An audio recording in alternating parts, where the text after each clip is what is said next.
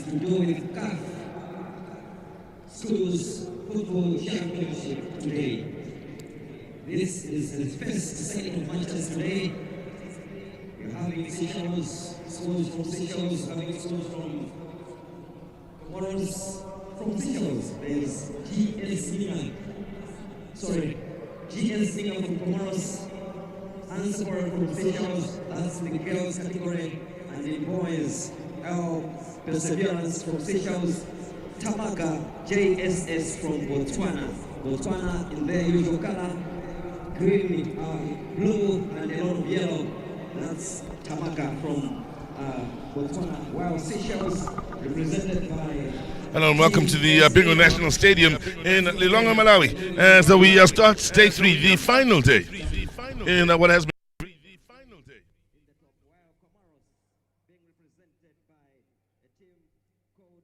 qualifiers for the year 2022, I should say.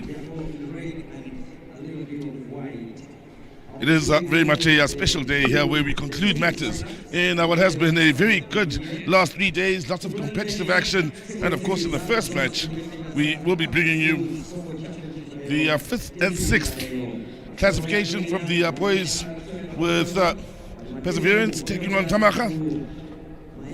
You will remember Tamaka of course finished last in Group B, whilst Perseverance were last in Group A, so these sides fighting for 5th and 6th spot. And that's in the girls' side. And in the girls' side, there will be matches of interest as well. As Ninga take on Ansabilu. Those are the matches that do start here today. Those are the matches that will, of course, get what should be an action-packed day underway in an effort to see us close out the day in spectacular fashion. We will have the semi-finals taking place as well for the boys, where the likes of Salima will take on IQRA. Rosina will take on Clapham High in what should be a very good game. Temperatures in Lilongwe right now, 20 degrees, the minimum? 33 degrees, which is one of the hottest days we've had so far here in Lilongwe. The temperatures were the same a couple of days ago, and they certainly will be looking to ensure that they do play some good football despite the conditions here, especially for those that will be playing in the hottest part of the day, around midday, 1 o'clock in the afternoon, going on to the late afternoon.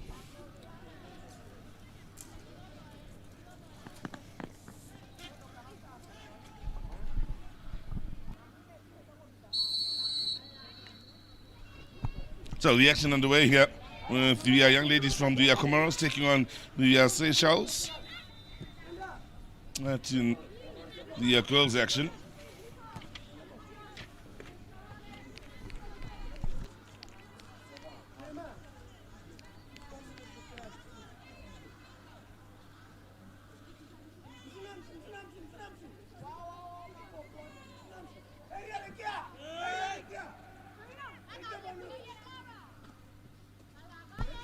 Keep in mind the 5th and 6th classification, in fact, is out on that far side, and this is the game between the young ladies from the Comoros and that for the Seychelles.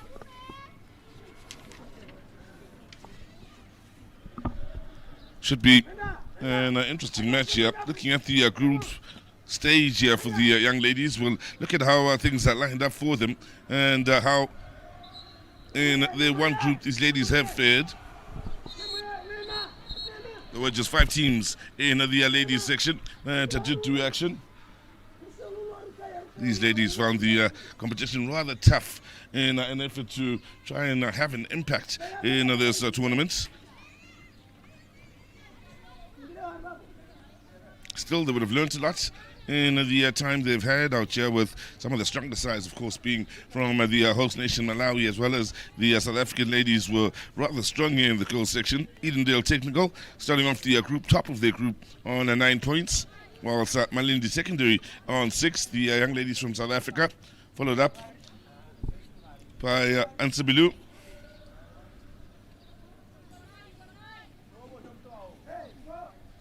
As well as Matomo JSS of Botswana, Ninga, rounding up the group at the bottom of the group. Indale 9 points, Malindi Secondary on 6 points, same number of points as Ansabilu. So for those young ladies, it will be important to end the group and end the day in a spectacular fashion. That makes this quite an important match for Ansebilu from the Seychelles.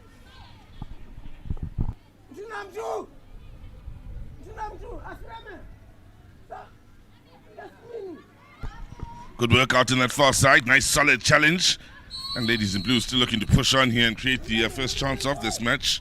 In the end, the whistle goes against them, brings the hopes of finding the opener to a halt.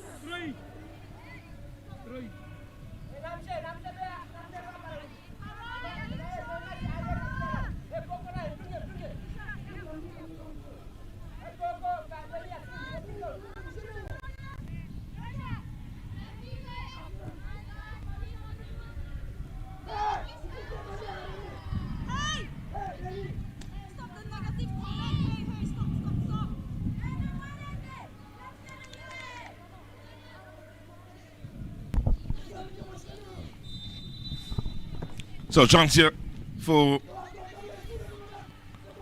the young ladies, 6 minutes in to try and, well, have a bit of joy going forward here. Score a couple of goals if they can. Both sides have struggled from a goal scoring point of view. Both having scored just the one goal so far in in these championships. Interesting when you look up this group. For Anse Boileau from the Seychelles, the ladies in blue, of course. 2 wins, 1 loss, just the 1 goal. Have conceded 8, so defensively they are amongst the sides that have struggled. In fact, they've conceded the second most goals of the young ladies from the Seychelles in the blue out there. Good work And getting in behind that defense, and this is a good opportunity. Keeper gets a touch, and in the end, offside. Yeah, they celebrate, and I haven't quite realized that the flag is up, and the goal won't count. It is now dawning upon them, and you can see the frustration in some of the ladies. Yeah. Now, nothing was wrong up till this point. When the shot eventually comes in, keeper gets a touch, definite offside then. Looking to help it home. I don't think that touch was necessary. It looked goal bound anyway. So the scoreline stays at 0-0. And the young ladies from the Seychelles do survive what is a definite scare.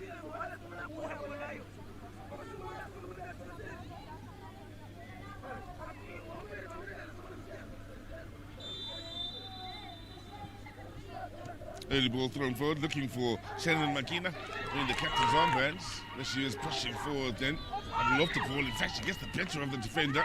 And the keeper did a good job coming off her line then to come up with the all-important block. Ninga nearly forcing the issue then. Problems here for Ratiba. Seems to have picked up a bit of a knock. Oh, good chase here. Initially, it looked as though the defender was getting the better of it, and then the last moment, as soon as the defender hit the brakes, expecting the keeper to get there, good persistence. So the opportunity, the way of the young ladies from the Comoros.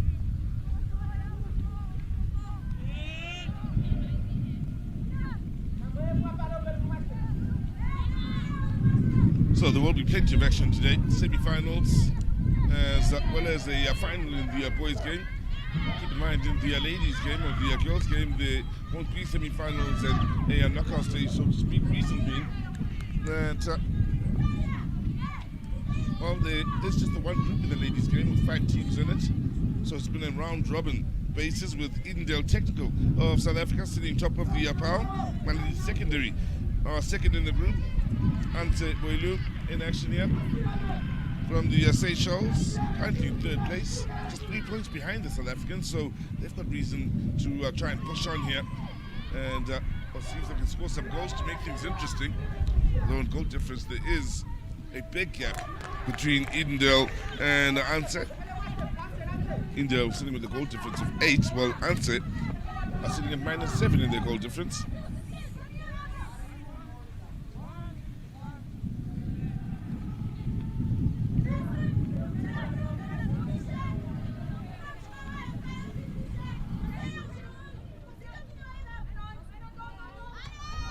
Nice little turn here and good movement on the near side. Now this is looking promising. And maybe she's done a little bit too much then. Rather than offloading, the run just kept going from Elvina. And after having beaten 2, it took a third defender to take the ball away from her. Again, it's all part of the learning curve for the ladies here in their developments, with many of them learning to work as a team and operate as a team in order to break down opponents. So still the little aspects of the game being drilled into these young ladies, running and getting used to running with your head up, looking for your teammates in order to make the best decision depending on the situation. Now, early ball forward here, edge of the box. The numbers defensively, but they've given it away in a dangerous area. Here's clear with the ball in. Easy for the keeper to pick up here. Fadime with the ball upfield.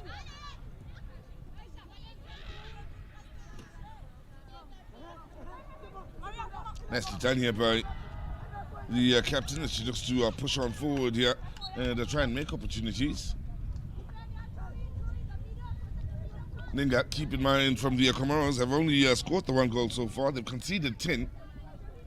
So for answer, they would have come into this match fancying their chances of possibly finding the back of the net, whilst they've struggled from a goal scoring point of view.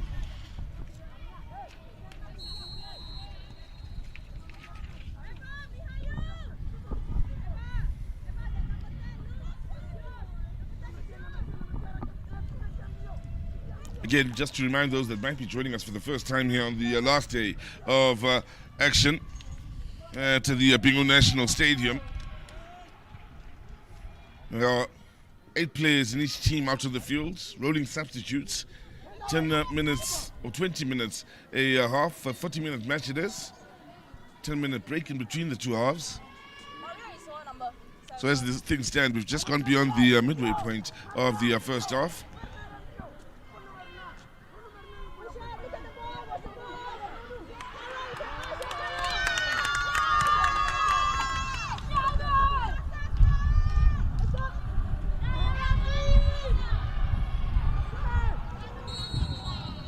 Well, out to the far side, struggles were true in trying to keep the play alive in order to push on forward here for Ninga.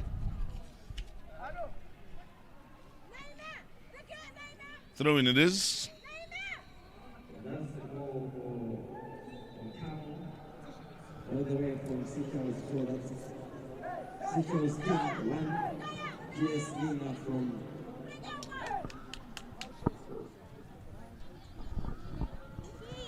Botswana City. Well, Tamaka from Botswana, I do believe, have found the back of the net in the opposite pitch, where they lead by a goal to nil against Perseverance. That's the battle for 5th and 6th place in the boys category. Keep in mind the boys did play and did have 2 groups. Those the sides that finished bottom of each of the groups with 3 teams in each group. So change made here. Hoitel making way, having started this game, unable to come good from a goal scoring point of view.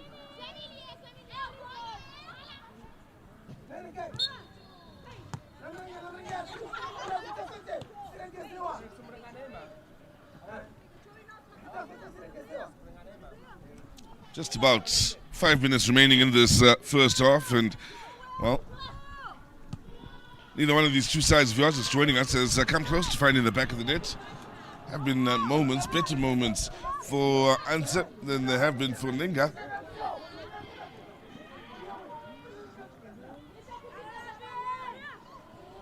Again, in situations such as that, communication is what's key. The defender going with safety first, nothing wrong with that from Shannon. The major issue, of course, is that had her teammates been communicating with her, she would have noted that there was time to play back to the keeper, there was time to steady herself and turn, look for better options than giving away possession. Again, all part of the learning process for the ladies out there. Now, keeper was in trouble then, ball was cleared off the line as it fortunately landed back in her hands.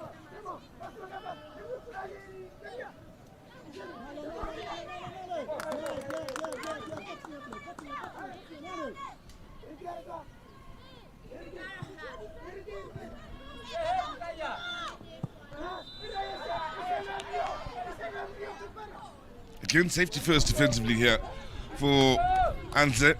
Last thing they need is to concede first here in this match as they look to rack up 9 points and make it quite a memorable tour for the young ladies for the Seychelles.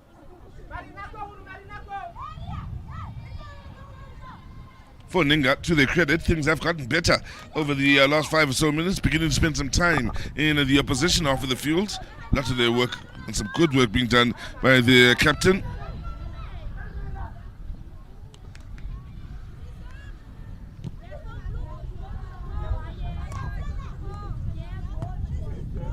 Minutes now until the halftime break, which is just around the corner. Keep in mind the action will just increase as the day does go along here. In the semi-finals that will come later on in the day, Salima will take on IQRA. Salima, of course, in the boys section from Malawi. Had a very good game against the South African boys Clapham High yesterday that ended with a 1-1 scoreline. Competitive game. And surely the home support will be very much behind them.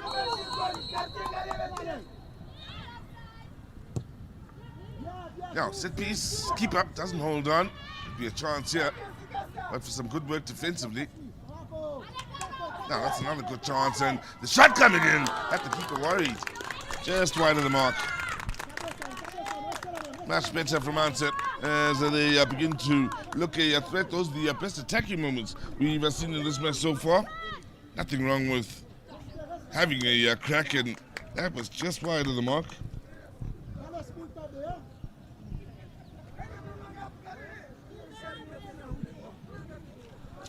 Shot eventually coming in then from Clear Labonotis, wearing the number 10 on her back. Now, midfield battle on here.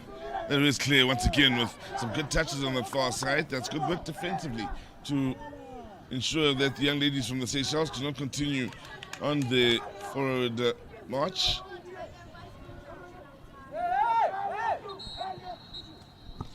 Keep in mind in the second semi-final from the boys section, we will have Rosina from Angola. They top their group. They'll be up against Clapham High from South Africa, who also a side that was impressive but did come second in their group, with Salima having a better goal difference. Had a goal difference of 4, whilst Clapham High had a goal difference of 3.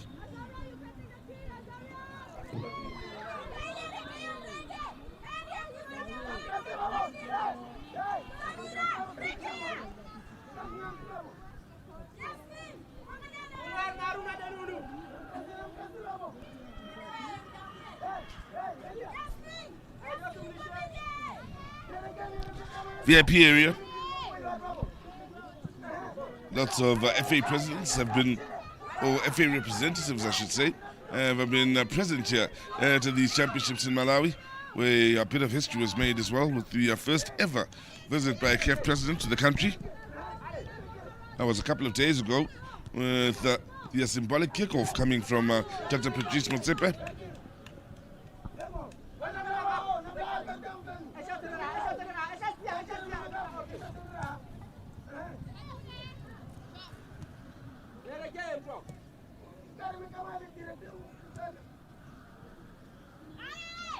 Nice little turn here with the pressure on Alvina Juanel, hoping to get the better of the defender on that occasion and push on to try and see if she could find the back of the net. Wasn't to be.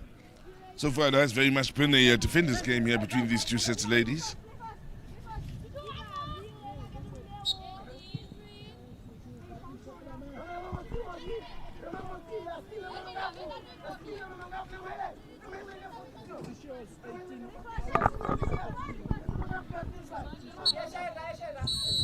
So there you have it, end of the first half where there were very few goal-scoring opportunities, and, well, Ante could argue they probably had a better half, better moments in the opposition half of the field, whilst for the opponents from the Comoros, it's J.S. Ninga, who got better later on in the half, but still, well, I feel they have a lot more to do in just exploiting the opposition half of the field and creating chances of their own. This is a good moment for Ante. Shot coming in then, keeper saves it. They thought they'd found the back of the net.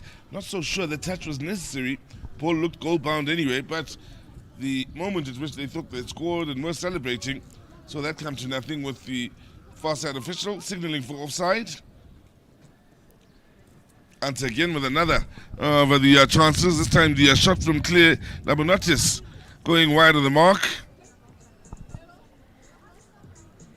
That's the reason why the ladies in blue will feel they had a better go of it in the first half. The scoreline here between Ninga and Anseboilu, 0-0 at halftime.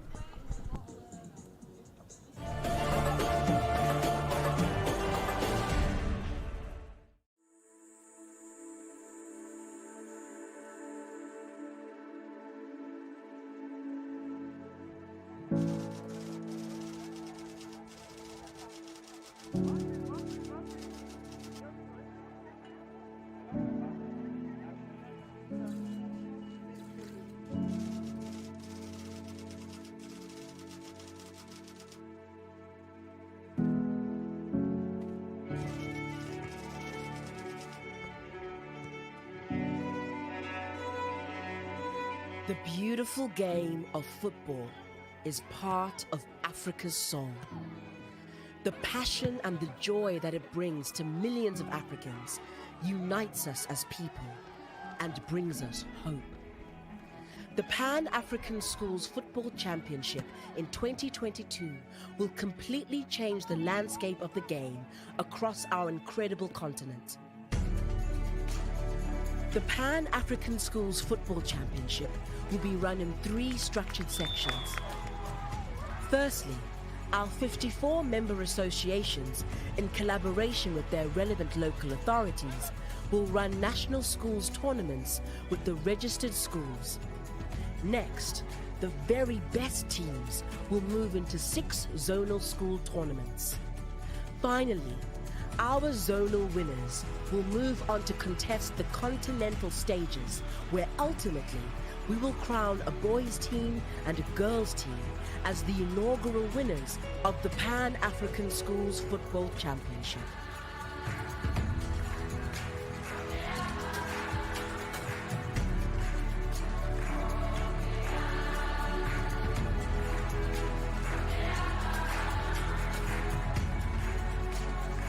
The Pan-African Schools Football Project is backed by both FIFA and the African Union.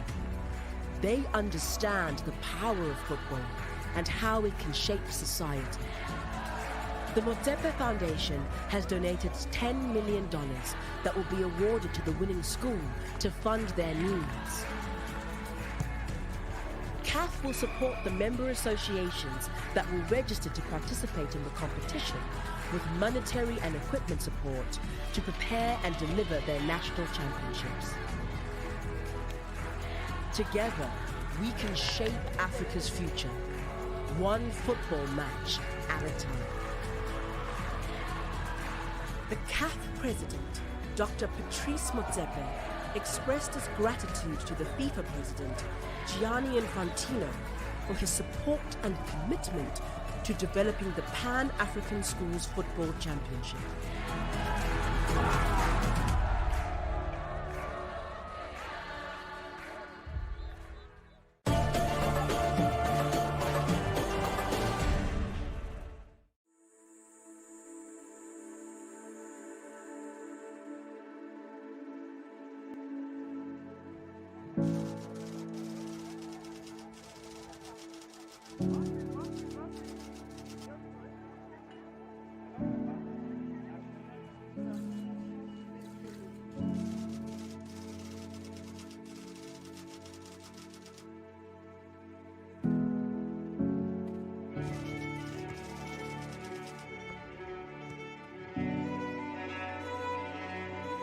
The beautiful game of football is part of Africa's song.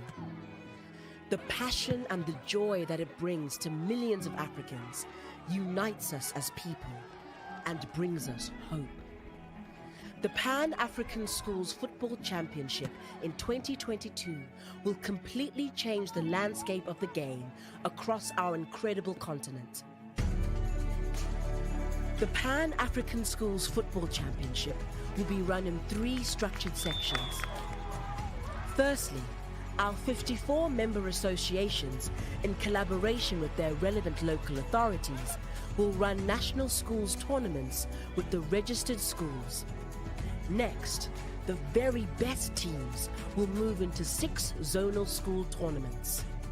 Finally, our zonal winners will move on to contest the continental stages, where ultimately we will crown a boys' team and a girls' team as the inaugural winners of the Pan-African Schools Football Championship.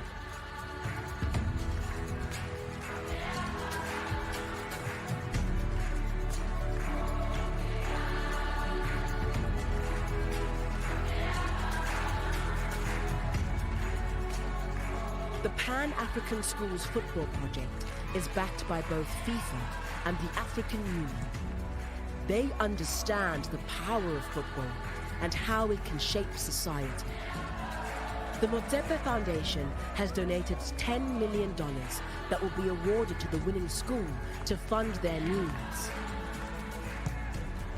CAF will support the member associations that will register to participate in the competition with monetary and equipment support to prepare and deliver their national championships. Together, we can shape Africa's future, one football match at a time. The CAF president, Dr. Patrice Motsepe, expressed his gratitude to the FIFA president, Gianni Infantino, for his support and commitment to developing the Pan-African Schools Football Championship.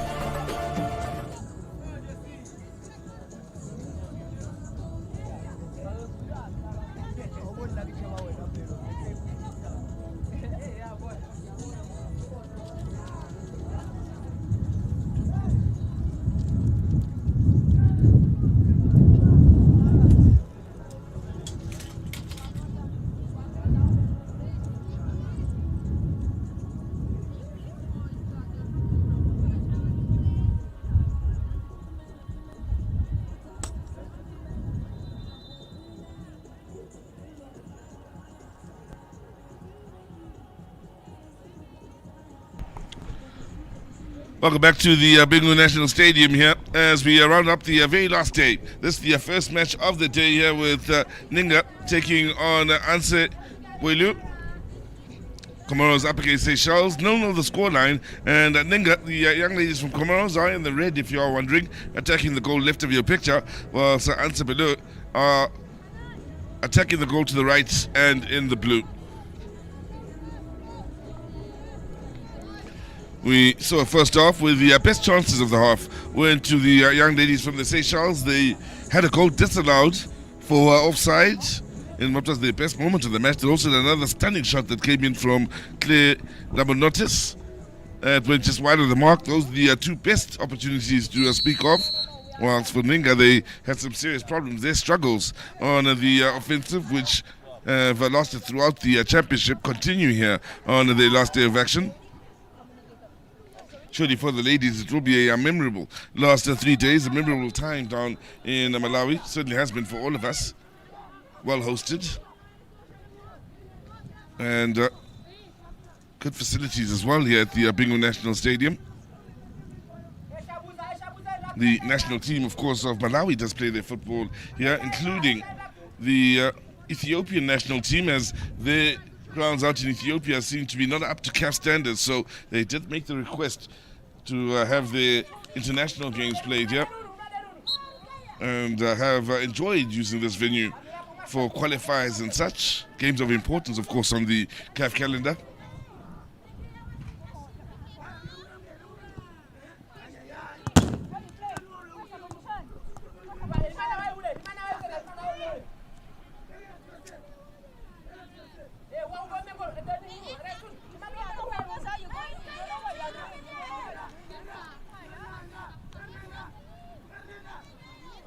Well, the ladies still finding the going tough in the middle of the park and trying to stitch their passes together and put together meaningful attacks here.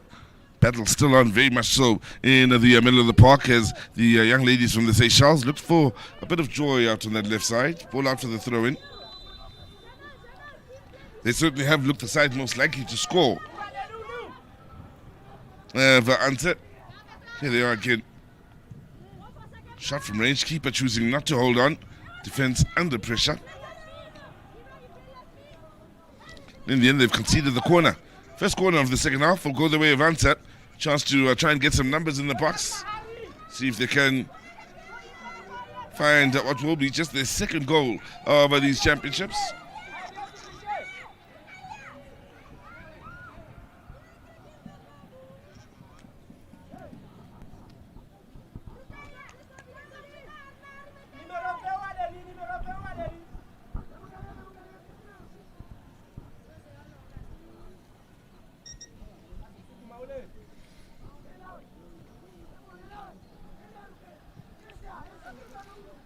Again, everybody back defending here for Nenga. Did find the going tough in the match yesterday against the South African side, Edendale. Registered the highest scoring game in the ladies section with their 7-1 win, which was rather impressive. Good entertainment there, 5 goals scored in one match as well.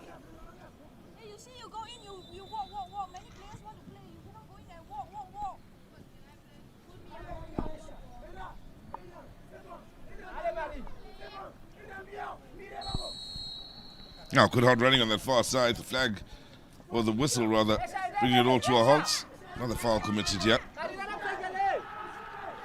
One has to wonder just how much the heat is contributing to the display we've seen from the girls here. And they'll also be feeling the effects, keep in mind, having been busy over the last couple of days, playing a couple of times a day at the most. Now, early ball forward. Keeper should be comfortable with this, and is.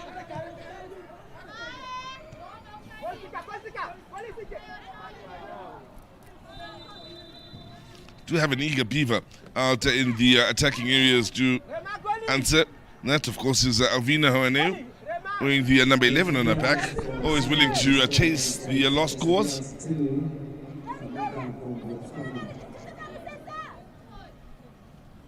Now, getting brought to a halt here, so the referee can consult with the fourth official. And I do believe the reason the game has been brought to a halt is that the ladies from the Comoros are wearing red. The young men warming up, or young men warming up, are also wearing red.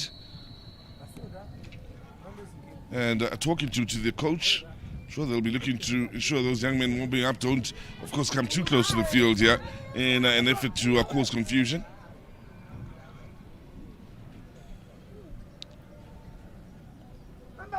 As you can see, the ball boy out on the far side is wearing red, but he's done.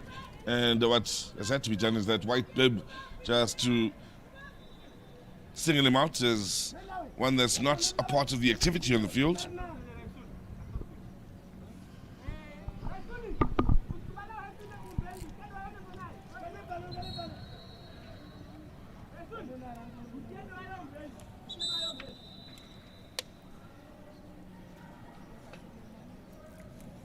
First 5 minutes have gone by, no real goal scoring opportunities just yet.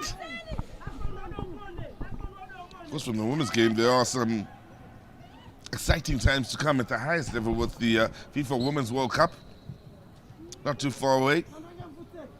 Many of the teams that have qualified have been hard at work in friendlies and trying to prepare for the World Cup. Do know down in South Africa, they have the joy of hosting Brazil on a couple of occasions.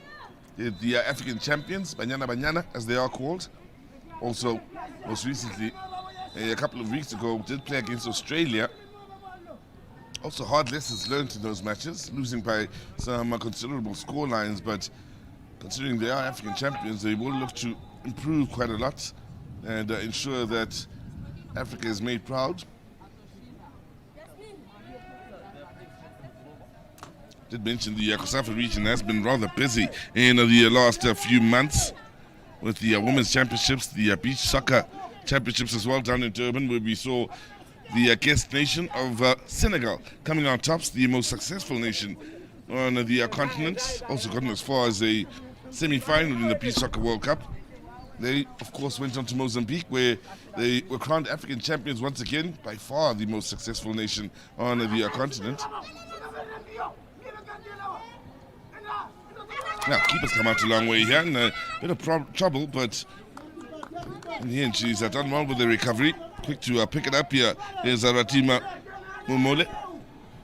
Early ball forward and race on, and once again, the eager beaver that is Alvina Hoaneu giving a chase, forcing the corner to be taken on the far side. Just two ladies in the box here on the attack. Make that three now.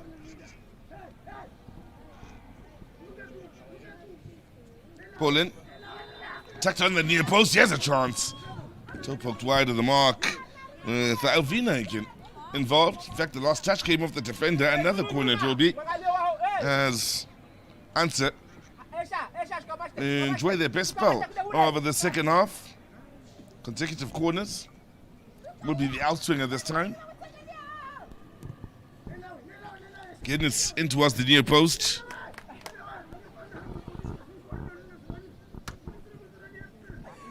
Oh, pressure. A whole lot of pressure now on Ninga. They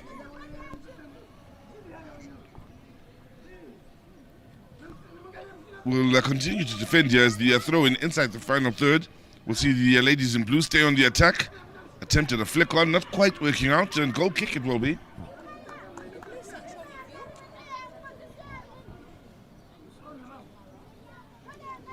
Hoital it is with the last touch. Fadisha.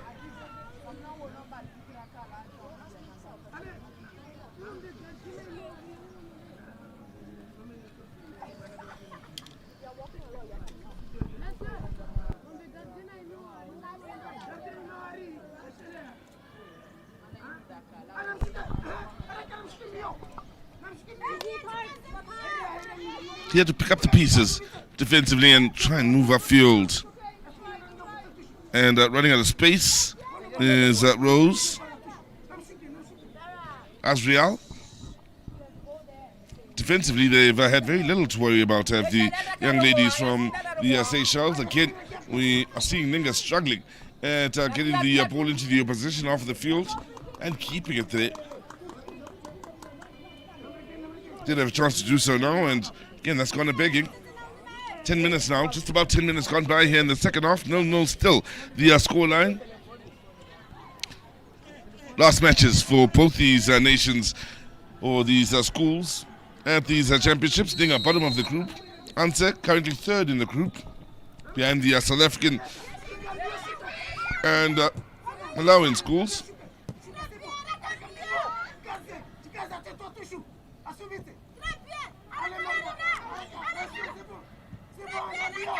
Well, there's a chance to maybe test the keeper from range then, in the comfortable pickup for Ratima Momole.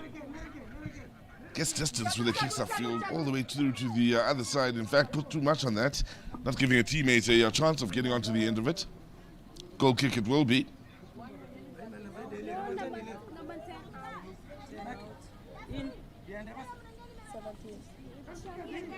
Well, we have seen some good action here. Indale, the best of the lot from a goal-scoring point of view by some distance, having scored 10 goals, whilst for Malindi Secondary, of 4, the second best attacking team we've seen here in the group with the ladies. Yes. Now, good touch, corner. Are trying their best to keep the pressure on their opponents. Seen 8 matches played before today's action in the girls segment. 22 goals scored. Did mention the 7-1 win for Indale over Ninga. Yesterday was the highest scoring and biggest victory of these championships.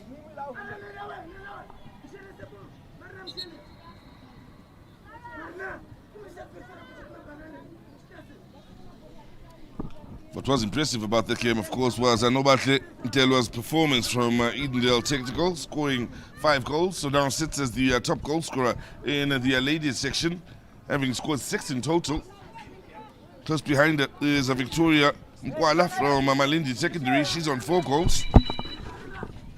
Whilst Leah Musa from Malindi is another that has been racking up the goals with 3. Asanda Zikogu from Indale on 2. Those 2 teams and those 2 schools have by far been amongst the best here in the ladies segment. No wonder then they are sitting top of their group.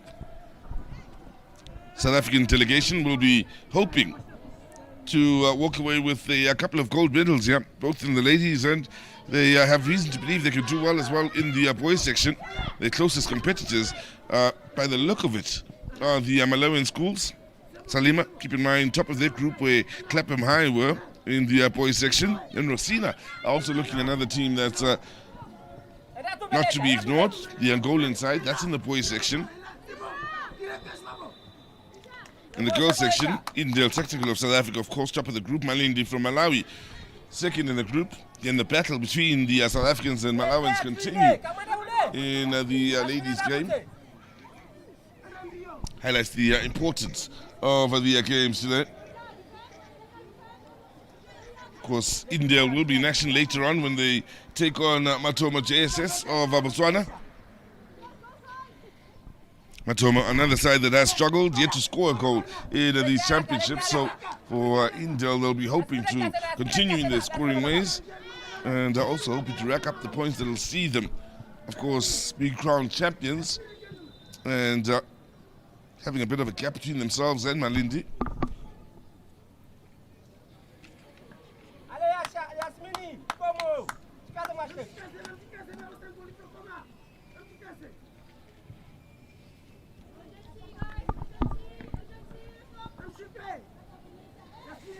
In fact, Malindi, the only side that has played 4 games up to this point. They are done for the tournaments. Edendale, Anse, Matomo, and Ninga will all be looking to play their last games of the championship. Good work on the far side, good hard running as well. They get into a good position on the offensive. Yep, ball played in, was well defended on the near post at the expense of yet another corner.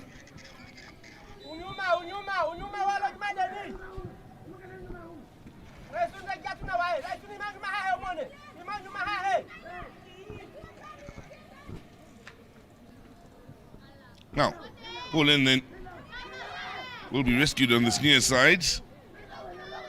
Good block defensively again, good numbers back to try and foil the attempts of the ladies from the Seychelles.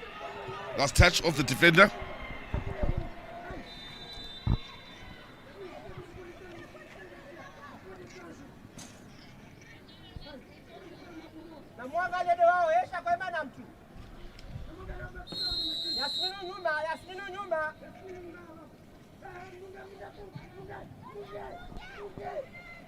Well, something a little different this time with the corner taken across the face of goal.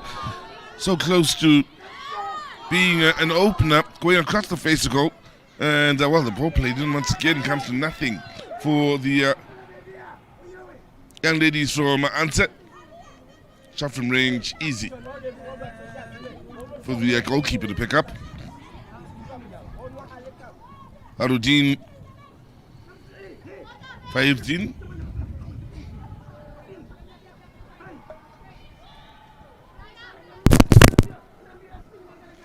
Good race on the far side. Good pace being shown here by Huitao.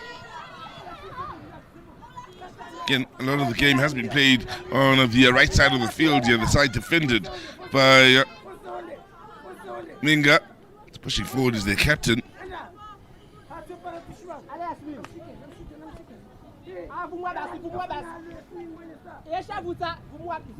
So there's the latest opportunity and a moment of menace for Anse across the face of goal. Ball back in, just out of reach. In what would have been a very good area to pull the trigger inside that box. Last 5 minutes of this match. Last 5 minutes of these championships for these 2 sets of ladies. Bit of an injury picked up here. Mugita is in a fair bit of pain, and well, they'll be hoping to get her sorted out as quickly as possible so that we can resume the game here with both these sides looking for what could be a winning game or goal.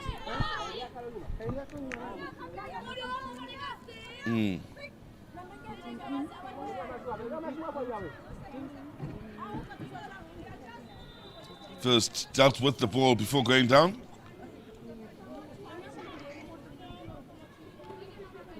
Every time the ball does come to a stop, you can expect to see lots of this during the course of the day.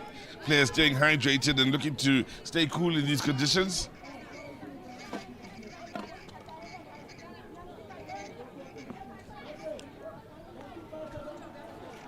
So, what both these teams are looking for is to leave Malawi on a high note here.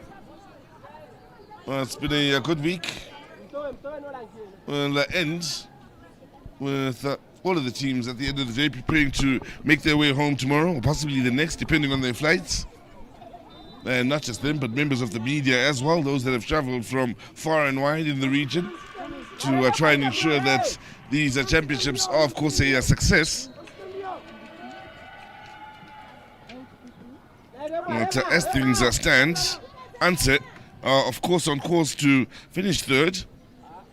Keep in mind, for the winners in these championships, $100,000 US dollars goes the way of their school. Second place side will get $75,000 US dollars. Third place winners will be at $50,000 richer when they leave here. Meaning, for Anse here, going back to the Seychelles, they will come back home bearing gifts for their school. Gifts that will see them of course, be able to contribute to the school infrastructure, the sporting grounds, and much more than just sports. Just improve the schools on the whole here, which provides many of the schools on the continent a whole lot of a reason to want to have the best qualify for these championships, and not just that, come out and play and do their schools proud. Leave a bit of a legacy at their schools as those that made a huge contribution for not just their generation but future generations as well.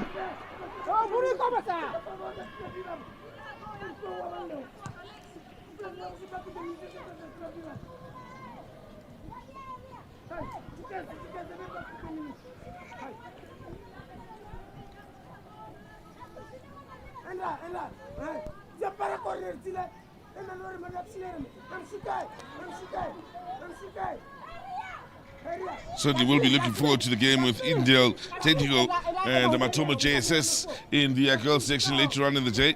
That said, Ninga could find a winning goal late in this match, but the corner way too close to Ratima Mamole. No problem in picking that up and going all the way through to the other side now. Something could be on here for Anse. Good goalkeeping.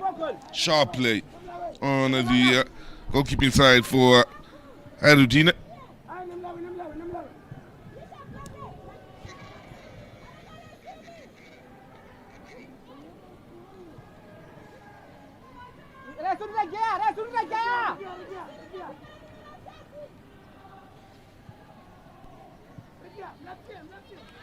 So, last few seconds here from a playing point of view for the young ladies from the Seychelles and the Comoros.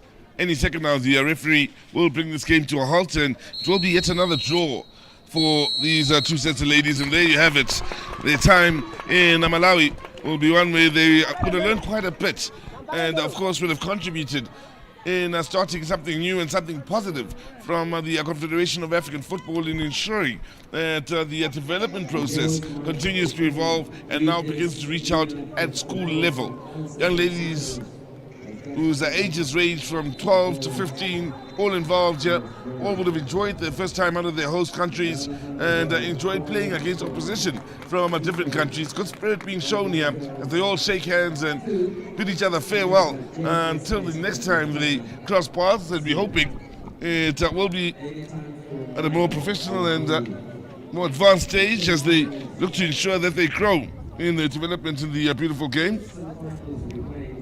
Some good games coming up in the very near future. Salima taking on IQRA, Racina taking on Clapham High in the boys section. Those are the semi-finals. They will be coming up soon here in the CAF African Schools Football Championships. The scoreline between Ninga and Anseboilu, no, as they say au revoir.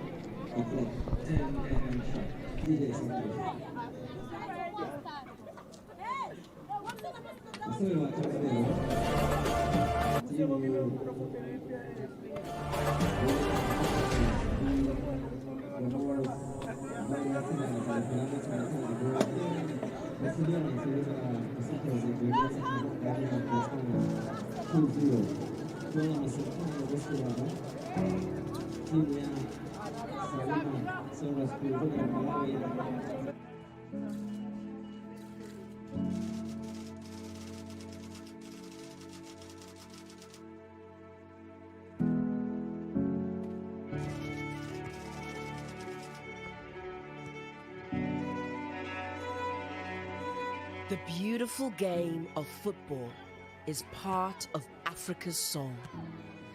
The passion and the joy that it brings to millions of Africans unites us as people and brings us hope.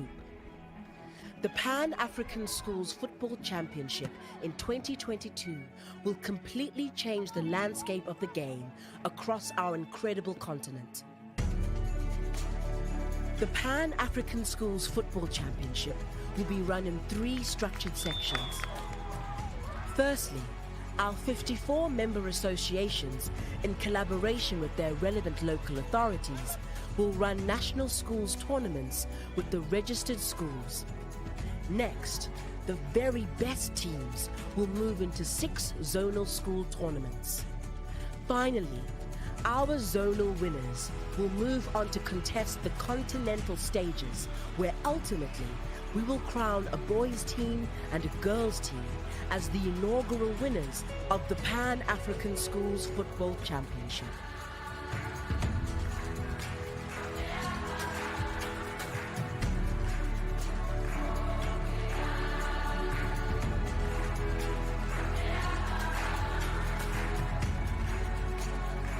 The Pan-African Schools Football Project is backed by both FIFA and the African Union. They understand the power of football and how it can shape society. The Motsepe Foundation has donated $10 million that will be awarded to the winning school to fund their needs. CAF will support the member associations that will register to participate in the competition with monetary and equipment support to prepare and deliver their national championships. Together, we can shape Africa's future, one football match at a time. The CAF president, Dr. Patrice Motsepe, expressed his gratitude to the FIFA president, Gianni Infantino, for his support and commitment to developing the Pan-African Schools Football Championship.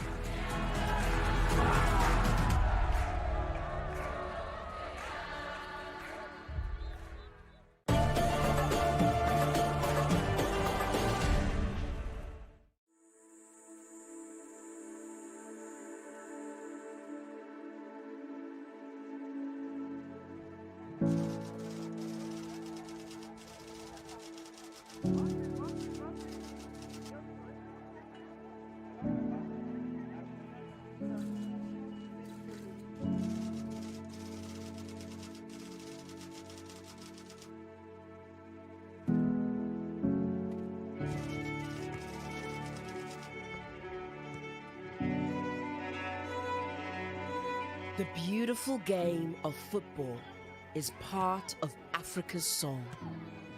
The passion and the joy that it brings to millions of Africans unites us as people and brings us hope. The Pan-African Schools Football Championship in 2022 will completely change the landscape of the game across our incredible continent. The Pan-African Schools Football Championship will be run in 3 structured sections. Firstly, our 54 member associations, in collaboration with their relevant local authorities, will run national schools tournaments with the registered schools. Next, the very best teams will move into 6 zonal school tournaments. Finally, our zonal...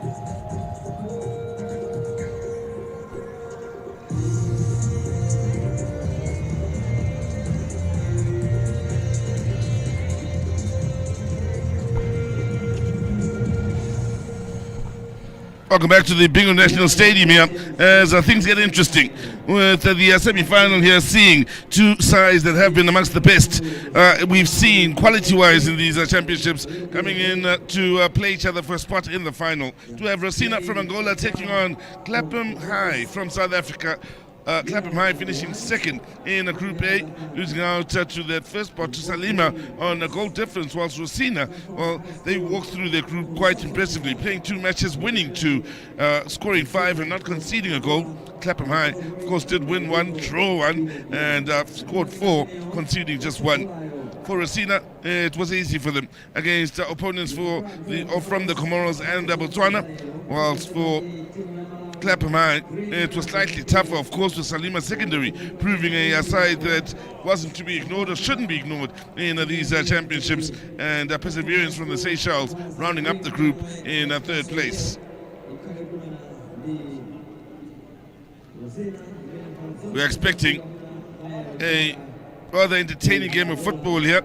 Some players to keep an eye on, of course. The likes of Pindi amongst the top goal scorers in the boys section. Not forgetting from the South Africans, they do have Sbusi Sotolomani, who did score a hat-trick on the opening day.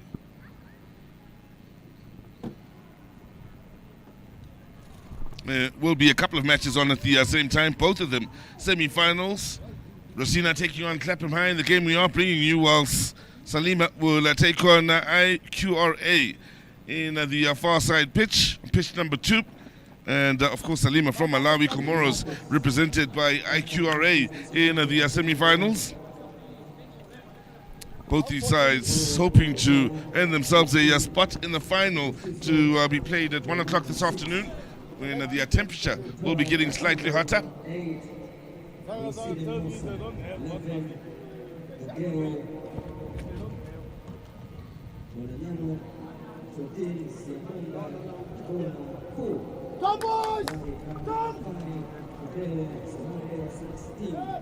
Well, looking at the starting lineups here, they are both looking to put their best foot forward. The likes of Manuel starting here for Rosina, Pindi as well, Kasunda, Dombaze, Losola, Algood, and Zombik, and the goalkeeper Adao, certainly amongst the strongest players and the strongest lineup we've seen so far in these championships.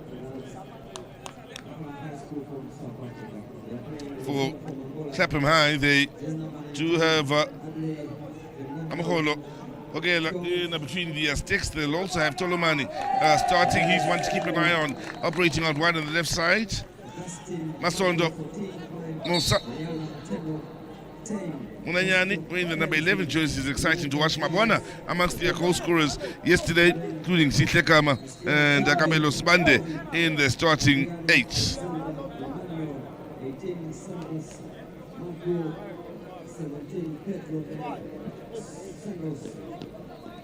So the South Africans in the green and yellow. The young men from Rosina Angola in the red. South Africans will attack the right, whilst those from Angola will attack the left. So we'll expect a all-action game here between these two sides. Ball out of play here on the near side. And we've seen quality from both these sides, keep in mind. We've also had some great officiating, by the way, for those just joining us for the first time in these championships here today. You will notice that the officials are rather young, so the development of the game here is not only for the players but for the officials as well. Temperature here in Lilongwe currently at 29 degrees. It will go up to 33 by the time we play our final. So whoever qualifies for the final here from these two semi-finals will do so at the hottest part of the day when they play that final, when the temperature will move up to 33, which is the highest point, before it begins to come down in the late afternoon.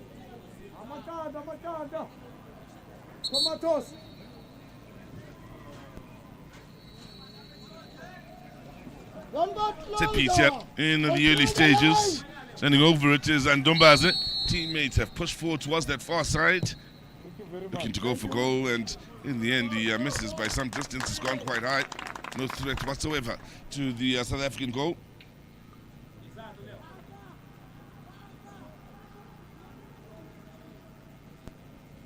Now, pull down the line here, out on that left side where they are looking for joy. Good pace shown then, and good work defensively. Just the clearance not the very best.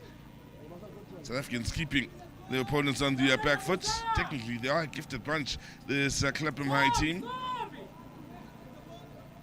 Just to break down the rules for those of you joining us for the first time. 8 on the field, rolling subs. You can make as many as you want from a substituting point of view. 20 minutes a half. And, well, even with that limited time, we have been entertained to get to goals when these teams have been in action. There's a decision that will go against the South Africans. The captain called for the foul then, Kamelo Sibande. wearing the number 5 in his back. He's been amongst the most impressive players we've seen in this tournament. And as far as his position in the middle of the park, really has controlled the game well. He does have some good talent up ahead of him to try and pick out when they push forward on the front foot. Musa Maluisani and the likes thereof. There's a nice touch and good movement on this near side. Now, reason to push on here. Difficult angle. Ball across. Oh, it's found into the back of the net. Impressively so. Lovely transition here from Clapham High.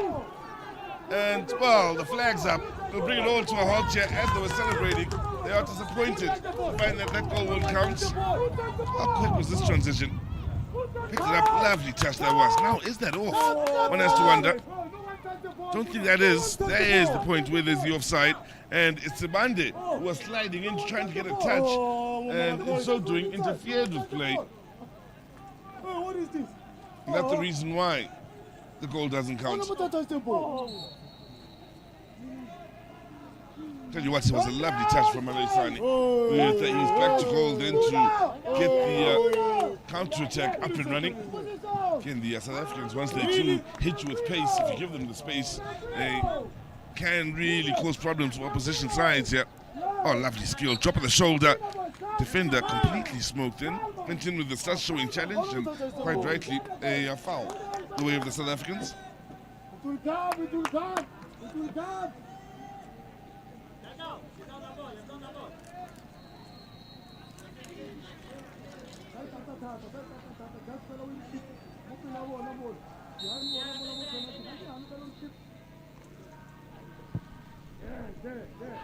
Ball into the far post. Keeper to come out today a long way. Nobody got a touch in the end. It's gone off for the goal kick, but well, once the keeper does leave his line, the expectation is to see him make contact with the ball. When he didn't, there would have been slight worries for Rosina. Nice touch. Again, they are looking as though they found they proved nice and early in this match, the South Africans. Good pace again on this near side. It's one in the corner. Good wing play. Has been a strong point for Clapham High so far. The pace of the likes of Kaugelo Munayani has really stood them in good stead. Now, chance for Rosina to show us what they can do on the front foot. Here's a man that's been impressive so far in this tournament. Manuel, wearing the number 9 in his back. Pindi now. Those two have also come good from a goal scoring point of view for Rosina throughout these championships.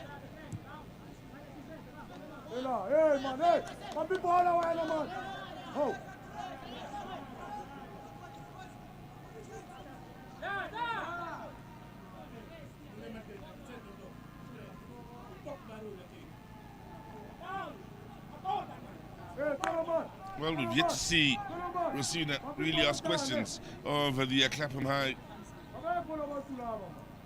defense.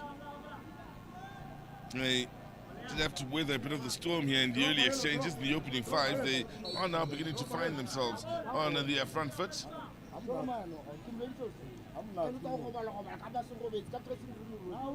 Foul throw out to the far side, so the South Africans will get the ball rolling once again here. Good first touch, lovely little turn. They really do stitch it together quite impressively, the South Africans, when they get it going right. Good pace about their game, good understanding of their mission. Also very easy in the eye and easy to watch. Entertaining football. Yes, Sebande. Space to turn here and keep it moving for Maluisani. Done well in buying himself some space then, as the South Africans probe here, with the Angolans having plenty behind the ball, trying to make life as difficult as possible for the South Africans. Eventually the ball going out of play. The South African young ladies from Edendale out in Pietermaritzburg in South Africa are watching on here, hoping to see a couple of gold medals leaving Malawi, heading down south to the tip of the continent. So they will know that this could prove quite a tough task for the South African youngsters, just getting beyond the semi-finals.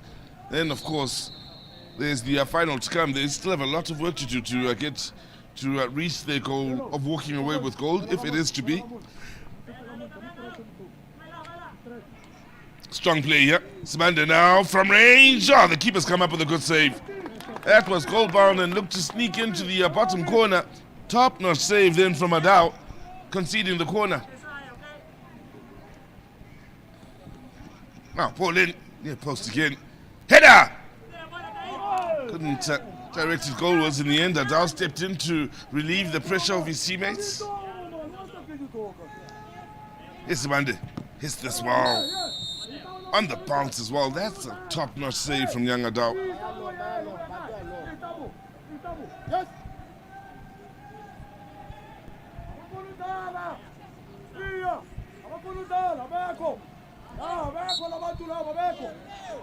Well, what Rosina will need is to see the likes of Pindi and Kasunga. Almost the Manuel getting on the ball here when they do have possession of it. Problem is they haven't had much of the ball here in the early stages. Approaching the midway point of the first half, it is all the South Africans dictating terms here without having found the back of the net just yet.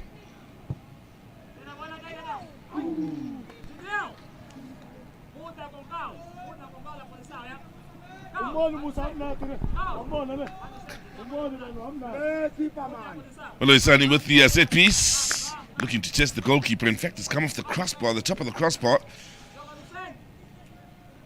And yet another good moment for the South Africans.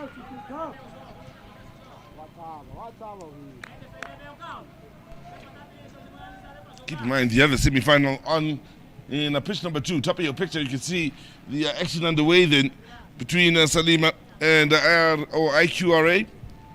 What was nice about having the games over the weekend is lots of youngsters did come through and made their presence felt out in the stands, where they very much were involved with all the action out there. Most of the home support, of course, supporting the schools from Malawi, as another shot comes in from range, and yet another good save from Adao. Got down low and conceded another corner, having a bit of a go at his teammates here. Shots are beginning to rain in on him. It has been one-way traffic so far in this match.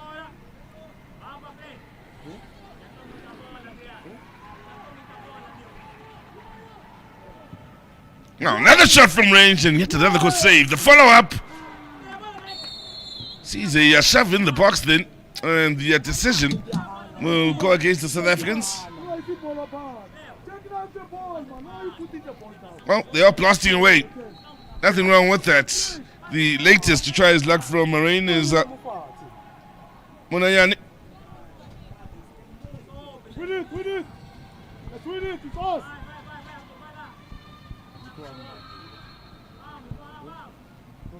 Defensively, they've been solid and very much on the money.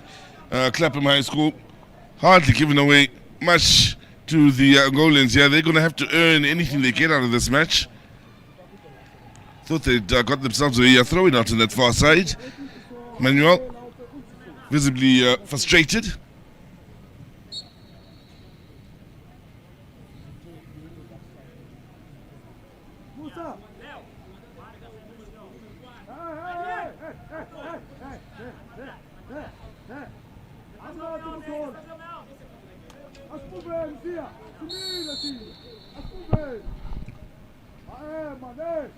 Well, yet another set piece. Doesn't find the target nor a teammate inside that box. Out for the goal kick.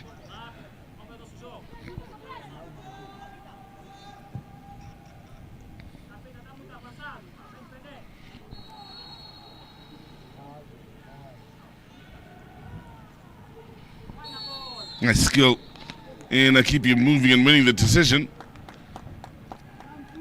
The referee positioned well enough to be able to make that call, wanting the ball to be, or the set piece to be taken exactly where the foul took place.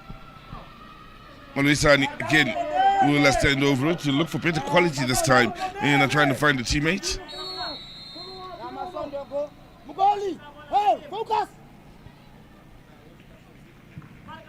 Well, he's going for goal! Click, click, bang! What a stunner! Smashing goal from Oloisani. Thought the angle would be a little bit too much. In the end, this talented young man showed true quality, true class in the way he struck that, and it gave the goalkeeper Adao no chance.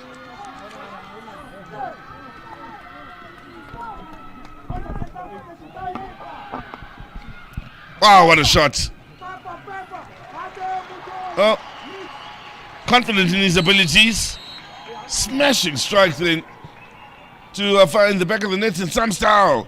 And Adao who'd come up with 2 or 3 good saves to keep the scoreline at 0-0. Eventually beaten by a quality, truly quality goal.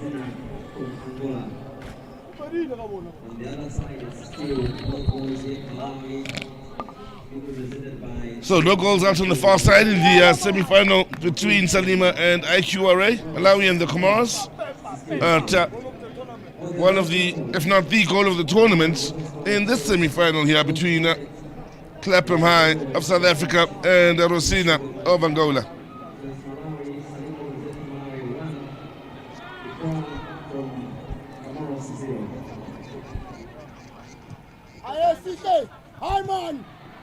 Nice turn here as the South Africans push forward once again here. They've got options. Now, we'll be hoping for a penalty. What's the decision?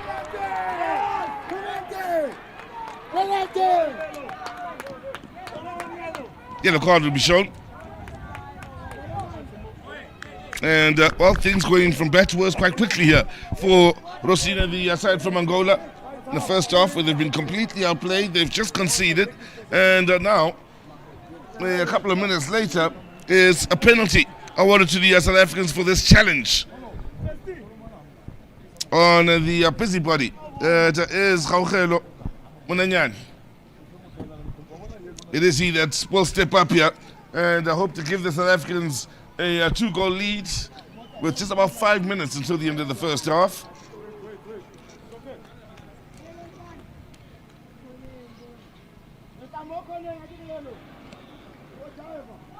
Won the penalty, now stepping up to take it himself here.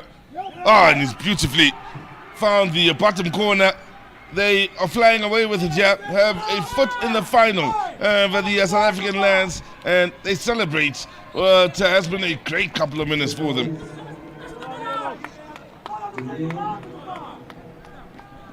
Kept his composure and keep a guess right.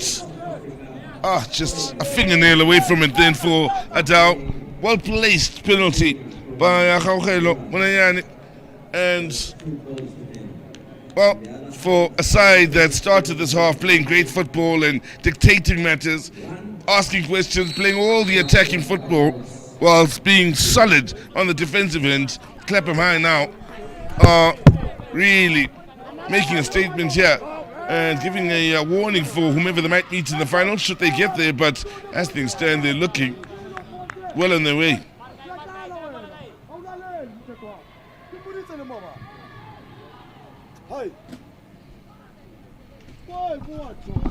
Well, as soon as it became clear who the semi-finals, or who would be playing in the semi-finals, maybe I should say, there was excitement as the shot comes in here.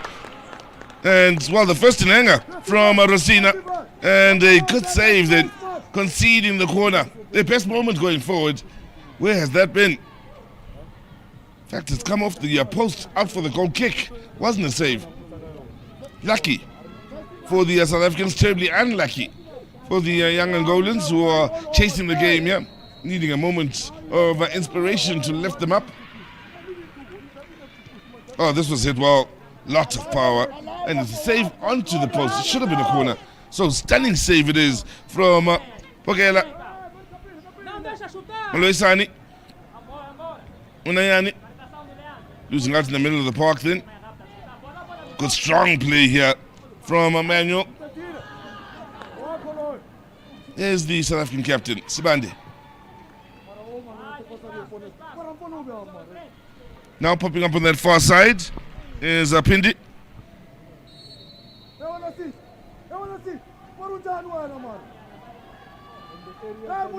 Better from Rosina. Beginning to enjoy some time in the South African half of the field.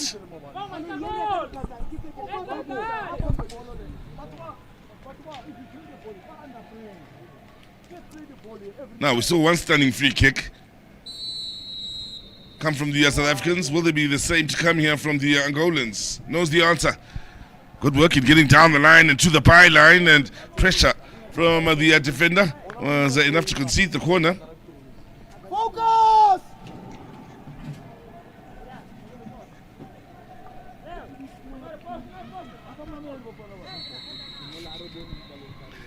Now, pull in, it needed to be dealt with by the keeper.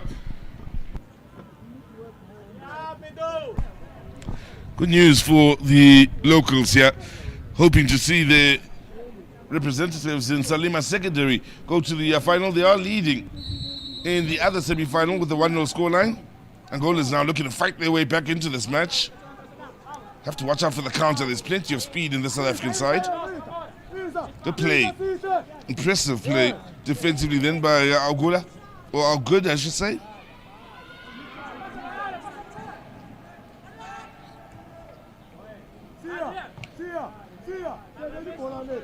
Well, after 15 minutes of being pinned back and having to deal with attack after attack, Rosina now are beginning to really create some moments for themselves. Very nearly finding the back of the net, but for a smashing save from the South African goalkeeper.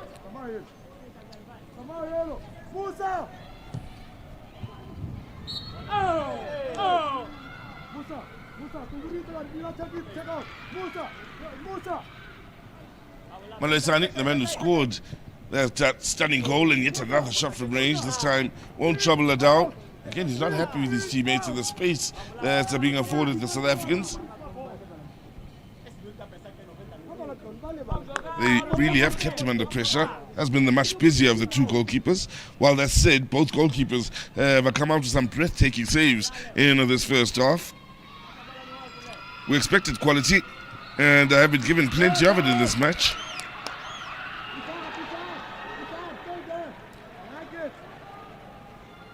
Don't allow him to turn. Big question for Rosina. Can they find the back of the net before half time? They will get the corner following some good defending then from Siyabonga Mabona.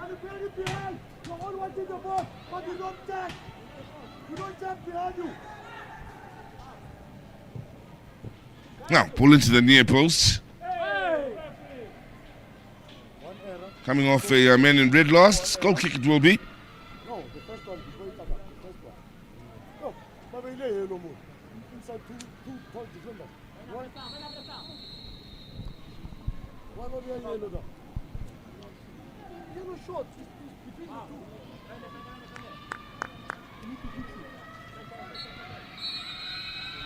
So, end of the first half here, that has been positive for Clapham High School. They dictated matters right from the get-go and kept their foot on the necks of their opponents, asking questions of Adal between the sticks, till a point where the opening goal came from a stunning strike from Aloisani from a impossible angle.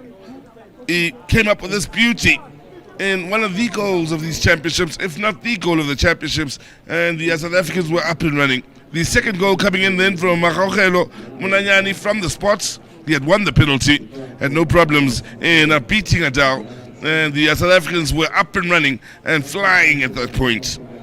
After conceding two, we saw better from Rosina, who asked questions of Nogela, who came up with a good save of his own, but we also saw them attacking much more, getting a corner or two in the opposition half of the field.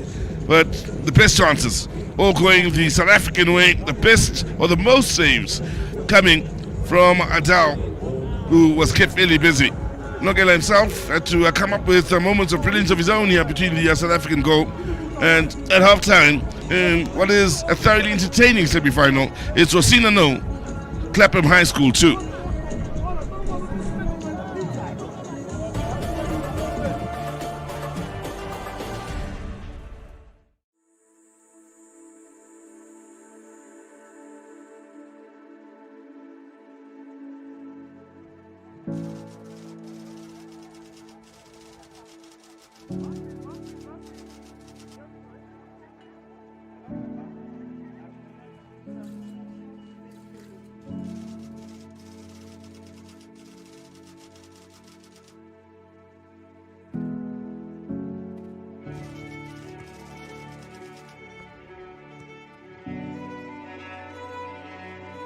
The beautiful game of football is part of Africa's soul.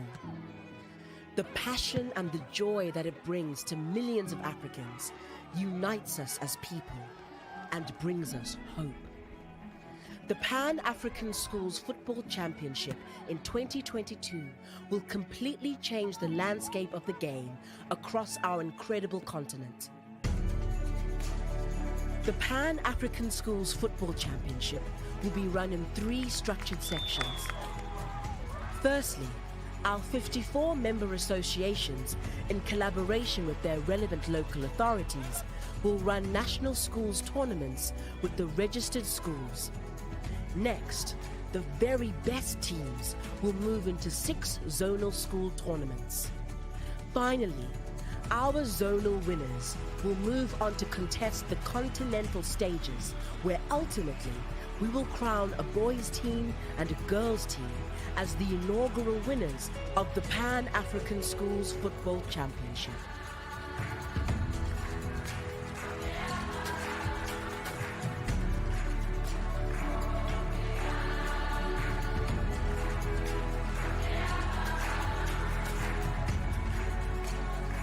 The Pan-African Schools Football Project is backed by both FIFA and the African Union. They understand the power of football and how it can shape society. The Motsepe Foundation has donated $10 million that will be awarded to the winning school to fund their needs.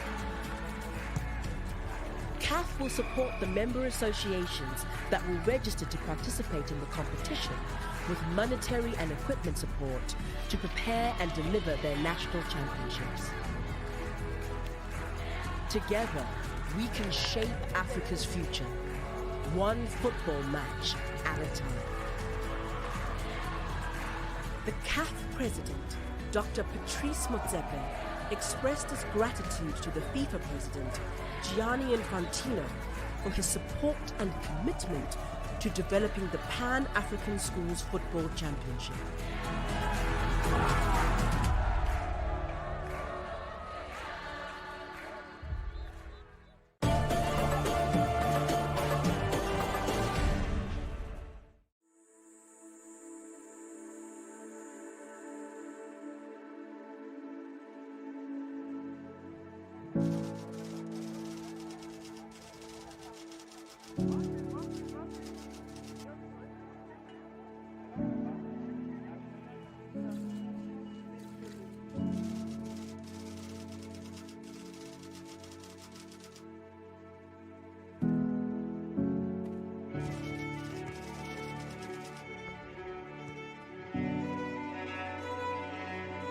The beautiful game of football is part of Africa's soul. The passion and the joy that it brings to millions of Africans unites us as people and brings us hope.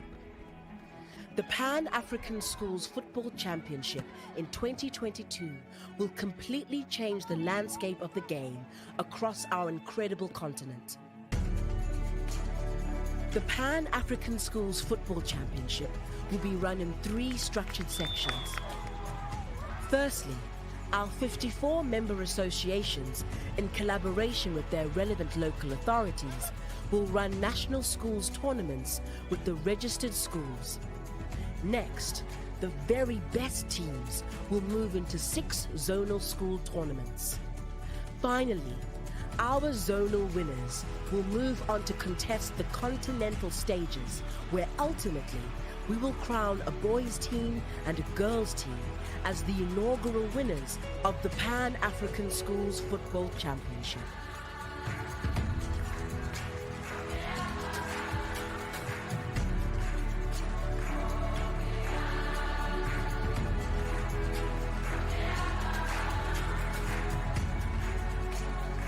The Pan-African Schools Football Project is backed by both FIFA and the African Union. They understand the power of football and how it can shape society. The Motsepe Foundation has donated $10 million that will be awarded to the winning school to fund their needs. CAF will support the member associations that will register to participate in the competition with monetary and equipment support to prepare and deliver their national championships. Together, we can shape Africa's future, one football match at a time. The CAF president, Dr. Patrice Motsepe, expressed his gratitude to the FIFA president, Gianni Infantino, for his support and commitment to developing the Pan-African Schools Football Championship.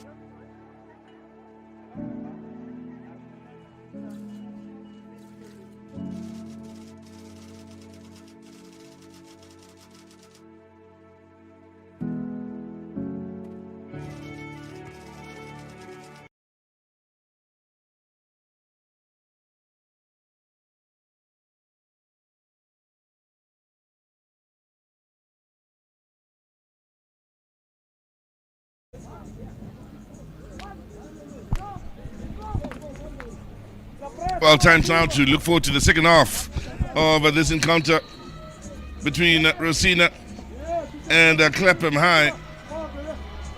Clapham High, 2 goals to the good in the semi-final. It's been quality from the young men from South Africa. Whilst for Rosina, the young men from Angola, they got going late, maybe last 5 minutes of that first half, and also had 1 or 2 good moments which would have served them as a source of encouragement going into the halftime break, that they could possibly get it together on the front foot and ask some serious questions of the South African side. It is Clapham High to get the action underway, attacking the goal to the left of your picture in the green and yellow, while Rosina will attack the goal to the right. They are in the red and yellow.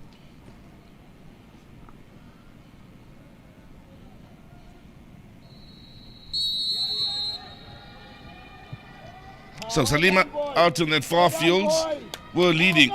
Last we heard in that field with a 1-0 scoreline.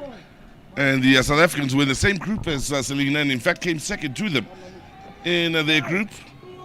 Comfortable in their 2-0 lead here. What they will want to do is be the first to score here in the second half, in an effort, of course, to extend their lead and maybe knock a bit of the fight out of their opponents.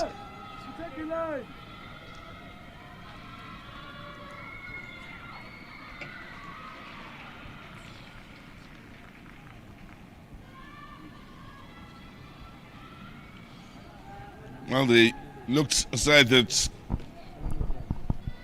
ran the risk of being overrun at a point in that first half for a good 15 minutes. Rosina just couldn't get it together. Defensively, they were troubled on the left, on the right, and straight down the middle, and in set pieces from the South Africans.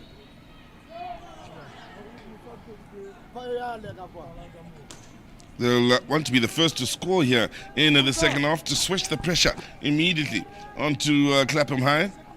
Well, to do that, they have to start playing some football here, stringing some passes together, and looking a side that they look for the most part in their group, where they scored goals and didn't concede a goal. So the 2 goals scored here by the South Africans are the first 2 that Rosina have conceded. Now, ball in then.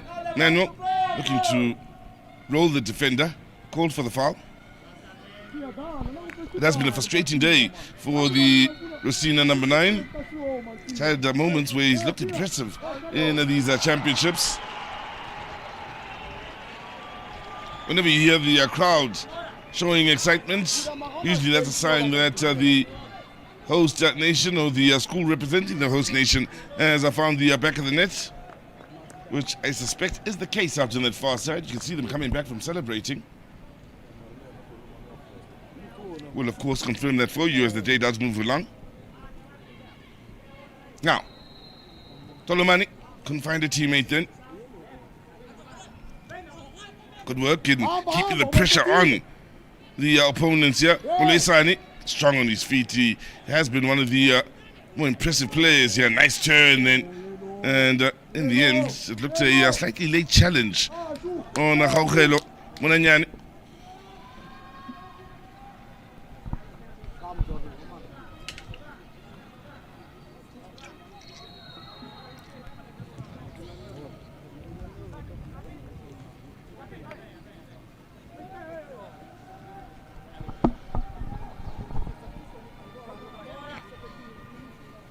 Pressa!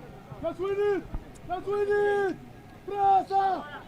The pressure applied on the men of the pool here from Clapham High. It has really stood them in a good state how they defend as a unit right from the front, not allowing Rosina to get the touches together. For Malaiswani, young Musa here, he got blasted with the ball in the head a few seconds ago. Thought he'd walk it off, but as play continued, he dropped to the ground and was beginning to feel the effects of the ball hitting him in the head. Certainly has shaken him up quite a bit. They'll be hoping it's not too serious. Dr. Ngwenya quickly onto the field in the blue suit with the white sneakers, looking quite nifty out there.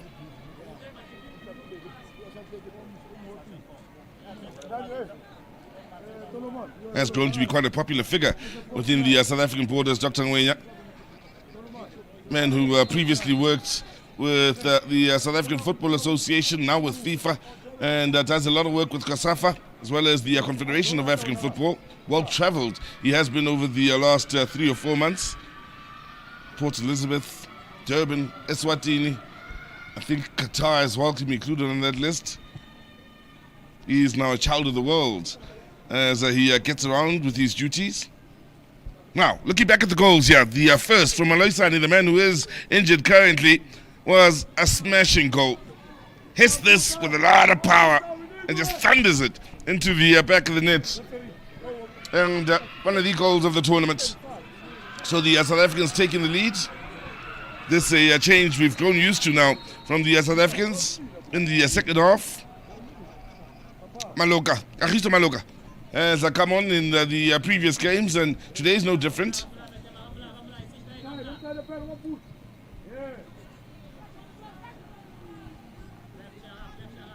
Here is Maloka. Does love to operate out wide and loves to run with the ball. Good footwork. Nicely done here in getting away from trouble here. Tolomani. In the end, he has fouled and it's won the set piece. Quick to take it, looking to exploit the space on that far side. Lovely first touches. It's set up for the left-footed shot from Gaugelo Munanyani.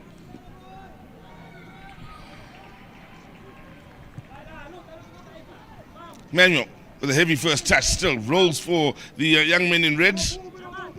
Now looking to get them going forward is Pindi, but a hopeful strike will miss the target by some distance.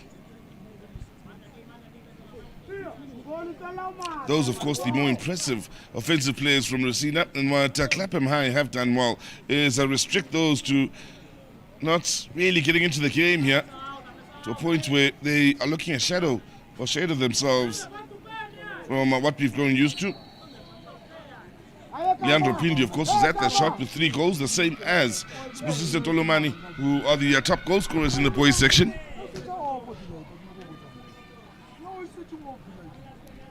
Nayani.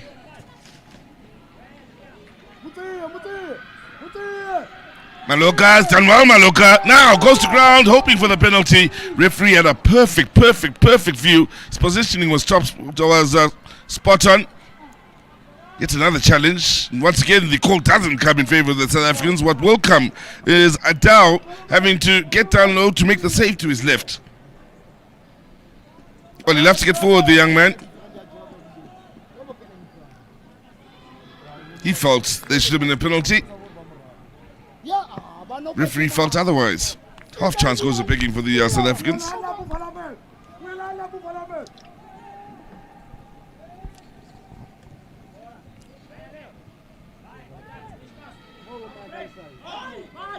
Good movement to the far side here. The strike blocked quite impressively. Nasondo is the man putting in the work of the defensive ends alongside the likes of Kama. There is Kama with the touch, defending the near post.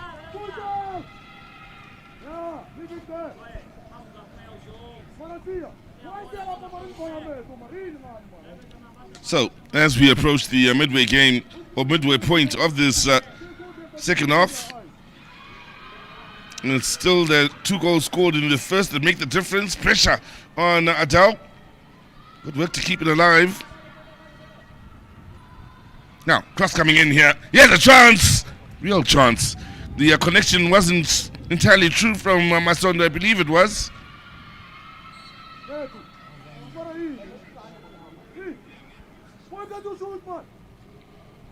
Sibande.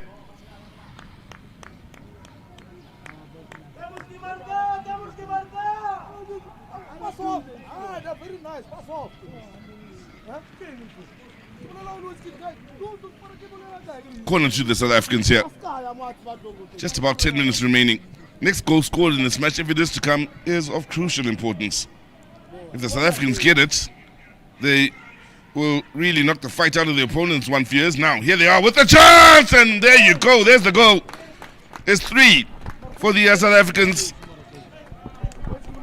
And a well-taken goal here from the corner.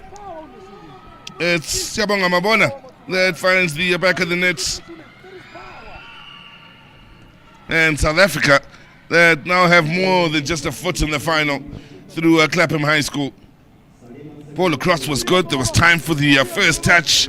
Keeper had committed to the left, so once the shot came in, Adao could at best just get a touch onto it, but couldn't keep it from finding the back of the net.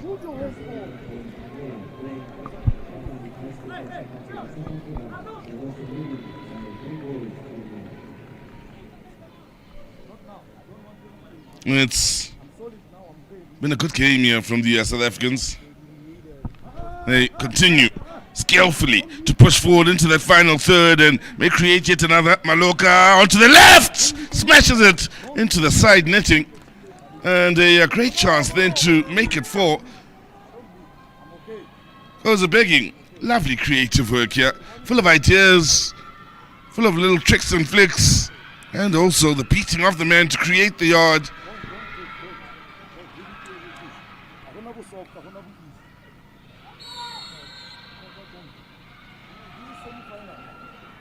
Well, more frustration for Manuel, who's straight into the offside position then, as Sibande picks up here, keeping it moving.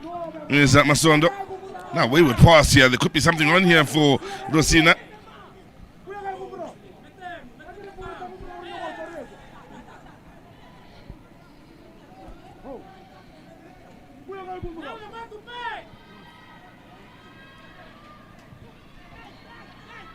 Maloka playing it out of defense, and quickly they are going to the transition here onto the front foot. Lovely turn here. Dolomani pushing on and looking for Maloka. Dolomani still.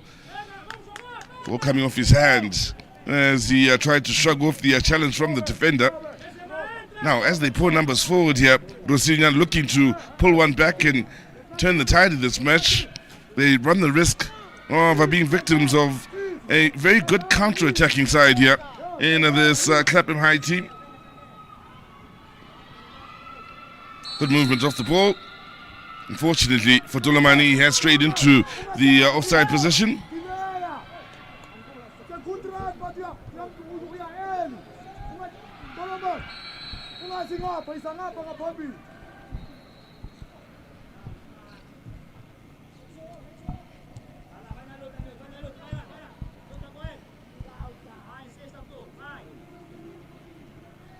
Middle of the park here is picked up by Ndombaze.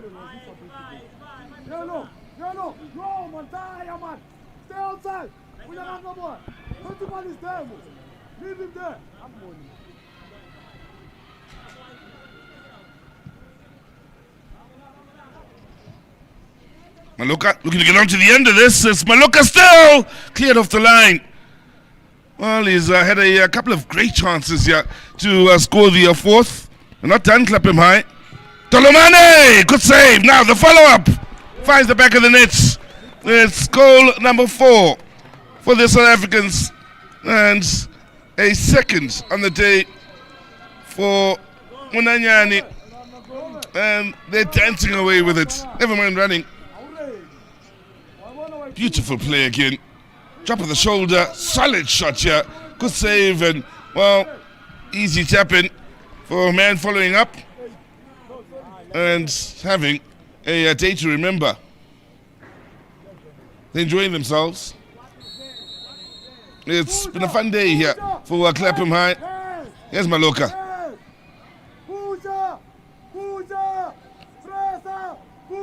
Well, you have to feel for young Adao, the goalkeeper from Rosina. He's made so many good saves here. The South Africans just have been relentless with attack after attack. Also playing a lovely brand of football. So easy on the eye here. Terribly effective. Nice work then by Sibande.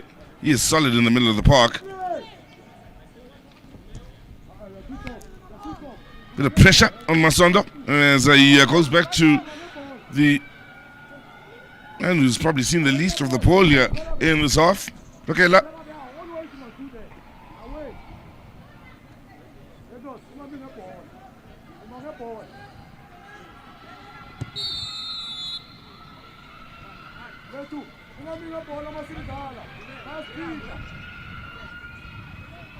well, yet another goal scored out on that far side as Salima, the Malawian school, are having as much joy as the South Africans are here. So it's looking as though it'll be Malawi and South Africa in the final. Maloka has done well. This time goes to ground again.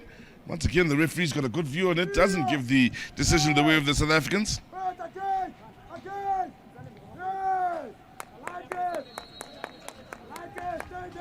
Good pressing right from the front. A couple of changes will be made now.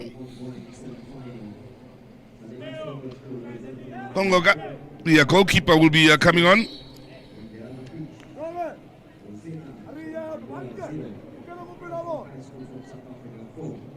As well as Sluby,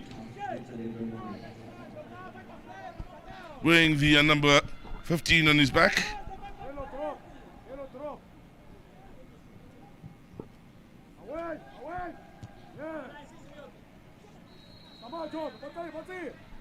Here's Maloka.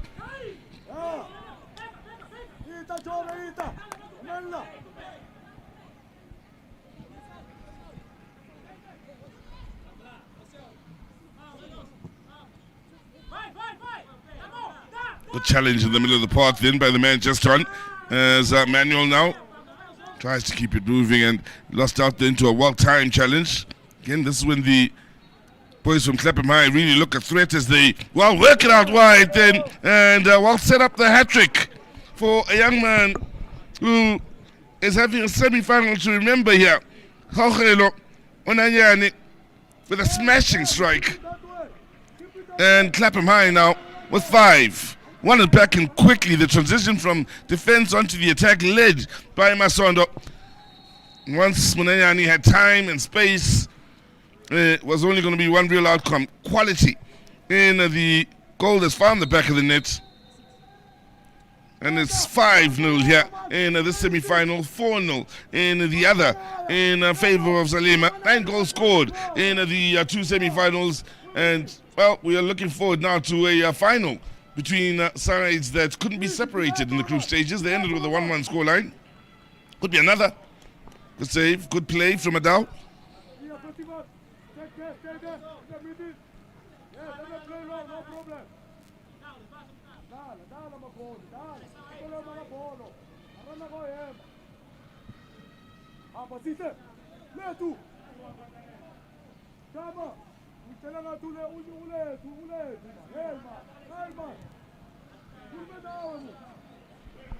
Sibande Munanyani makes the run, uses a decoy.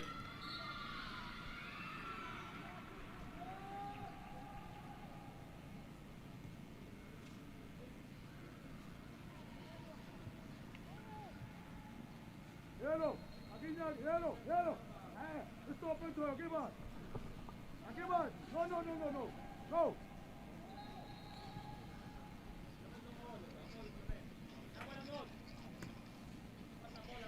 Here is Masondo combining with Sibande. Ball nicely won back then by Ndombaze. I'm looking for a bit of width of this near side. In the end, he's played it into no man's land. Yellow.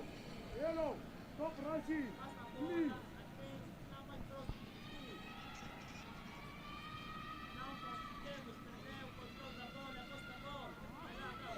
So 2 minutes remaining in both semi-finals.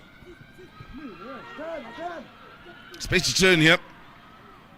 Maloka in behind that defense again, and Adao, nice and brave, and timed his movement off the line perfectly. Drop. Easy, Arima, 1v1. Manayani looking to take them all on. In the end, ran into trouble. Playing out from the back then is Siabonga Mabona, wearing the 14 on his back here for the South African outfit.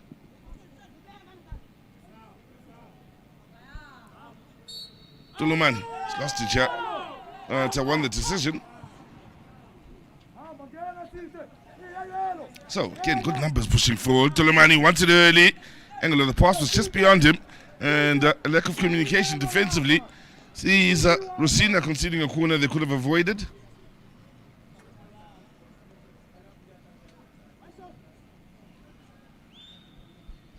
Good work by Manayani. Paul into the box then.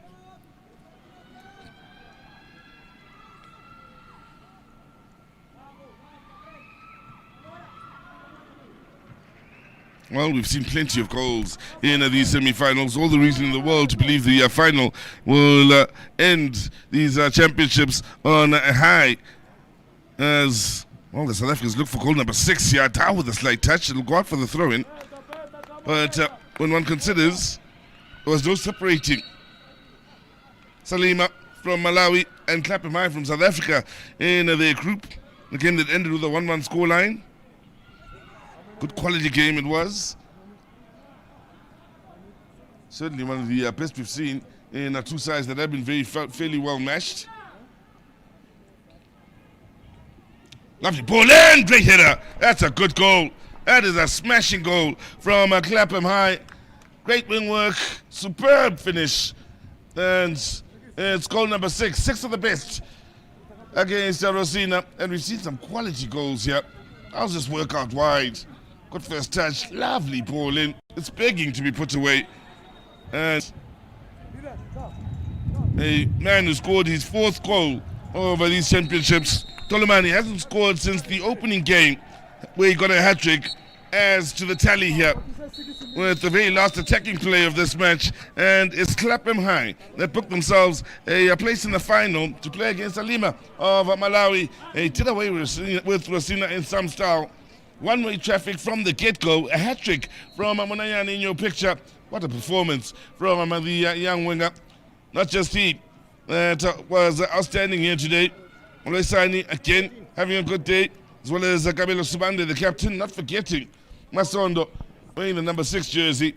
It was a well-rounded performance from just about all of the lads out there in the green and yellow for Clapham High. Not forgetting as well Garisho Maloka, who came in off the bench. Smashing goals. Maloisani getting it all started with arguably the goal of these championships. Then Unanyani began his show, won the penalty, converted it.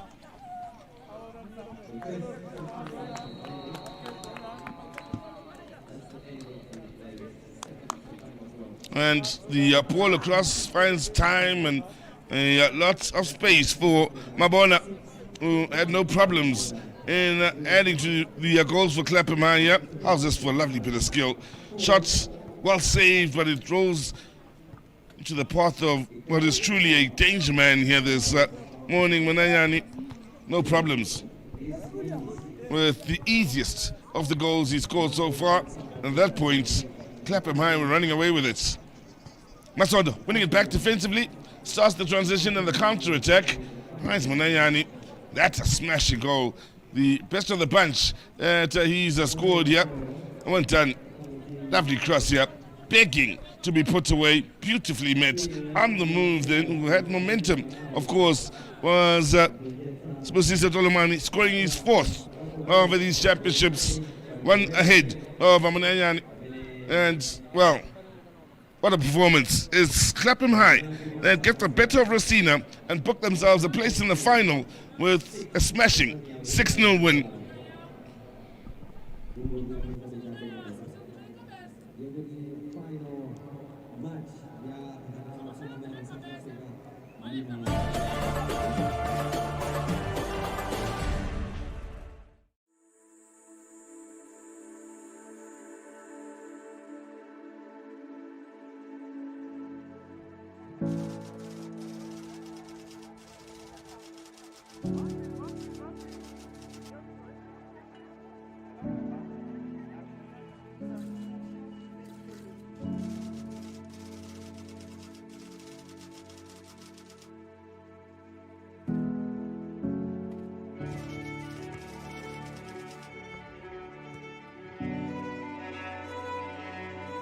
The beautiful game of football is part of Africa's soul.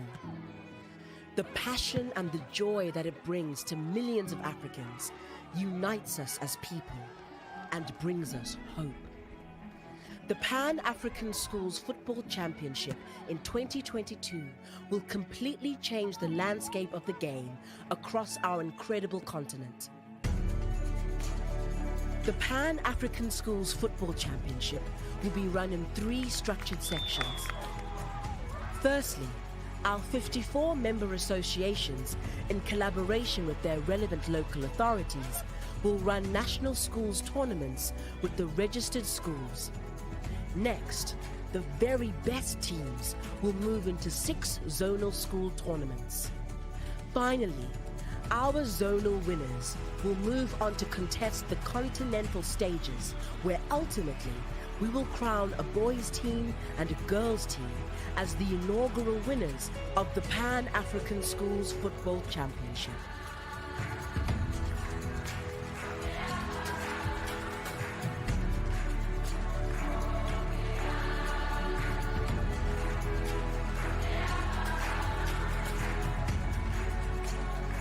The Pan-African Schools Football Project is backed by both FIFA and the African Union. They understand the power of football and how it can shape society. The Motsepe Foundation has donated $10 million that will be awarded to the winning school to fund their needs. CAF will support the member associations that will register to participate in the competition with monetary and equipment support to prepare and deliver their national championships. Together, we can shape Africa's future, one football match at a time. The CAF president, Dr. Patrice Motsepe, expressed his gratitude to the FIFA president, Gianni Infantino, for his support and commitment to developing the Pan-African Schools Football Championship.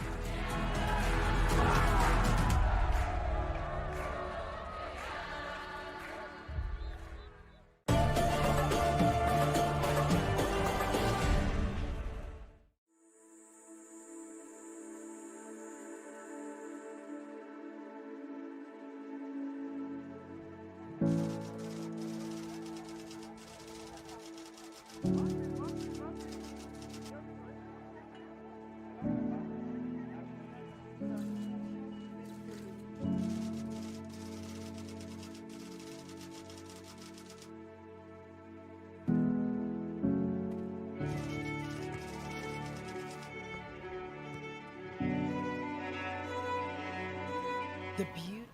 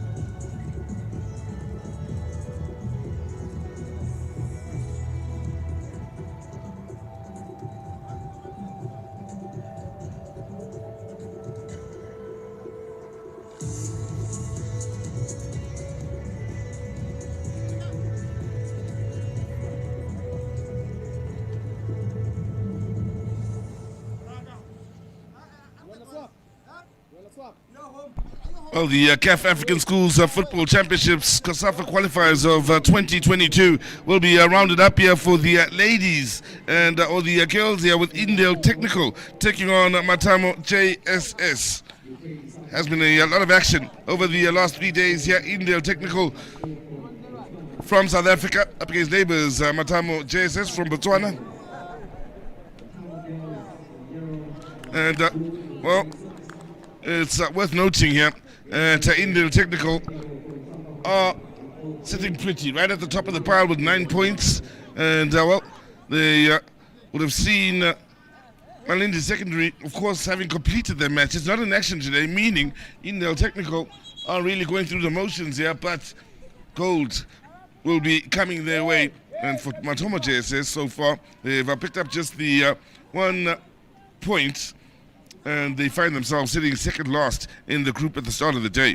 Now, temperatures at 31 degrees Celsius here in Lilongwe, and I can tell you that we will move up to about 33 degrees around 1 o'clock, 2 o'clock in the afternoon.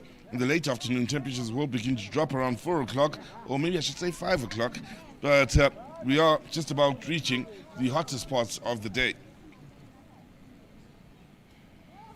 So, Matomo girls from Botswana have come out and are ready to battle in the yellow and blue, attacking the goal to the left up against what has been a very impressive Indale side here that has scored the most goals in the ladies section, conceding just 2, but they've scored 10, won all 3 of their matches, sitting on 9 points, and hoping to build on that going forward here in trying to finish off their tournament in style.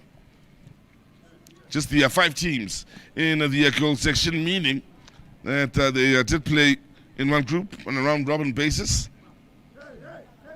Malindi Secondary on 6 points. Antibilo of Seychelles on 6 as well. Malindi, of course, from Malawi. Whilst the bottom of the group will see Matoma JSS on 1 and Ninga on it's another. But they did pick up their second point of the tournament with a draw earlier on in the day, did Ninga. Moving them up to 2 points, and Antibilo on to 7.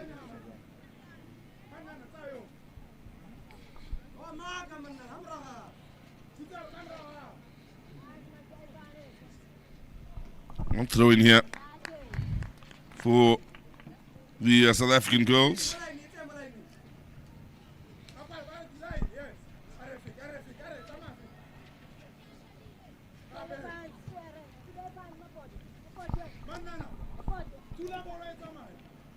Nobody Mtelo with the kick that's gone out for the goal kick. She was impressive, scoring 5 goals yesterday in one match, and amongst the top goal scorers in this tournament. In fact, has been outstanding from a scoring point of view.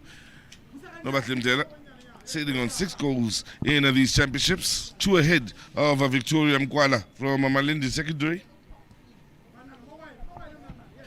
So there's been plenty of joy for the South African side here in this tournament, with the top goal scorers both in the men's and female section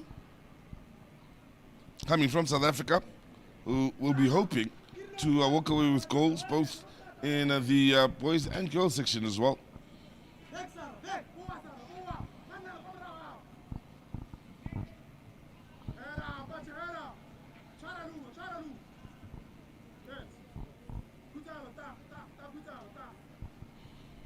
For Matamo JSS, their struggles have been true. Although they haven't found the back of the net so far in these championships, they have only conceded 2, so defensively they can be a stubborn side here. It's on the front foot where their troubles have been, for the most part. Now, space in the middle of the park here as Aquamanda looks to find a bit of space and joy here on this near side, and well, wide with the shots. Looking for a 7th goal of these championships is the young lady in your picture.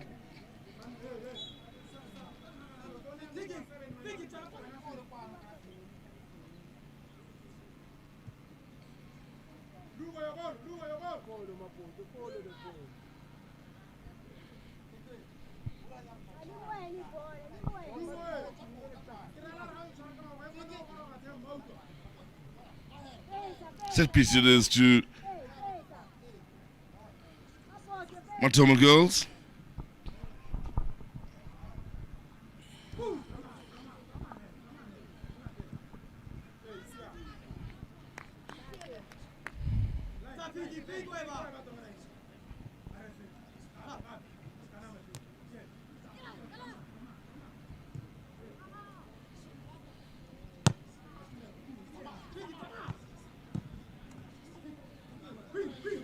Well, wondering how much these young ladies will be inspired for this match, especially from Motamo.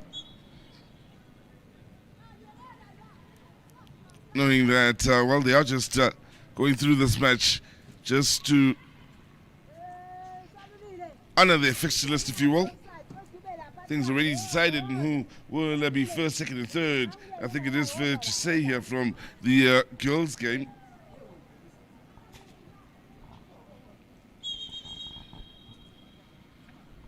Match referee is Deirdre Rukoy, is assisted by Asmaiti Musa and Faith Gondwe. Fourth official is Eric Sinsamala.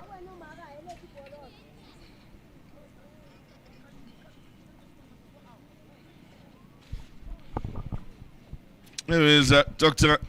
Moya, just leaving your picture a moment ago, out with the dignitaries here at this lovely venue. I need to add the Bingo National Stadium coming towards the stadium here in Lilongwe. As you make your way towards it and through the various neighborhoods, it does stand out, the structure. It's a humongous structure and beautifully built. Certainly a great place for Malawi to play their international fixtures, including Ethiopia as well. I mentioned a little earlier on in the day.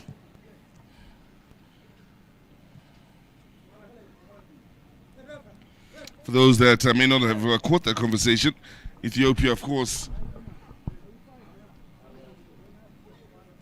don't have a stadium that matches CAF standards, so whilst they were looking to get their house in order, they had to move house and made the request to play their international home fixtures at this venue, and have done so on a few good occasions. Now, ball in here as Edendale look to create the best moment of this match. They've had the one shot in anger. We've seen very little from the young ladies from Botswana. Motamo on the front foot. Bit of frustration here for Nobahle Mtelwa. That's very much been the star of this Edendale side. When she has a good day, they have a good day.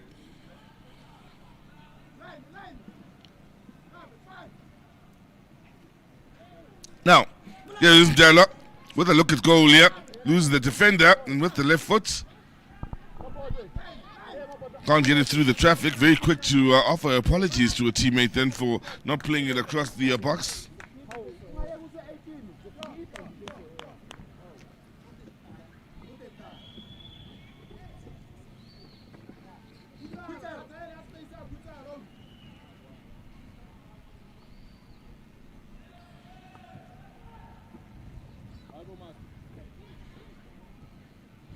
Now, seeing the young lady struggle once again, Queen Latifah giving chase here. Here she is with the strike.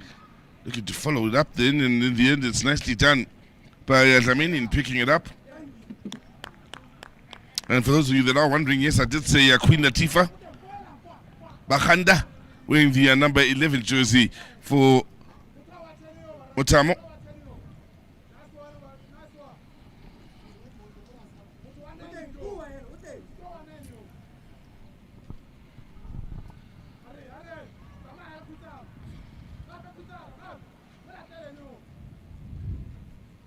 Nicely done in the middle of the park here and keeping it moving by the South African ladies.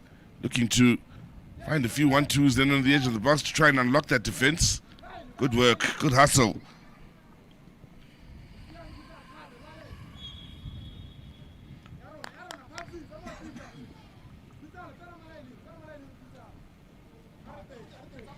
approaching the midway point of this first half.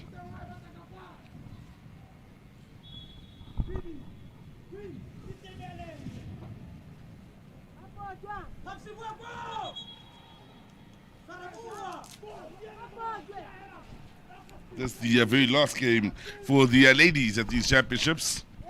Again, there would have been plenty of experience gained here for all the 5 schools involved here. Mission accomplished from an organizer's point of view, and in the goals they would have set for themselves. Have the young ladies step it up a bit in their development, in offering them travels, experience in another country, different cultures, playing against ladies from different countries as well, different footballing styles. All part of the lessons learned here by the young ladies that have partaken in this tournament.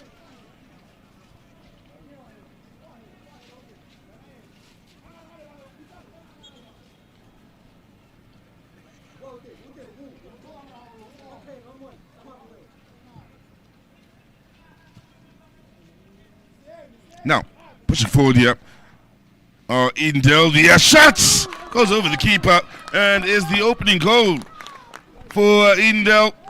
Didn't look too threatening initially, but once it caught flight, you had the suspicion that the keeper could be in trouble, and it's Asanda Zikubu who's opened the scoring with a shot from the edge of the box. And it's the South Africans that lead by a goal to nil here.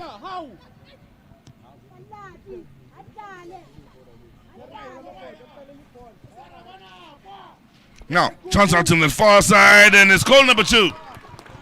Easy as you like, a couple of goals in a couple of minutes. And this time, it's Andiswa Zuma who's found the back of the net. And Edendale, in the second half of this half, are beginning to find their stride going forward here, put their opponents to the sword, and score goals that see them continue in the fashion they have throughout the last 3 days. Nicely done, good composure in the finish. And, well, one had the feeling it was a matter of time until the scoreboard started ticking over. Certainly is the case.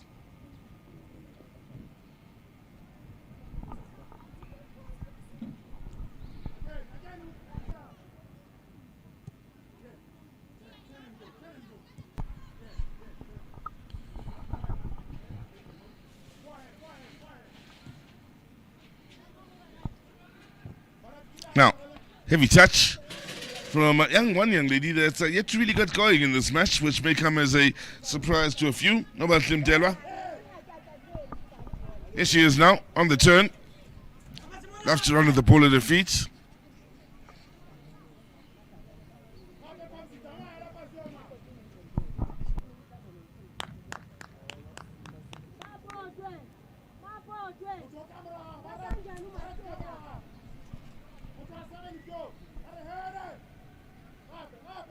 Good touch. Now, space for the shots. Takes the deflection out for the corner. And, well, they are beginning to look aside that may just run away with this game here in this first half. The young girls from South Africa.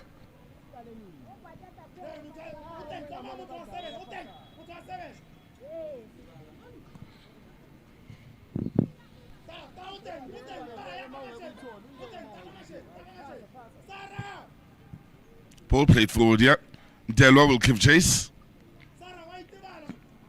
Won the throw-in of the South Africans. Delwa trying to get it rolling quickly. Don't want to find the teammate inside the box. In the end, good numbers were back defensively. Don't really have an outlet to play to with everybody back defending. So the ball is immediately won back by the South Africans. But good hustle out on that far side. Slowly pushing forward here. Mutama, we've lost out in the middle of the park here.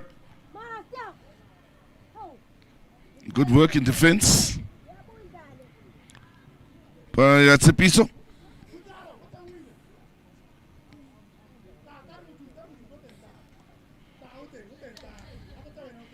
Delwa, nice with the turn. looking for the 1-2. That's nicely done here on this near side now. And product is not quite there. Not too sure what she was trying to do then.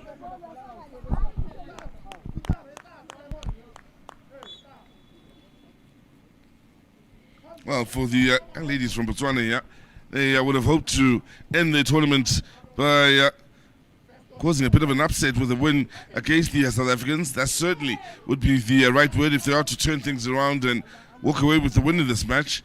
No doubt the gold medal is headed towards South Africa in the ladies' game. They're just solidifying all of that with a good last performance here where they look to maintain their 100% record at being Edendale Technical. Ndela with the skillful touches.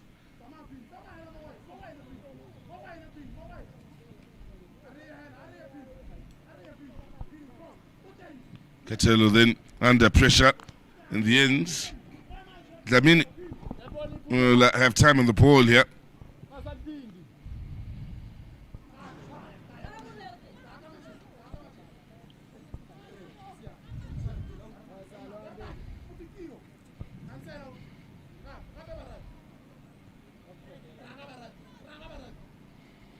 Here's Mdelwa, fouled. She's cut a bit of a frustrated figure in this match. Things haven't necessarily gone her way.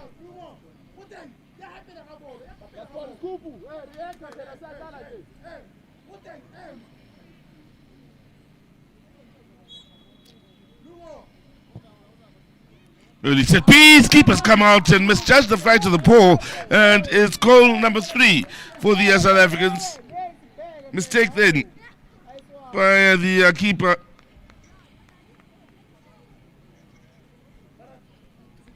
And goal from Hlongo from somewhere out. Wondering if she was in fact trying to find the back of the nets. And she is with the header. Looking back at this goal here. It's goal bound, and keeper takes one step forward, maybe a couple of them. That's enough to see the ball fly over her head.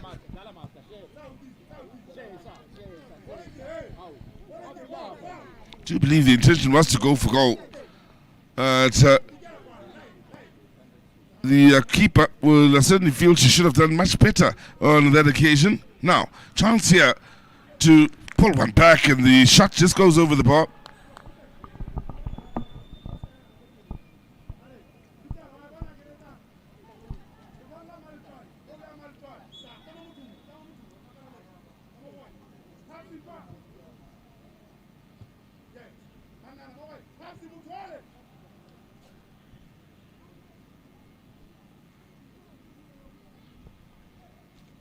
Good work on the far side. Good quality ball in there, saved, and here's a chance of the follow-up, and how did Nobatim Mdelwa miss from that sort of range? In fact, won't matter.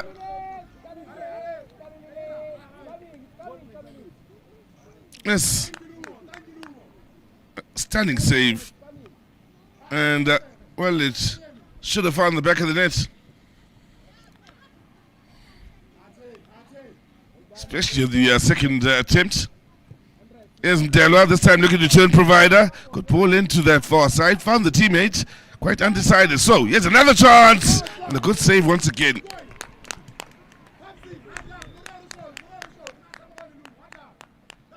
Mutaisele, in between the sticks, kept busy. Ball in, far post. Mutaisele again misjudged the flight. So it fly over her hands and outstretched arms. Fortunately, it fell kindly to her after the touch behind her.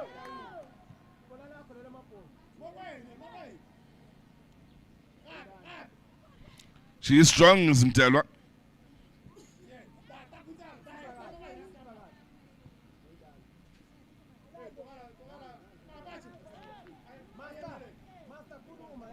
So, one more half to go after this one for both sets of ladies at the CAF African Schools Football Championships, the COSAFA qualifiers.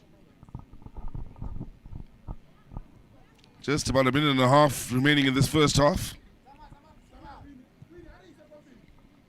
It's the young ladies from South Africa that quite deservedly lead by 3 here. Had a good few opportunities to stretch their lead and haven't been able to take them as yet. Now, ball in.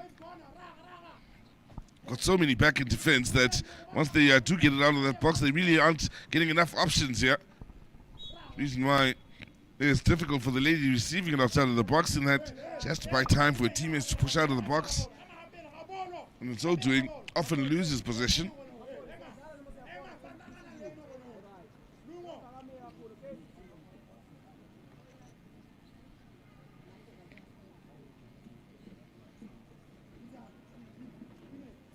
So, Delwa turning over this.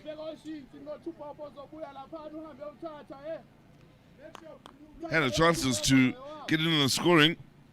Here she is with the dead ball.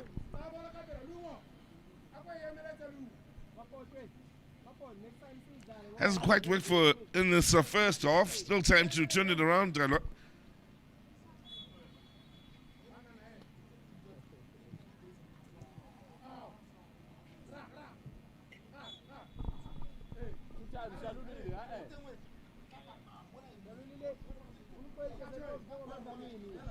Can tell you there's a bit of cloud cover above the venue right now. It's helped calm things down quite nicely. The coolest point of the day we've had so far. Very much welcome in what is a hot day in Lilongwe.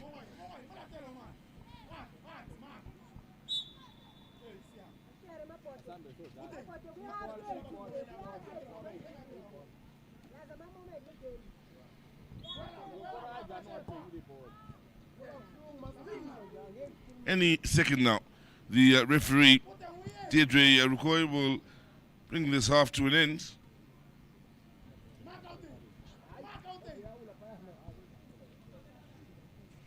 Chance to possibly get a fourth. Good save again, as the keeper is helped out then with the defender conceding the throw, the corner.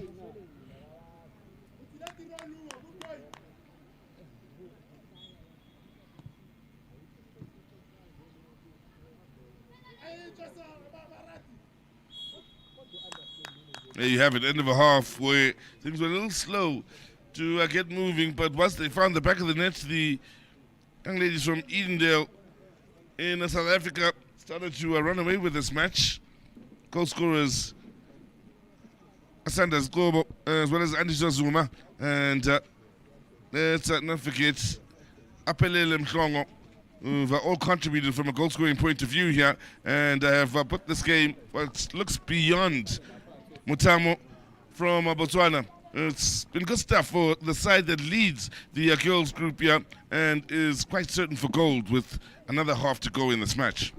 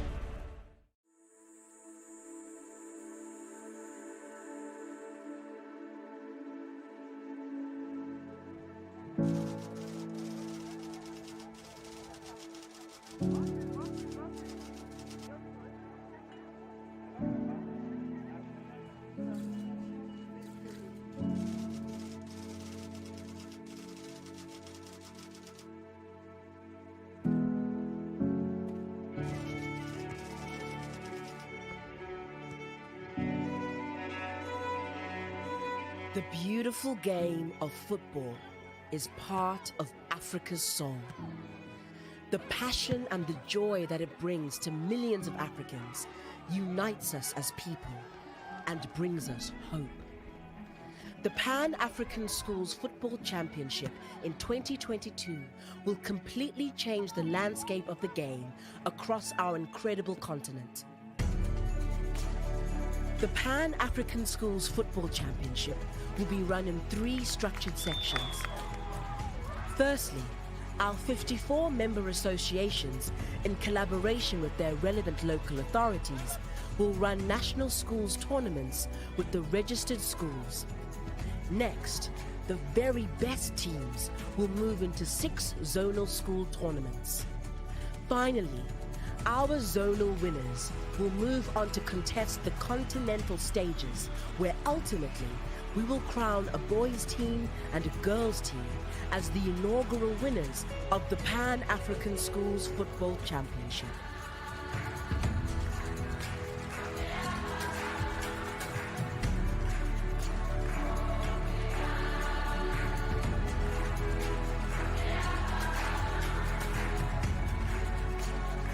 The Pan-African Schools Football Project is backed by both FIFA and the African Union. They understand the power of football and how it can shape society. The Motsepe Foundation has donated $10 million that will be awarded to the winning school to fund their needs. CAF will support the member associations that will register to participate in the competition with monetary and equipment support to prepare and deliver their national championships. Together, we can shape Africa's future, one football match at a time. The CAF president, Dr. Patrice Motsepe, expressed his gratitude to the FIFA president, Gianni Infantino, for his support and commitment to developing the Pan-African Schools Football Championship.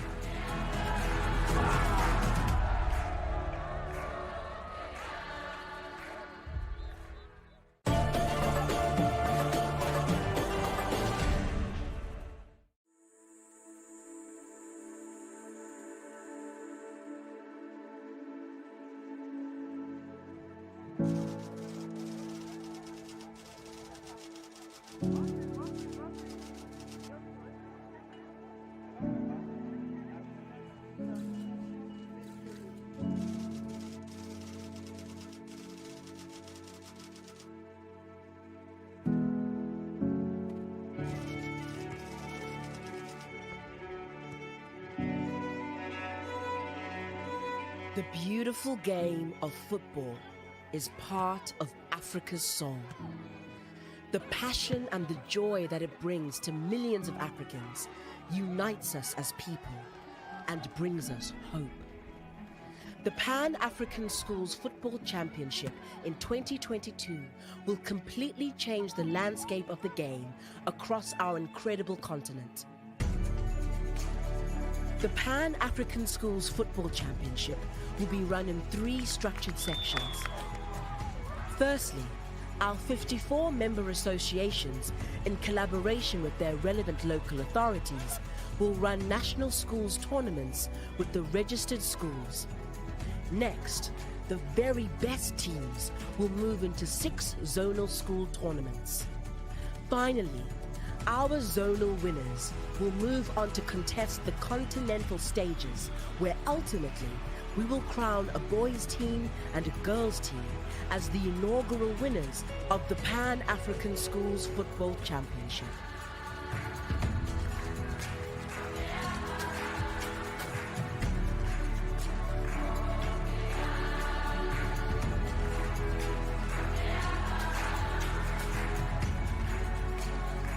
The Pan-African Schools Football Project is backed by both FIFA and the African Union. They understand the power of football and how it can shape society. The Motsepe Foundation has donated $10 million that will be awarded to the winning school to fund their needs. CAF will support the member associations that will register to participate in the competition with monetary and equipment support to prepare and deliver their national championships. Together, we can shape Africa's future, one football match at a time. The CAF president, Dr. Patrice Motsepe, expressed his gratitude to the FIFA president, Gianni Infantino, for his support and commitment to developing the Pan-African Schools Football Championship.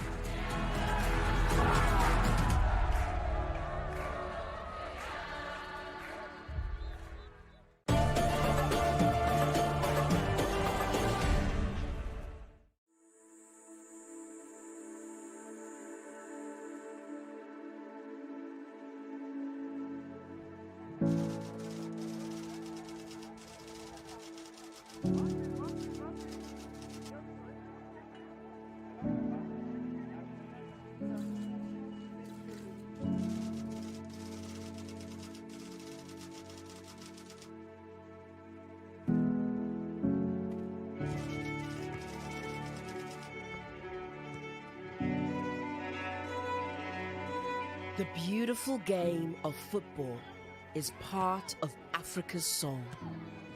The passion and the joy that it brings to millions of Africans unites us as people and brings us hope. The Pan-African Schools Football Championship in 2022 will completely change the landscape of the game across our incredible continent. The Pan-African Schools Football Championship will be... Second half just about ready to get underway here at the Bingo National Stadium in the final of the ladies' games. By final, I don't mean the actual final, I mean the last of the ladies' games in the round robin. It's Indale here that's sitting top of the group and looking forward to a gold medal to the end of the day that lead Motamo girls from Botswana with a 3-0 scoreline. Goal scored in that first half by Nhlongo Zuma, and as see the South African ladies very much in the driving seat and maintaining their 100% record. 13 goals now they've scored in these championships, having conceded a couple of goals. As things stand, they do move on to 12 points, leading Malindi Secondary by a good 6 and Ansibilu by 5 points. It's been a comfortable ride for the South African ladies in these championships in amassing the points, scoring goals, and also looking to entertain as well here. Good chase from Bakhanela.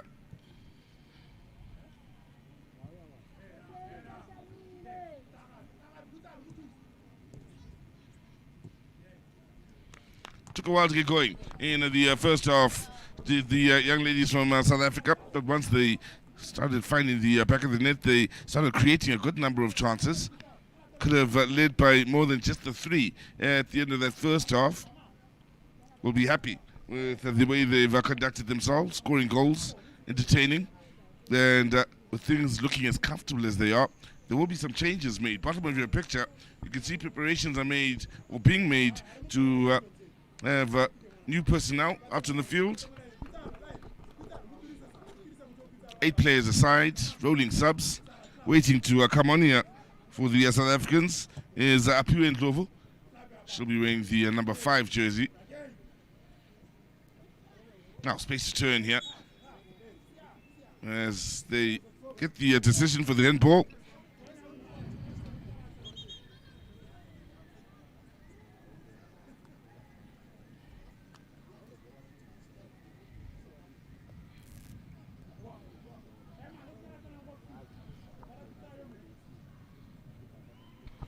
Long. They're standing over it. Early ball forward here. Good defensive touch. Sees the ball going kindly to Katlaisele, the goalkeeper for Mutamo. Kwamanda. And with the ball to Mtelwa. had a chance in the first half and looking to come alive here in the second. That's a lovely ball across. Shot eventually coming in, comes off the post. And pressure still on here. Yes, a chance, and well, the save is a good one, and the frustration continues for Mtelwa. Khatlaisele under pressure, coming up with the saves that matter onto the post on that occasion.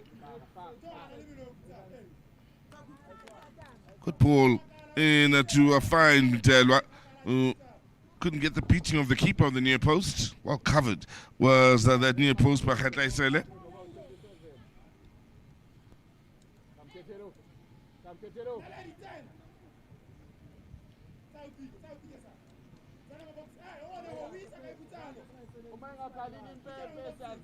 Well, for Mutamo, they will be looking for their first real opportunity of this match, yet to really trouble the defense of Edendale Technical. Foul for the challenge on Gwamanda, which was being held back.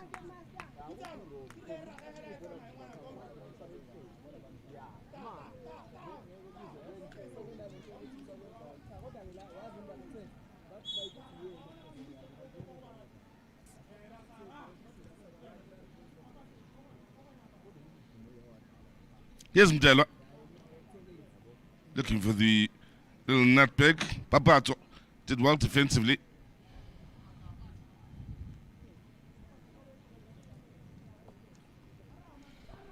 So it's looking as though all will be done and dusted here in the ladies' game.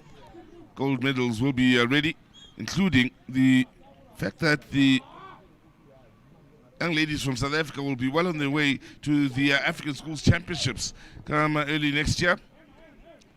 In the first few months of next year. Not just that, $100,000 going towards their school. Shots, finds the... Is it the back of the net or side netting here? It is the side netting, in fact. So, scoreline remains 3-0. Hard to tell initially, but yep, side netting it is. Body language from the young ladies from Botswana pretty much tells you a story. I think they've resigned themselves to yet another loss in these championships. Not much of a fight coming from them. Mtelwa, beyond one, loves to run with the ball at the feet and to try and take on defenders. Won the set piece here on this near side.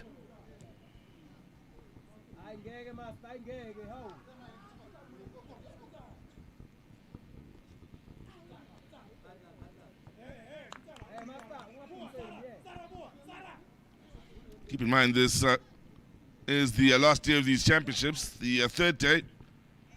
Ladies will be preparing now to head back home to the countries where they're from.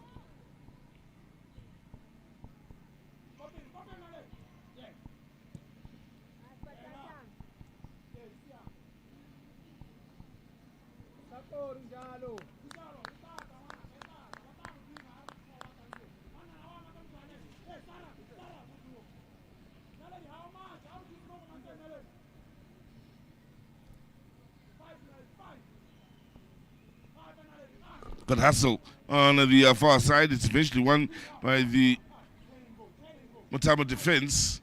Again, getting the ball out of their own half has proven quite a task here in this clash. Defensively, the South Africans have been very much on the money. Kwamanda with the last touch, into touch. Throwing it will be to the young ladies from Botswana. Or in fact, the South Africans came off a lady in yellow last. Kwamanda with the ball forward. Nice take by Mtelwa.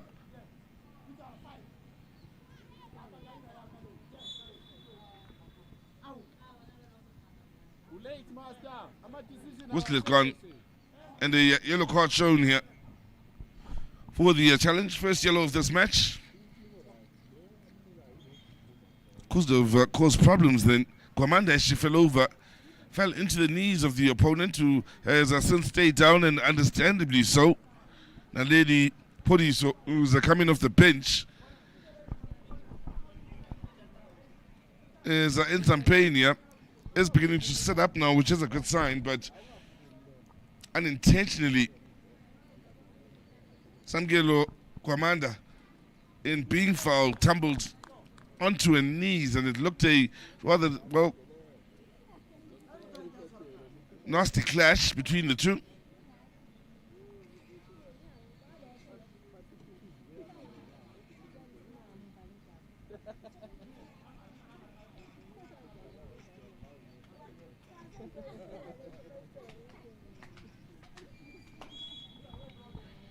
Well, they enjoy themselves out on the bench here. The substitutes watching on, hoping to see those out on the field score one or two more goals.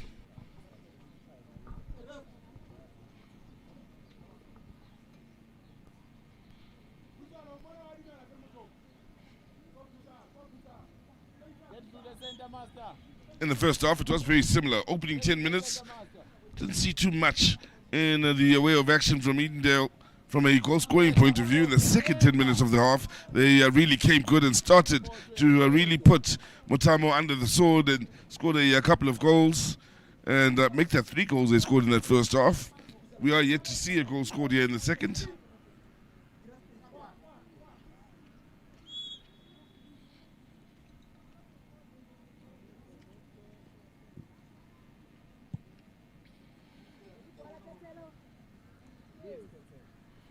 A touch, Delwa hoping to open up the defense with a pass. That looks a foul, and yep, the flag's up. Unintentionally clipping the heels of the opponent, making the movement out on that far side. Apu and Lovel amongst those two have come in off the bench.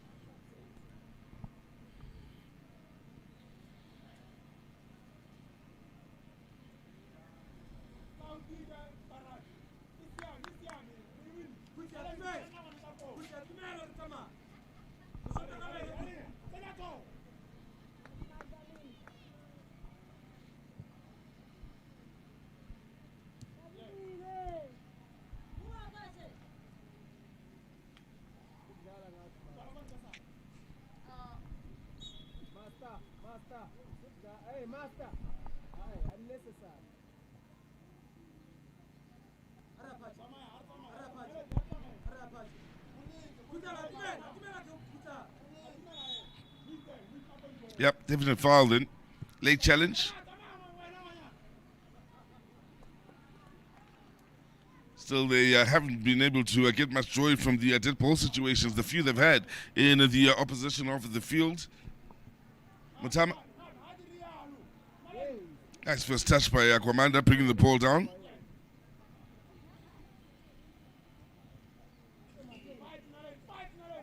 It's Kwamanda again, showing good feet, looking for the teammates up ahead. Delwa beautifully found him. Delwa here, closely watched, and that's good work on the defensive end by Papazo. Is it Kubu now?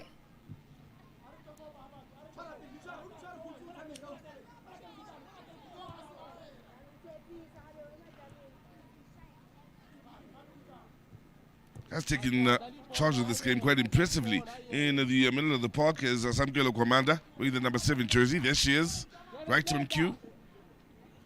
Couldn't keep it moving. Again, a bit of cloud cover, blocking the sun out and providing a nice shade here over the Bingu National Stadium.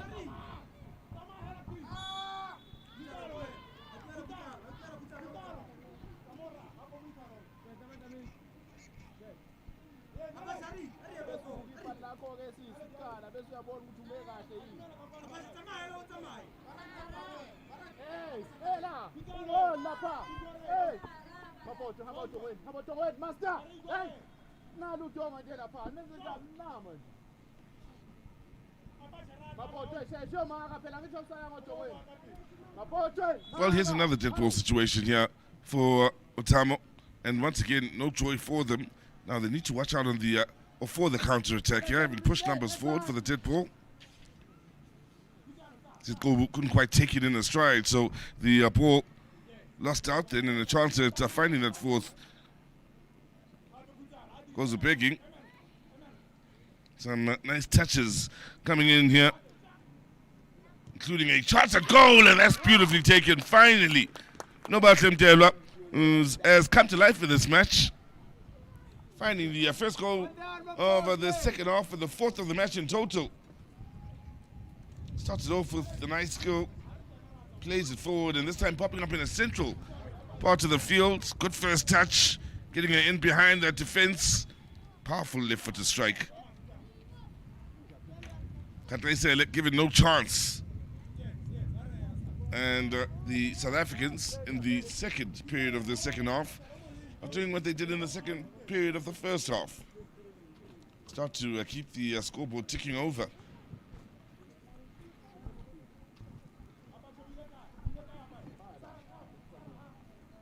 Zigubu, right, one challenge. Done well to work the ball into the box, although there are very few options to try and aim at.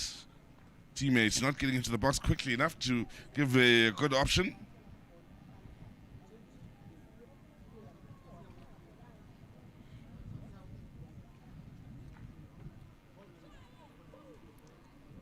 Now, here's a strike off the underside of the bar. And,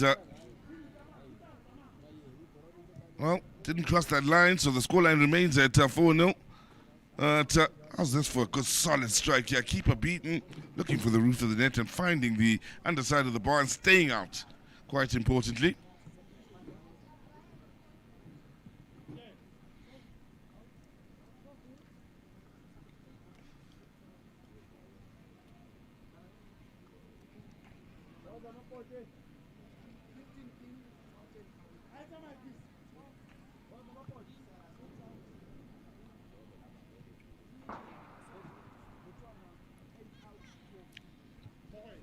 There'll be a few changes made here as we go into the last 5 minutes. They'll have good memories of their time here where international games are played. The Bingo National Stadium in Lilongwe, the capital of Malawi. Getting around yesterday, was fortunate enough to see the parliamentary buildings and see a good portion of what is a lovely city with beautiful people. This venue, of course, will be the place they speak of when they speak of the Malawian travels at such a young age, ages ranging from 15 to, or from 12 to 15, I should say. Capacity of 41,000, the Bingo National Stadium, opened back in 2017, 28th of January, named after the famous former president, of course, Bingu wa Mutharika. Told you a little bit earlier, it is a lovely structure. You can see it from some way off. It really does stand out in the middle of the city. All put together at the cost of $70 million. Pull over the top here and offside in what was beginning to look like the best moment for Matomo. Mentioned in recent years that the Ethiopian national team has used this venue as well as the, of course, Malawian national team.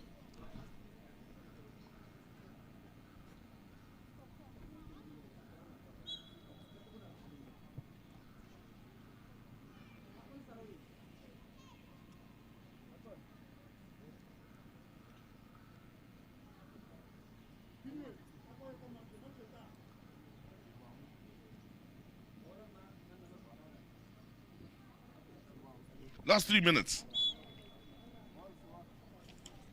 of the CAF African Schools Football Championships COSAFA qualifiers in the girls section. The winners and gold medalists ending off on a high note here. Scoring their 14th goal of these championships are Edendale Technical with the 4 they've scored here in this match.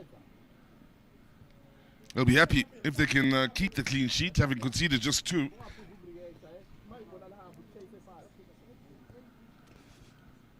And again, looking to give those that may not have had too much game time in these championships a run here in the latter stages of this match, with the match looking comfortably won with just a couple of minutes remaining. Ball across, chance, couple of chances, and in the end it's gone wide. Corner it will be. Last touch off the defender before the ball crossed the line.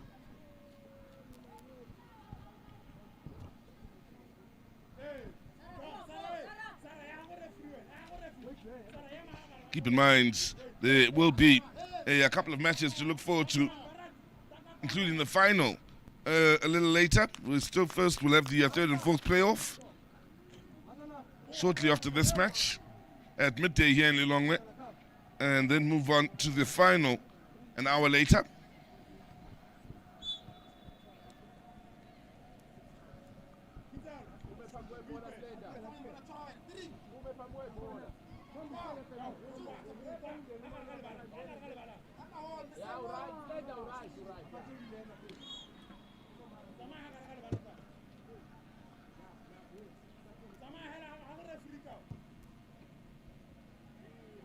Well, ball into that far post was very nearly met then with the run being made by Bakanda, or Bakanela I should say.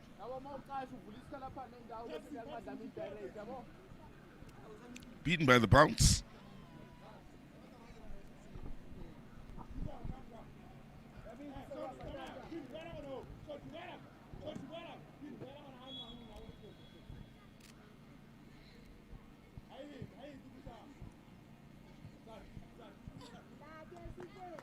Ten seconds over this match, and a very good exercise will come to an end here.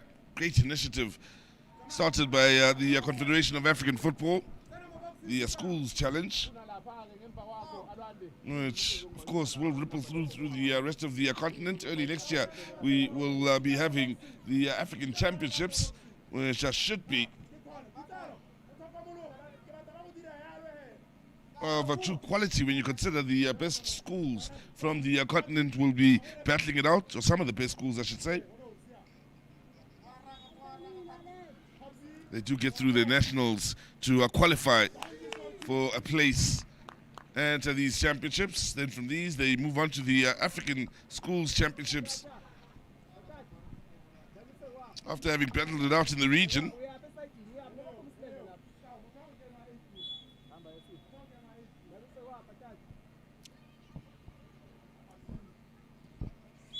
There you have it, the end of the girls section here, won quite impressively by Edendale Technical of South Africa. The first of what they're hoping will be 2 gold medals to go the way of South Africa.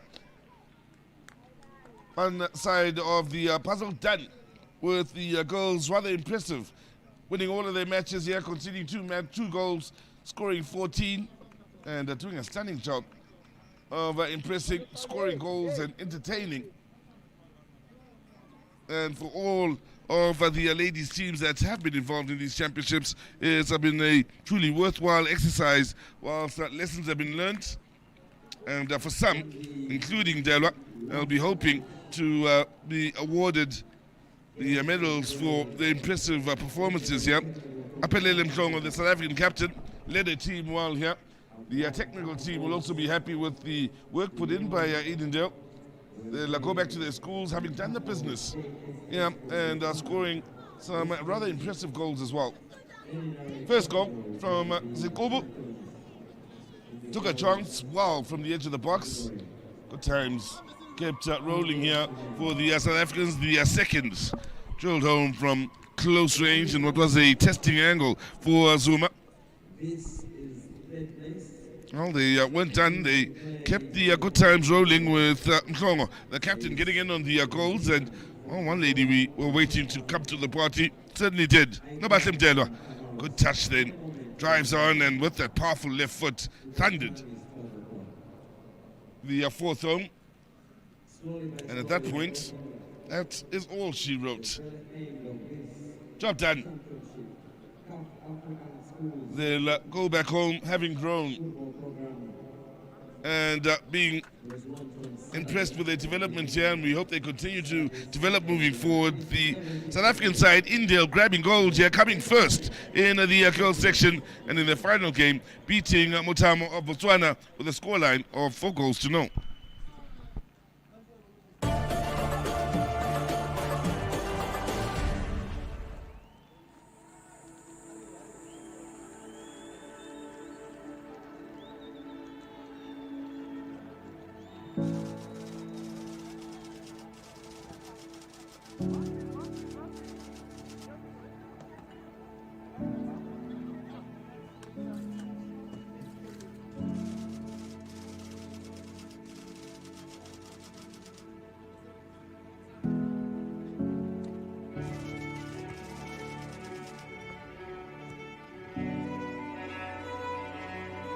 The beautiful game of football is part of Africa's song. The passion and the joy that it brings to millions of Africans unites us as people and brings us hope. The Pan-African Schools Football Championship in 2022 will completely change the landscape of the game across our incredible continent. The Pan-African Schools Football Championship will be run in 3 structured sections. Firstly, our 54 member associations, in collaboration with their relevant local authorities, will run national schools tournaments with the registered schools. Next, the very best teams will move into 6 zonal school tournaments. Finally, our zonal winners will move on to contest the continental stages, where ultimately we will crown a boys' team and a girls' team as the inaugural winners of the Pan-African Schools Football Championship.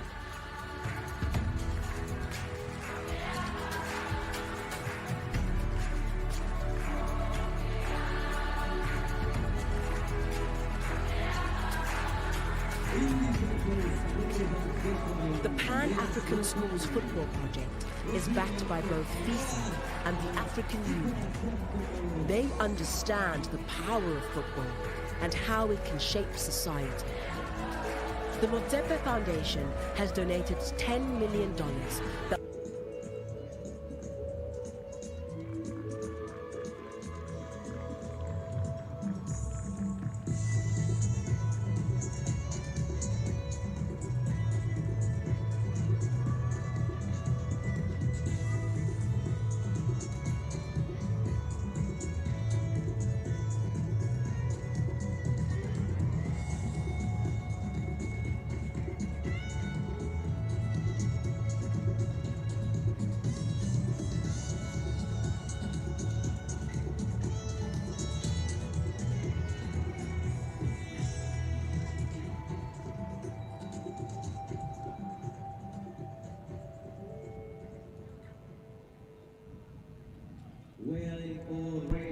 Well, time for the third and fourth playoff in the boys section here at the Bingo National Stadium in Lilongwe, Malawi, at the CAF African Schools Football Championships COSAFA qualifiers for the year 2022.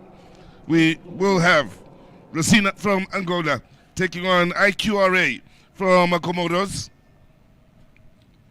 They would have been in action early on in the day in the semi-finals and found the going tough. Both of them losing out 4-0 and 5-0, the scorelines to Salima and Clapham High. These two sides, keep in mind, were in the same group, Group P, where Rosina at the beating of IQRA, and in fact finished first quite comfortably in their group, amassing 6 points, also getting the better of Tamaha from Botswana, who also got 1 point. For IQRA, how they qualified for the semi-final was because they had a better goal difference, having drawn one and lost one. They had a goal difference of -2. The young men in the yellow and white, whilst Tamaha JSS had a goal difference of -3. Racina had gone into the semi-finals not having conceded a goal from that group, but did take 4 against the South Africans, and well, it was an impressive display from Clapham High. Salima Secondary, the team that finished top of Group A, and will face Clapham, who finished second in the final. Also did their business against IQRA, casting away 5 goals in that match in a couple of semi-finals that gave us 9 goals. The hot favourites for this game, of course, will be the young men from Angola, having scored and won against IQRA quite comfortably in their first match.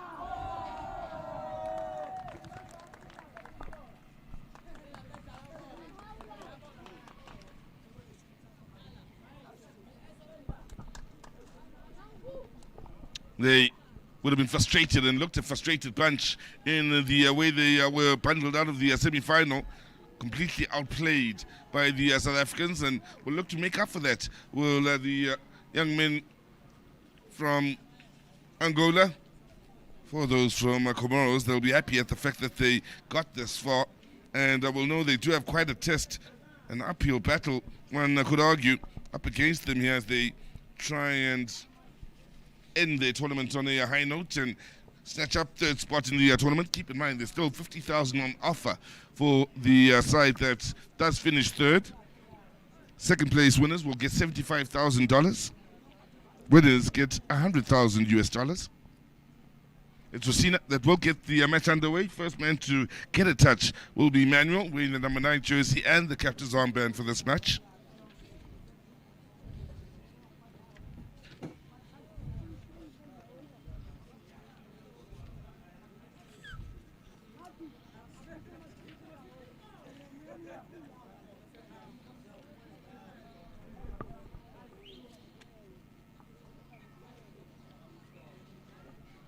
So, all eyes on the referee then to get this match underway. The Angolans will get the first touch of this encounter. We'll be attacking the goal to the right of your picture. There you have it. Action underway. And while still a lot to play for in the way of pride and going home with something to offer the schools they are representing. Immediately is the Angolans looking to get onto that front foot. Manuel. Looking for the overhead kick, and the shot coming in on that far side, saved by the keeper covering the near post.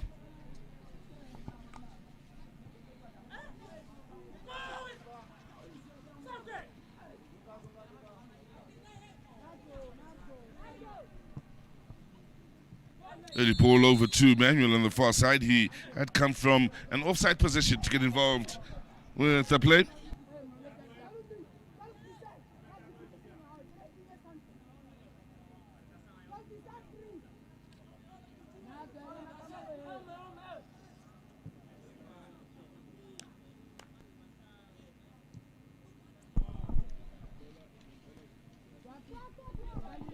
Chase on here on the near side.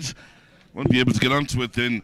Manuel really did cut a frustrated figure in the semi-final where things didn't go their way. They were able to test the South African keeper, or the Clapham High keeper I should say, on a few occasions, but outside of that they really were completely outplayed by what is a classy Clapham High team that really plays good football, scores some good goals. Also Senior did comfortably get through their group. They again would have learnt a few lessons in how far they need to get to match the best schools on the continent in that encounter against Clapham High. Now, we pull over to this near side. The keeper gets the touch and serves it up for Manuel. Straight into his path, then Manuel opens the scoring for Rosina.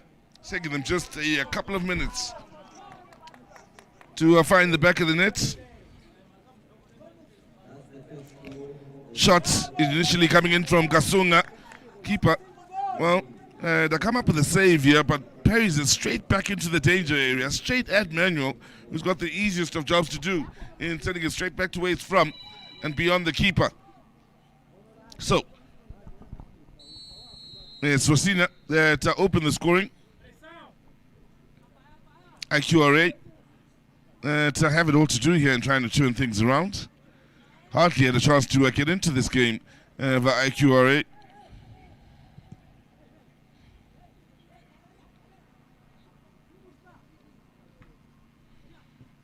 Good pull in, nice touch on the move then from Gasunga.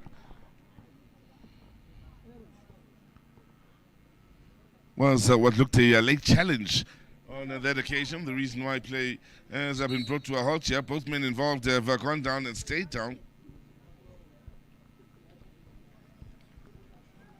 One has to, of course, applaud the efforts here to develop not only the players but the referees as well. Young men and women have been hard at work in the matches we've had over the last 3 days, and from an officiating point of view, they have been absolutely outstanding.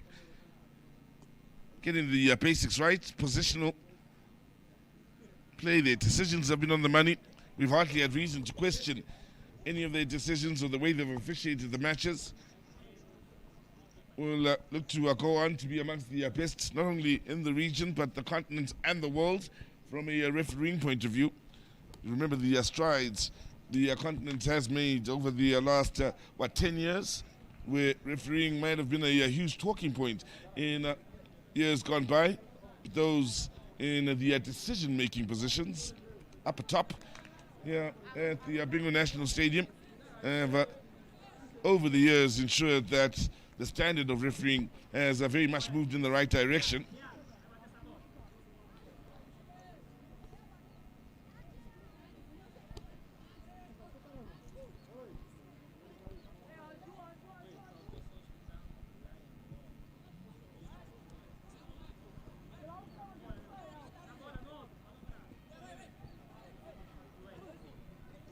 Now, space to turn here for Manuel as he looks to line it up from a long way out in search of his second goal of this tournament, or of this match rather I should say. Is very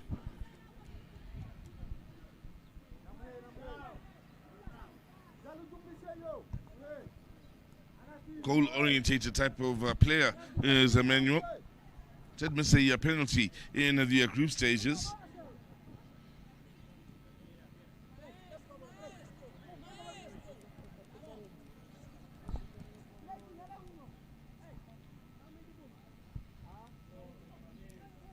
Now, good step over and a good chance here. That's a beautifully taken goal. And one of the men that's shined on a few occasions in these championships comes alive once again, Pindi from Rosina. And 5 minutes in, a couple of goals scored now. They are comfortable in this match. Good touch, and well, he did well at staying on side. The nice little step over to buy himself a little time and space away from the defender. Kept his composure in finding the bottom corner. Manuel, who's got a goal, will now be credited with an assist as well.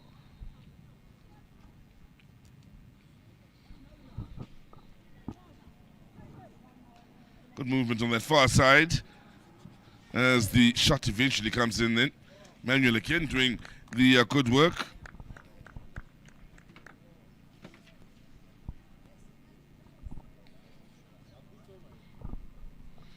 Well, for IQRA, are some serious problems here inside the opening 7 minutes here. They have hardly really gotten themselves into this game. Haven't gotten out of the first gear as yet. And they've got some serious problems in dealing with the likes of Pindi, pushing forward on that far side, finding Manuel. Those are the two danger men for Rosina.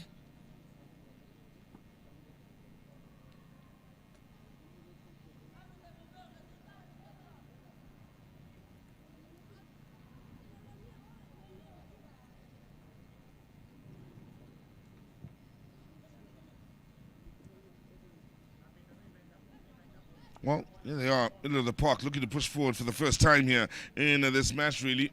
Try and get a shot off, but as I say that, they do lose out to what is a good Rosina midfield here. Really are overpowering their opponents.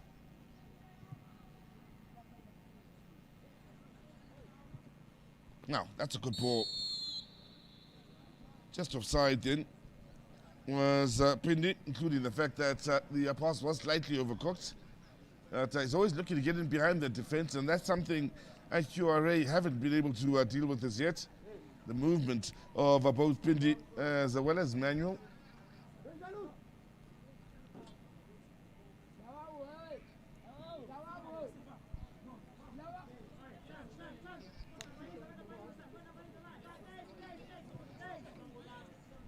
Changes being made, yep. Well, the young man from the Comoros. Abdullah is the man that will be replaced. Keep in mind they have been busy over the last 3 days. All involved. You're looking at the ladies champions from South Africa. Top of your picture.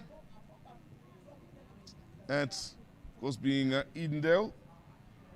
Gave a very good account of themselves as Manuel picks up here, but the shot is well blocked by Fatala Sone. Corner it is.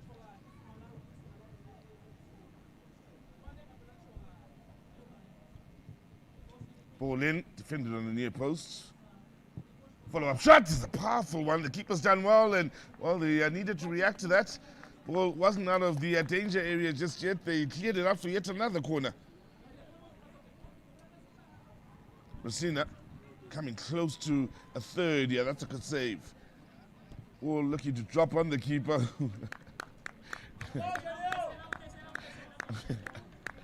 Unconventionally was looking to get it clear.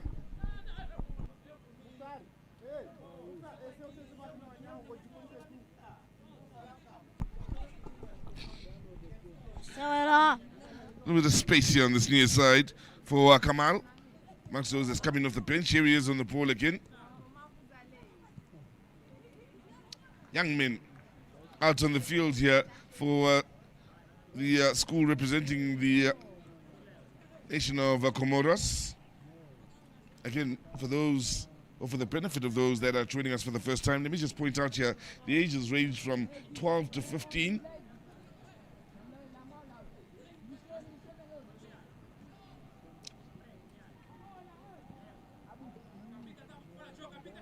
You can tell there's a good number of very young men that are out there for IQRA. That's by just the size of them. And with those changes that have been made, and so many of the youngsters, the youngest amongst the side from Comoros, out on the field, it's made for easy going here for Rosina. But in all honesty, if you are just joining us, I need to point out those changes have been made after the scoreline was already 2-0. The older, bigger players making way. The younger men coming in for a bit of experience here.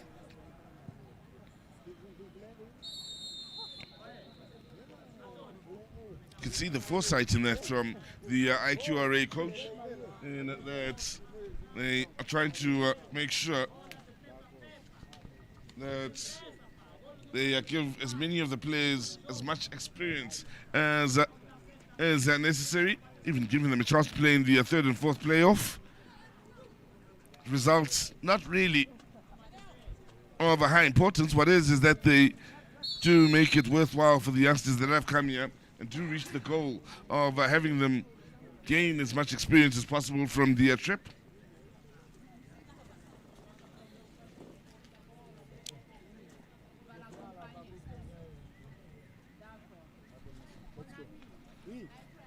Midway point of the first half, comfortable. It has been for Rosina up to this point, and it continues to be.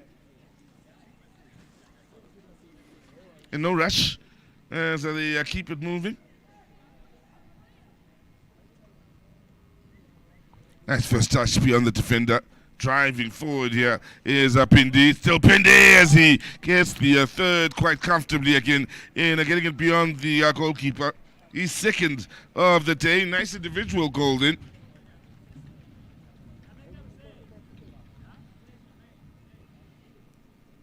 That's nicely done. Confident and through the legs of the goalkeeper. Battle of the number 7s, won by the men in red.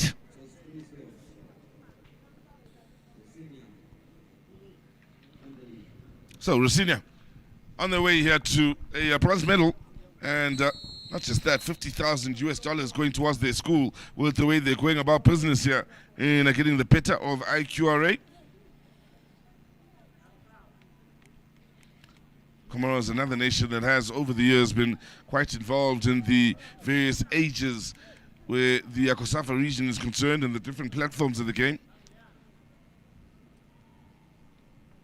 The under 20 boys, of course, national team that is, would have been in action out in Eswatini just a few weeks before the start of this tournament.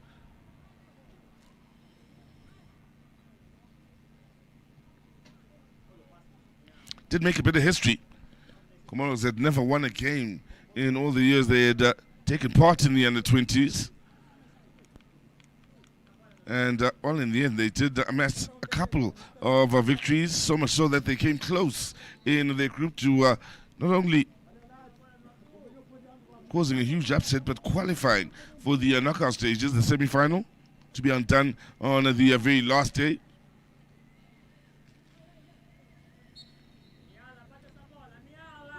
Pindi fouled.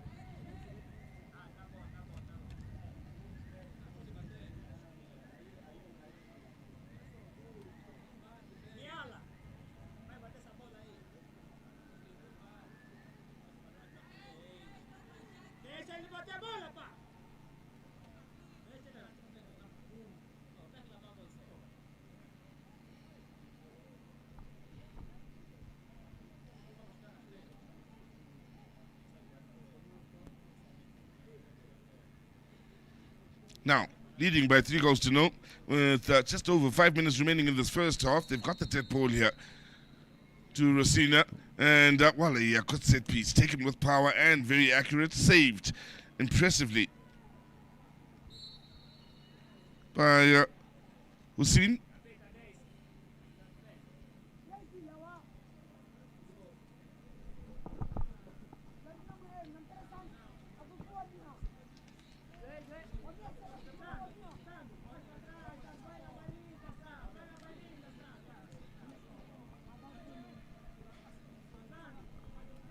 Pindi, nice for the touches, combining with Manuel. Picking up here in the middle of the park is Ndombaze, who committed the foul.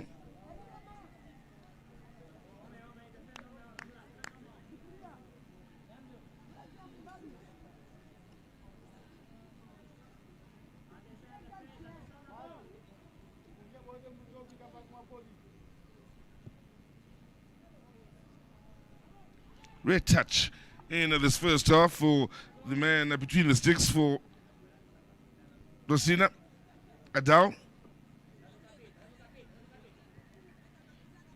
Would have been a little hurt with the way things went in the semi-final. Adao came up with a good handful of saves, but still had 4 put past him as the South Africans overwhelmed the young men from Angola.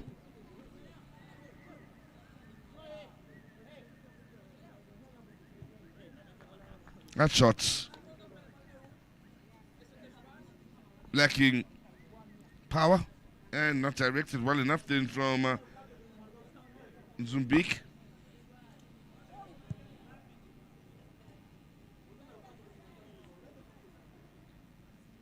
Kasunga. Manuel.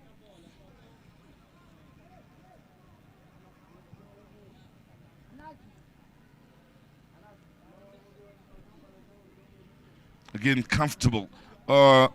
Rosina, as they move it about here, patiently waiting to strike when the opening presents itself. Kasunga. He's taking charge in the middle of the park as Kasunga. Dictating matches here. Running the game. Also controlling the tempo of this match quite impressively.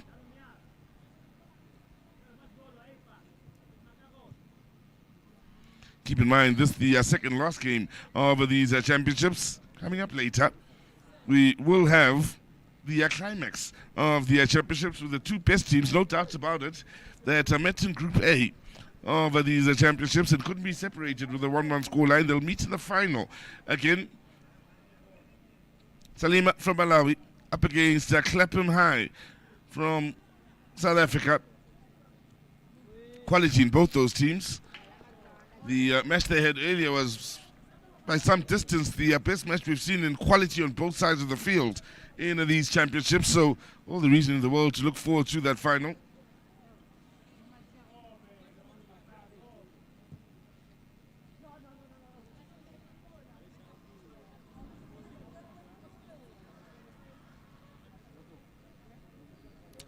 In the last encounter, the 2 finalists, they did see their match end with a 1-1 scoreline. Somehow, we only had 2 goals in that match. There could have been more and maybe should have been. Goalkeepers were top of their game. Defenders were at their very best. But still, offensively, they still did open each other up on a good few occasions in a match where momentum swayed this way and that. So certainly something to look forward to in the final. That will be shortly after this match. That'll conclude matches here from Malawi. Keep in mind, Malawi looking forward to the Region 5 games, where we'll see the best at under 17 level starting it out here in December. That should be interesting from a boys and girls point of view. Last year, they were in Lesotho, and for those of us that were lucky enough to be in Lesotho, we were treated to some rather fine football at the Region 5 games, under the COSAFA banner, of course, from a footballing point of view.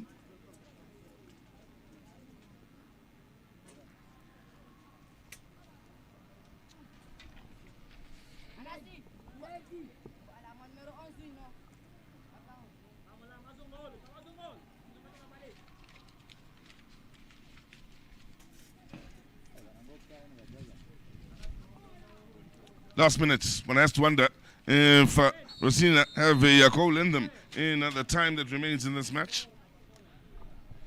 Again, this first half, offside is a Pindi out in the far side. Score of a couple of goals here.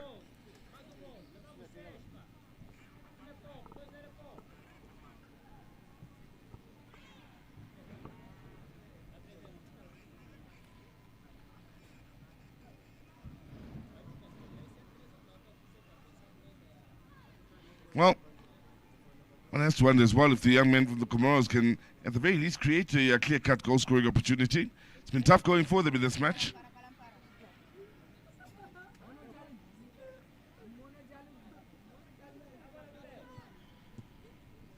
Kasunga couldn't find a teammate with that pass. Here's Pindi.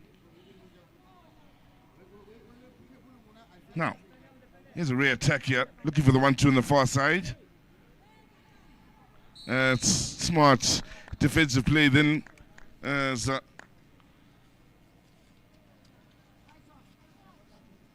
Angolans secure the goal kick. End of a half here where for Rosina they've stood themselves in good stead to pick up the bronze medal at the end of the day, having put 3 goals beyond the opponents here from the Comoros in the first half. They will look to steady the ship in the second and push on in trying to end the championships on as positive a note as possible. Goals? Well, 3 of them. Manuel, the first to find the back of the net, as the keeper couldn't hold on. Manuel was following up, as all strikers should do. Perfect poacher's goal that was. Then he got the assist for the ball out wide to Pindi. Step over, and an impressive finish then. Wasn't done, Pindi. Did go on to score a second in ensuring the scoreline at halftime would be 3-0 in favor of the young men from Angola, who have found the going comfortable, I think it's safe to say here, in their third and fourth playoff. So we look forward to the second half and the final thereafter.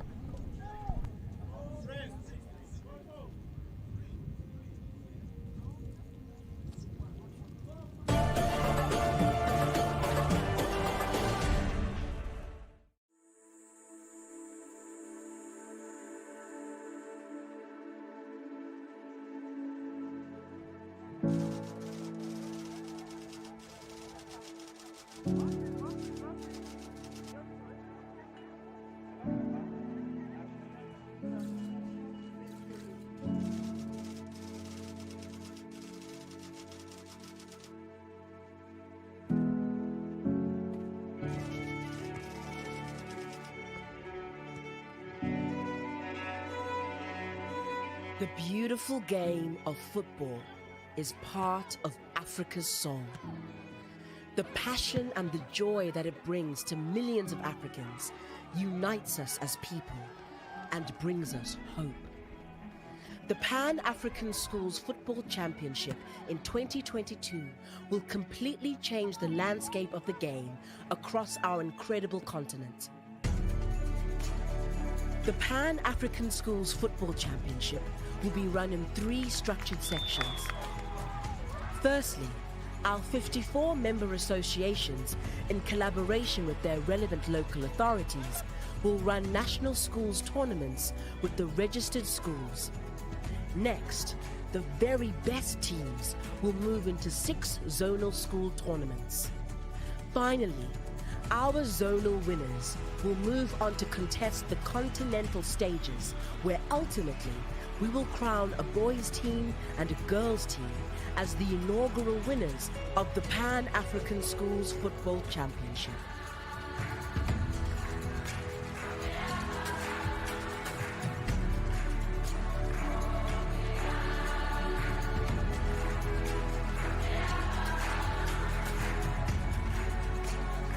The Pan-African Schools Football Project is backed by both FIFA and the African Union. They understand the power of football and how it can shape society. The Motsepe Foundation has donated $10 million that will be awarded to the winning school to fund their needs. CAF CAF will support the member associations that will register to participate in the competition with monetary and equipment support to prepare and deliver their national championships. Together, we can shape Africa's future, one football match at a time. The CAF president, Dr. Patrice Motsepe, expressed his gratitude to the FIFA president, Gianni Infantino, for his support and commitment to developing the Pan-African Schools Football Championship.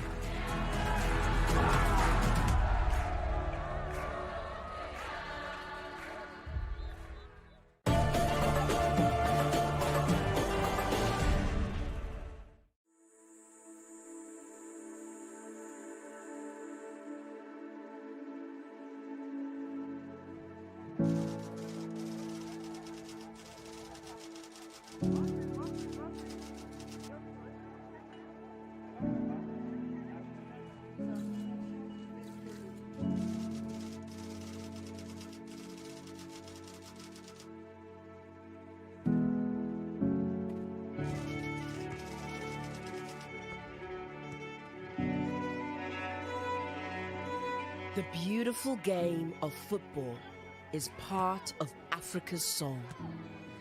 The passion and the joy that it brings to millions of Africans unites us as people and brings us hope. The Pan-African Schools Football Championship in 2022 will completely change the landscape of the game across our incredible continent. The Pan-African Schools Football Championship will be run in 3 structured sections. Firstly, our 54 member associations, in collaboration with their relevant local authorities, will run national schools tournaments with the registered schools. Next, the very best teams will move into 6 zonal school tournaments.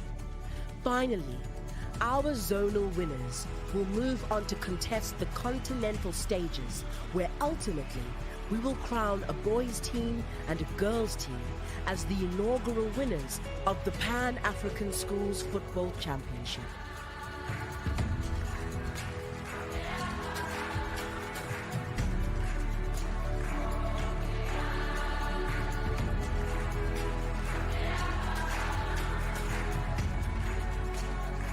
The Pan-African Schools Football Project is backed by both FIFA and the African Union.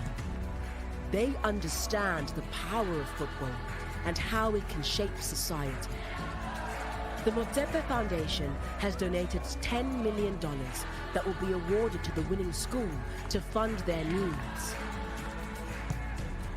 CAF will support the member associations that will register to participate in the competition with monetary and equipment support to prepare and deliver their national championships.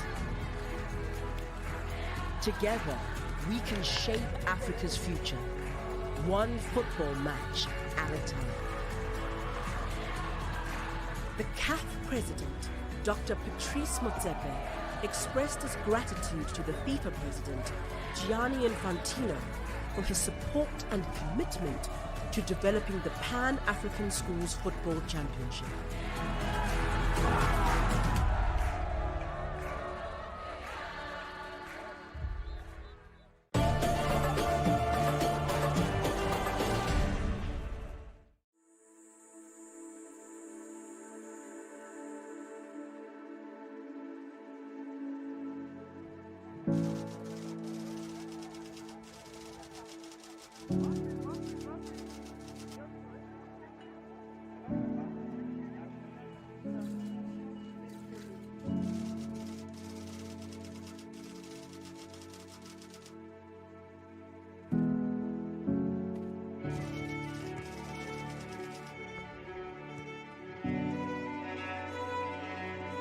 The beautiful game of football is part of Africa's song. The passion and the joy that it brings to millions of Africans unites us as people and brings us hope. The Pan-African Schools Football Championship in 2022 will completely change the landscape of the game across our incredible continent. The Pan-African Schools Football Championship will be run in 3 structured sections.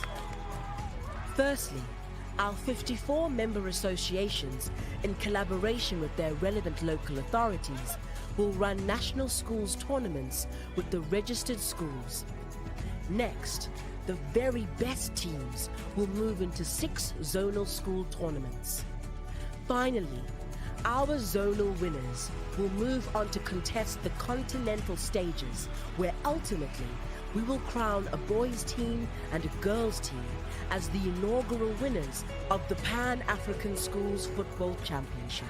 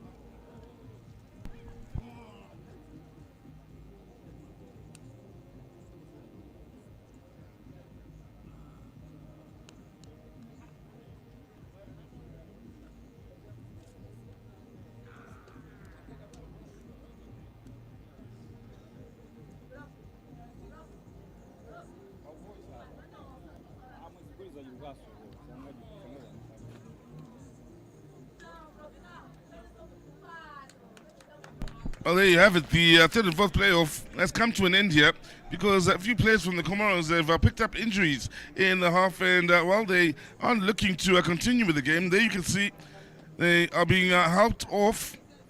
I see a couple of players, maybe 3, limping. And while for the young men from the Comoros, it's maybe a little bit of a disappointing way to end the tournament, but that seems to be the story. So we won't have the second half here, and we'll look forward to the final.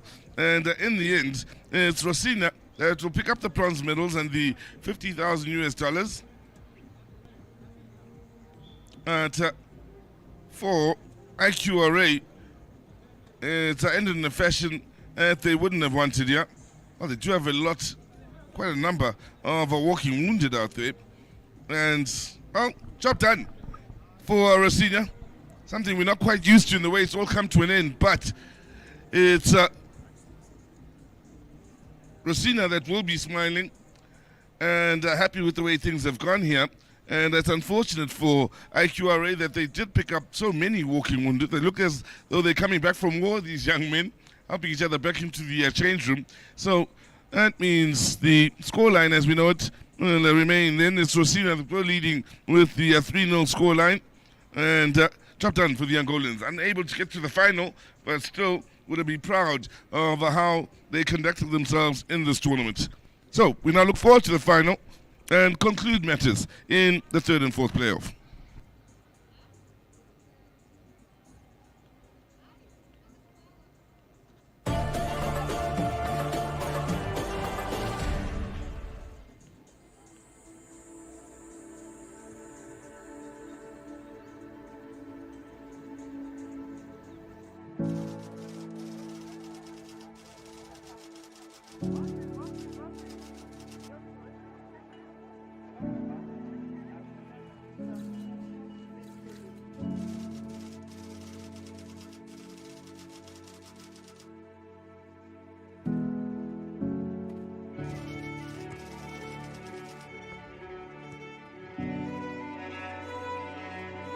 The beautiful game of football is part of Africa's soul.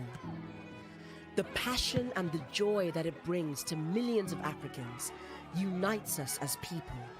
and brings us hope.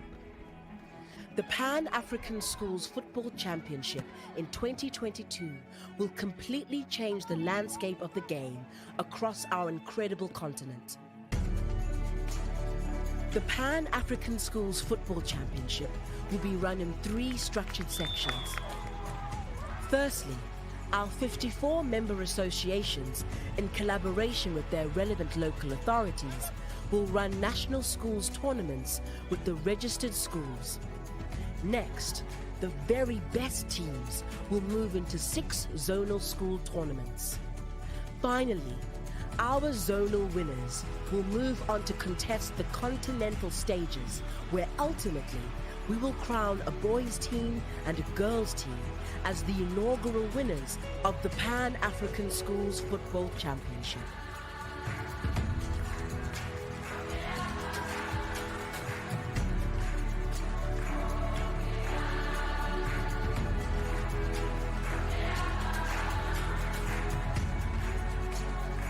The Pan-African Schools Football Project is backed by both FIFA and the African Union.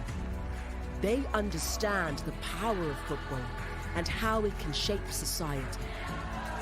The Motsepe Foundation has donated $10 million that will be awarded to the winning school to fund their needs.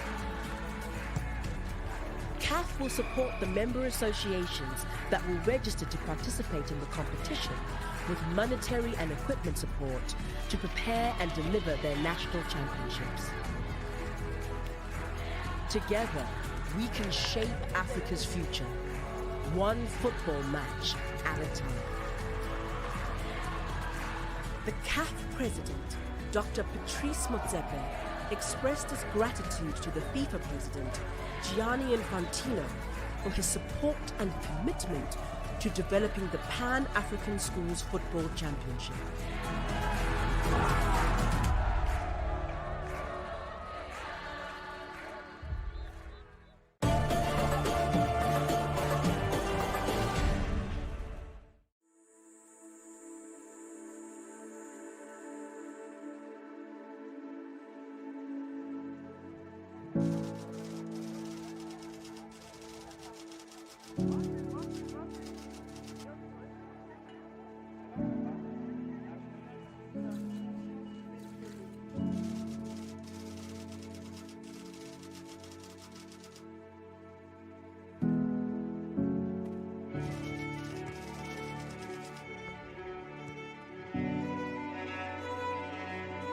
The beautiful game of football is part of Africa's soul. The passion and the joy that it brings to millions of Africans unites us as people and brings us hope.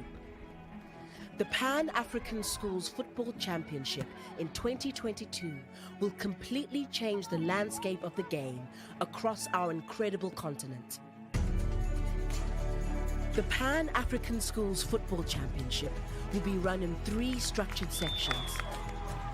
Firstly, our 54 member associations, in collaboration with their relevant local authorities, will run national schools tournaments with the registered schools. Next, the very best teams will move into 6 zonal school tournaments. Finally, our zonal winners will move on to contest the continental stages, where ultimately we will crown a boys' team and a girls' team as the inaugural winners of the Pan-African Schools Football Championship.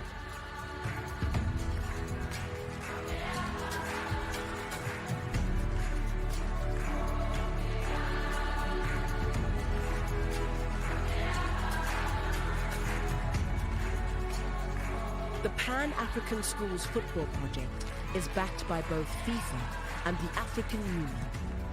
They understand the power of football and how it can shape society. The Motsepe Foundation has donated $10 million that will be awarded to the winning school to fund their needs. CAF will support the member associations that will register to participate in the competition with monetary and equipment support to prepare and deliver their national championships. Together, we can shape Africa's future, one football match at a time. The CAF president, Dr. Patrice Motsepe, expressed his gratitude to the FIFA president, Gianni Infantino, for his support and commitment to developing the Pan-African Schools Football Championship.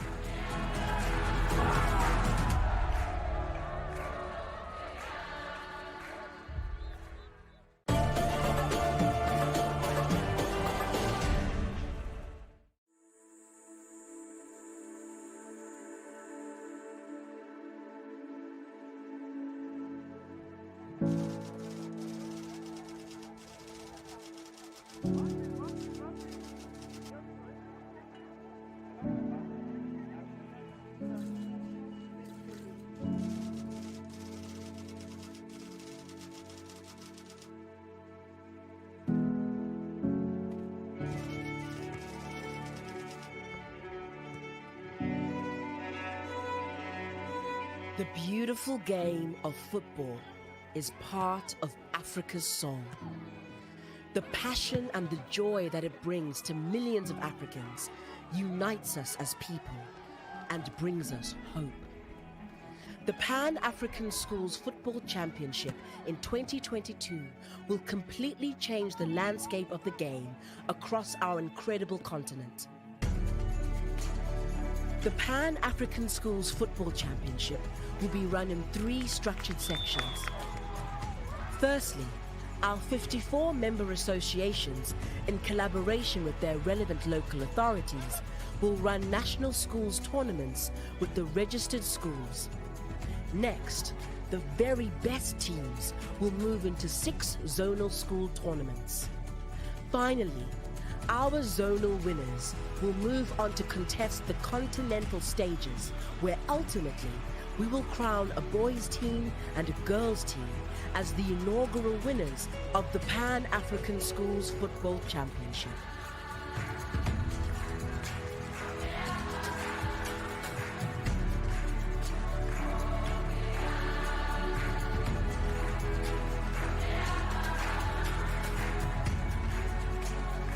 The Pan-African Schools Football Project is backed by both FIFA and the African Union. They understand the power of football and how it can shape society. The Motsepe Foundation has donated $10 million that will be awarded to the winning school to fund their needs. CAF will support the member associations that will register to participate in the competition with monetary and equipment support to prepare and deliver their national championships. Together, we can shape Africa's future, one football match at a time. The CAF president, Dr. Patrice Motsepe, expressed his gratitude to the FIFA president, Gianni Infantino, for his support and commitment to developing the Pan-African Schools Football Championship.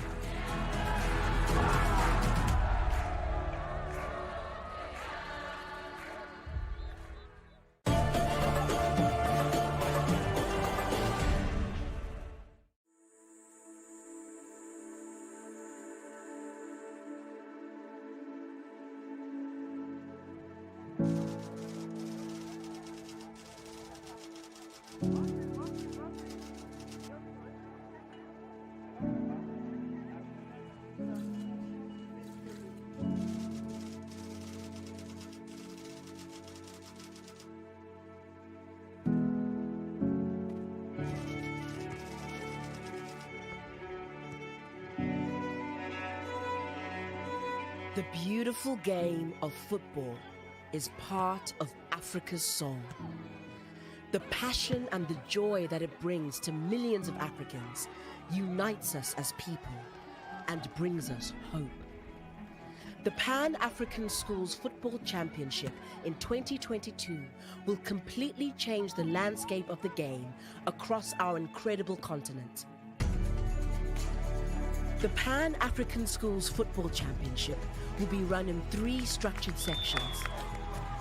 Firstly, our 54 member associations, in collaboration with their relevant local authorities, will run national schools tournaments with the registered schools. Next, the very best teams will move into 6 zonal school tournaments.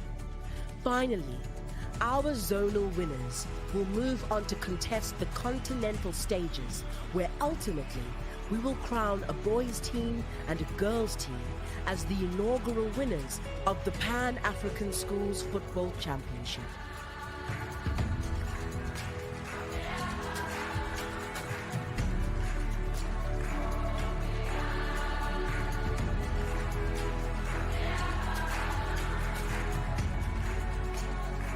The Pan-African Schools Football Project is backed by both FIFA and the African Union. They understand the power of football and how it can shape society.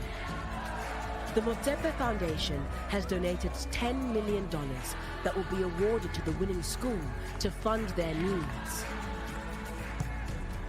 CAF will support the member associations that will register to participate in the competition with monetary and equipment support to prepare and deliver their national championships. Together, we can shape Africa's future, one football match at a time.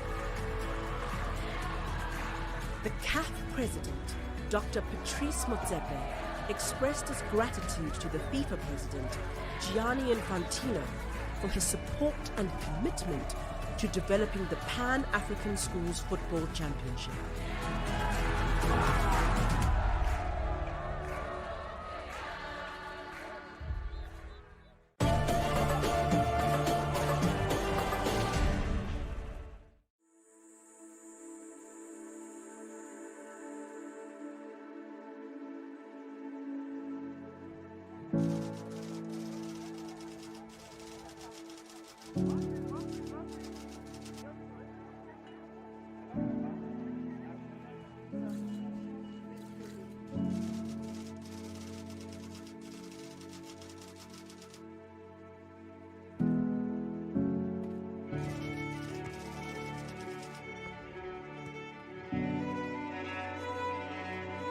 The beautiful game of football is part of Africa's soul.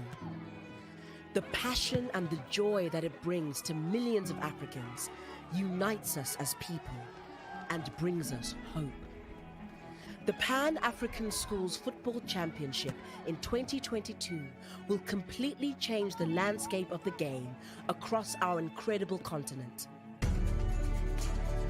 The Pan-African Schools Football Championship will be run in 3 structured sections. Firstly, our 54 member associations, in collaboration with their relevant local authorities, will run national schools tournaments with the registered schools. Next, the very best teams will move into 6 zonal school tournaments. Finally, our zonal winners will move on to contest the continental stages, where ultimately we will crown a boys' team and a girls' team as the inaugural winners of the Pan-African Schools Football Championship.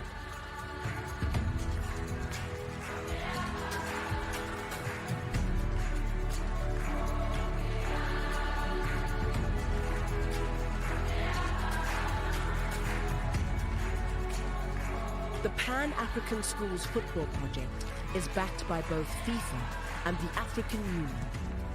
They understand the power of football and how it can shape society.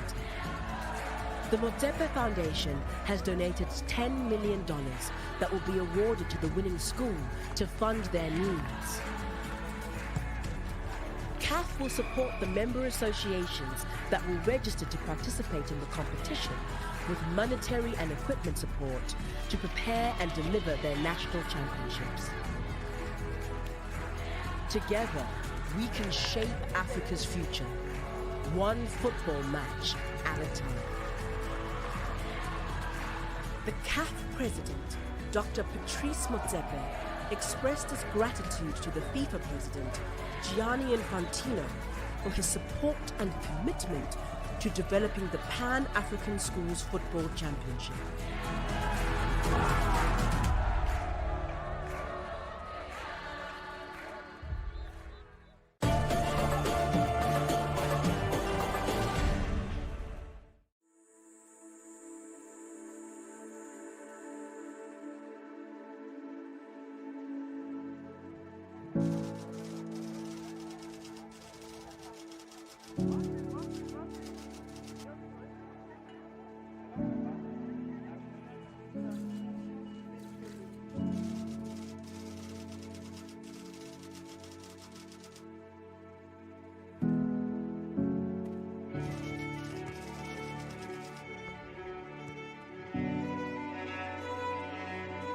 The beautiful game of football is part of Africa's soul.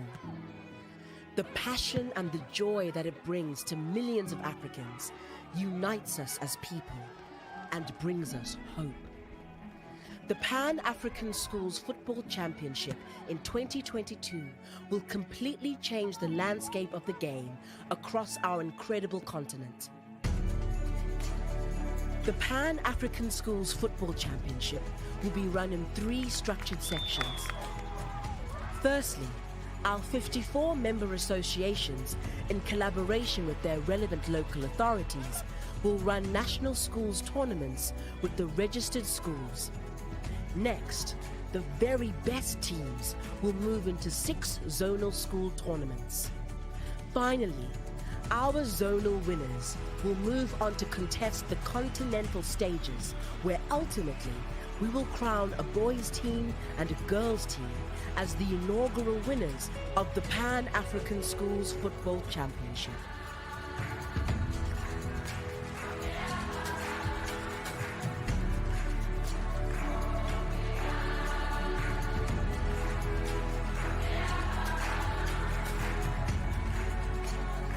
The Pan-African Schools Football Project is backed by both FIFA and the African Union.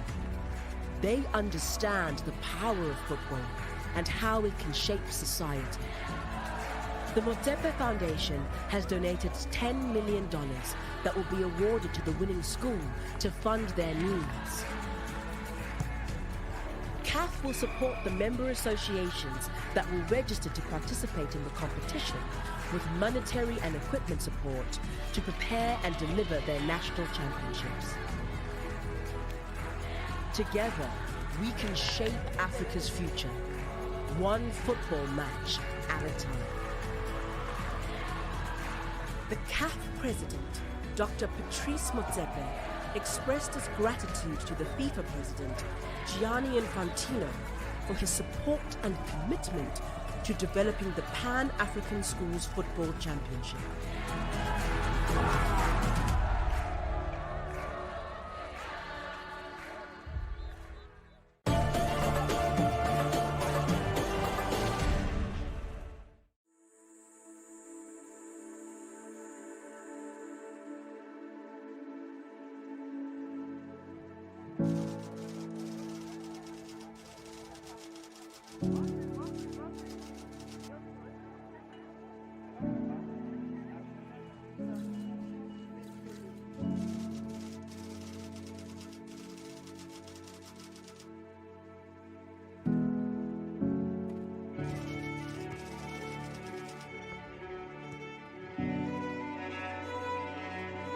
The beautiful game of football is part of Africa's soul. The passion and the joy that it brings to millions of Africans unites us as people and brings us hope. The Pan-African Schools Football Championship in 2022 will completely change the landscape of the game across our incredible continent. The Pan-African Schools Football Championship will be run in 3 structured sections. Firstly, our 54 member associations, in collaboration with their relevant local authorities, will run national schools tournaments with the registered schools. Next, the very best teams will move into 6 zonal school tournaments. Finally, our zonal winners will move on to contest the continental stages, where ultimately we will crown a boys' team and a girls' team as the inaugural winners of the Pan-African Schools Football Championship.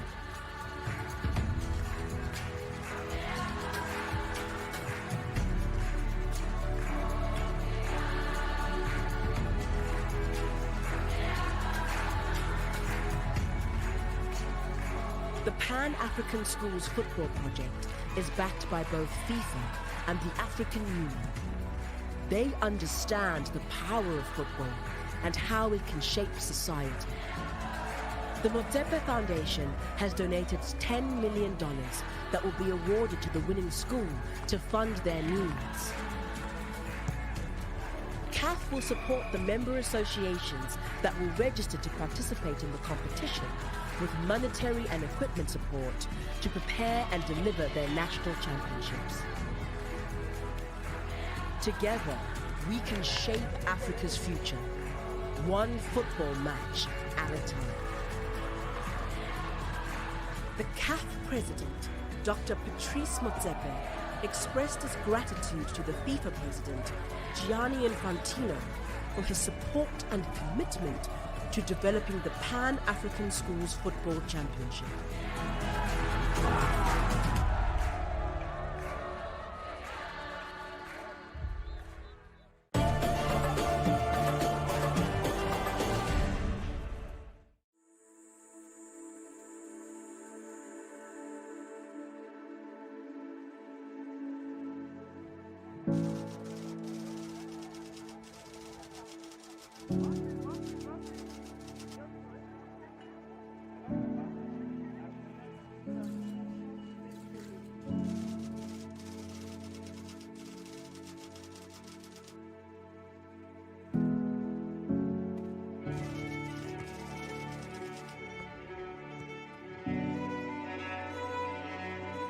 The beautiful game of football is part of Africa's soul.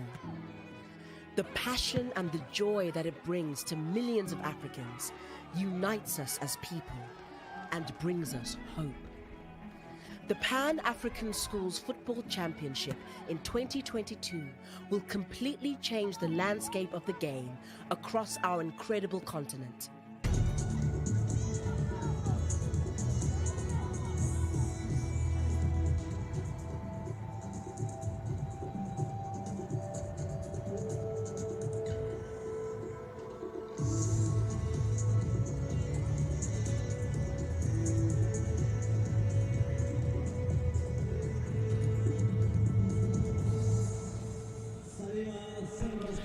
The CAF African Schools Football Championship COSAFA qualifiers of 2022 hit their climax at the Bingo National Stadium in Lilongwe, Malawi, as the two best schools that have stood out from the boys section face off in the final. 3 days is taken for Salima Secondary from Malawi to make their point and get to the final up against Clapham High from South Africa.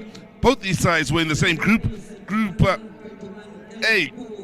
In the boys section, Salima finishing top of the group and qualifying for the semi-final. They won comfortably against IQRA, while Clapham High was second. Same number of points, keep in mind. Goal difference was the only difference between these two sides in Group A. Clapham High in the semi-finals got the better of Rosina quite comfortably. And here we are in the final with Salima Secondary representing the Kapatenga town in the Salima district, whilst Clapham High, of course, are from Queenswood, out in Pretoria, in the South African capital. A school with approximately 1,300 pupils at this lovely venue, of course, that takes 41,000, built back in 2017 and named after the famous president here in Malawi. The Bingo National Stadium now, after 3 days of action here in the CAF African Schools Football Championship, will bid farewell to all of us that have enjoyed our time and enjoyed the football and enjoyed the initiative from CAF, where they do look to develop youngsters reaching out to school level and going as young as 12 in the ages involved in these championships up to the age of 15. This a special moment for both these are sister youngsters from Malawi and South Africa, in that for many of them it's their first international experience, their first international travels, and first time up against opposition from another country across the country's borders, and they'll be hoping to pick up their first international medals representing their schools and going back with either $100,000 for the winners, back to their schools, back to help with the infrastructure at their schools, both from an academic and sporting point of view, or $75,000 for those that come out second and pick up the silver medal. The last time they met, the scoreline was 1-1. There was no separating these two sides. Momentum went this way and that, with Salima being the first to score and Clapham High finding the equalizer. And a good contest. It was the best quality match where we saw two quality sides so far up to this final. They meet once again as the two sides that really have stood out and look to entertain in the final. The action underway. Salima will attack to the left of your picture here in this first half, whilst Clapham High attack to the right. In the first meeting, Salima took the initiative inside the first 5-10 minutes and scored the opening goal. They really did unsettle the South Africans, the young men from Malawi, but South Africans responded well in the second period of the first half, then taking the initiative. And as I mentioned, the momentum swung this way and that continuously throughout the 40 minutes of that match. And here they are in the final, and it will be 40 minutes to see who will be crowned the champions. First attempt to have a shot in anger here comes from the Malawian youngsters. What has been impressive is the home support for the two Malawian schools that have been involved in both the girls and the boys section. They really do get behind the home sides, and you will hear roar should Salima find the back of the net here during the course of this final, or maybe I should say when they do. Now, Clapham High enjoying their first few touches and their first foray into the opposition half of the field.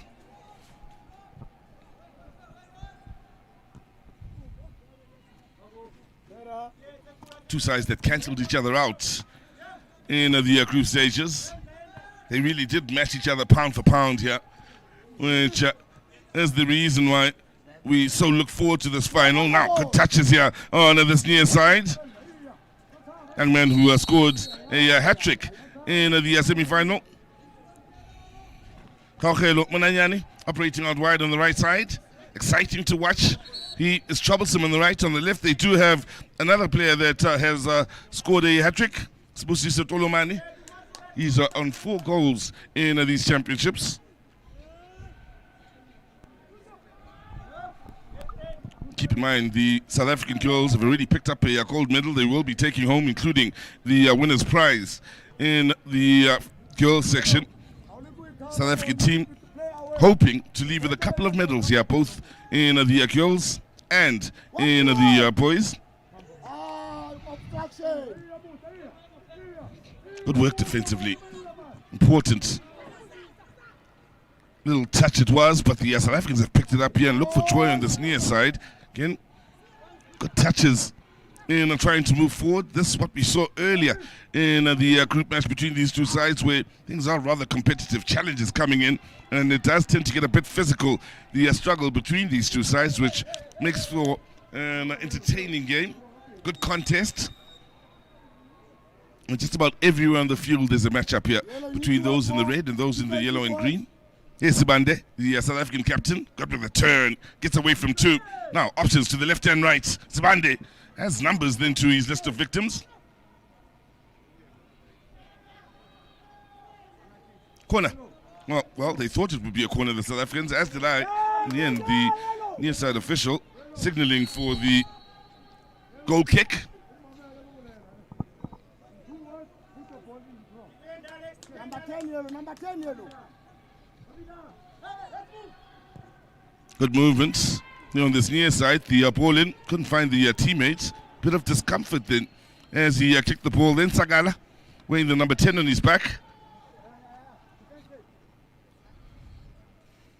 Wondering if he picked up an injury as he played the ball forward. Yes, he has stayed down here and bandaged up. They have been quite active over the last 3 days. Keep in mind, the matches have been back-to-back at times with little time to rest between one match to the next, as was the situation with the semi-finals. They had about an hour's rest before coming into the final. So hectic as the action been that we saw the third and fourth playoff only being played for one half. In the end, the young men from the Comoros, IQRA, they were walking wounded by the numbers, many of them looking as though they came out of a war zone, bandaged up and limping off the fields, having only played 45, or rather I should say 20 minutes of football. I should break it down for you for those who are just joining us for the final in these championships. Each match is 40 minutes long, 20 minutes a half. 8 players on the field. You can have as many substitutes as you want, or you can make as many as you like. The quality between these two sides has been there for all to see. Now this not looking all too good for Blessing Sagala. He still stayed down. And usually when a player stays down and doesn't move around a lot, it usually is the sign that he really is suffering from a bit of pain or discomfort, maybe I should say.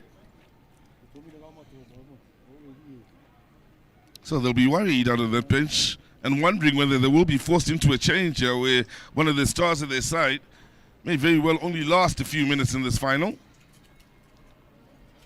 Decision-making time, depending on what the outcome will be. With Blessing Sagala, he's left the field on the stretcher. Again, he's still hardly moving. Maybe disappointed. I do believe he's emotional then. Might be crying at the fact that he hasn't been able to see out this game. Keep in mind, this is a special moment for many of the youngsters that are involved. Ball in towards that far post. They'll have stories to tell. So, message just in. Blessing Sagala will not be continuing with the game. He is replaced here by Kaira. As the South Africans with the ball back, high up the field. Ooh, that looked a late challenge. As the two number 4s came together. Ibrahim guilty of committing the foul here. Eyes will be on the referee to find out if he will take action and what sort of action will be taken if that is the case. Victim of that kick is Sihle Kama.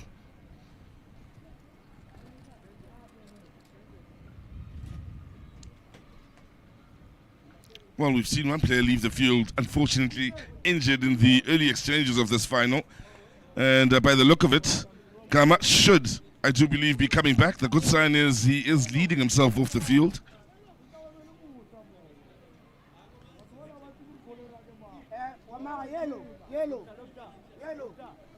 Now, we saw one stunning free kick earlier on from Oloisani in the semi-final, scored what I believe to be the goal of the tournament, wearing the number 8 on his back.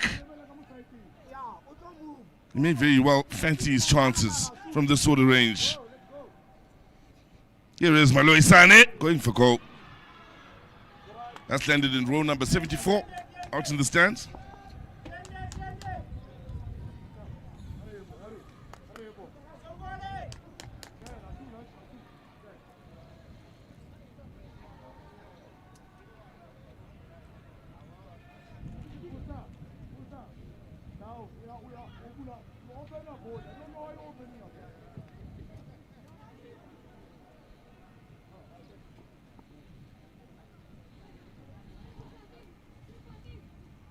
Now, good closing down from the front here with the young men from Malawi hoping to force an error out of the South Africans. Maloisani is quick, comfortable with the ball at his feet. Also has a few options with Sibande, having been quick to move from midfield to get into the box.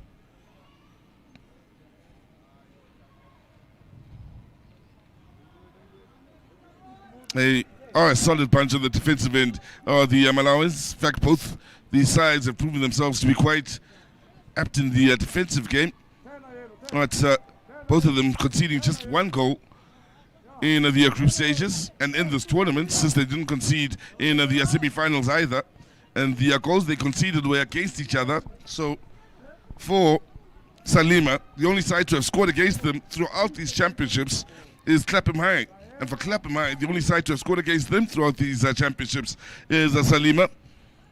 All the reason why this final is one we certainly have been looking forward to.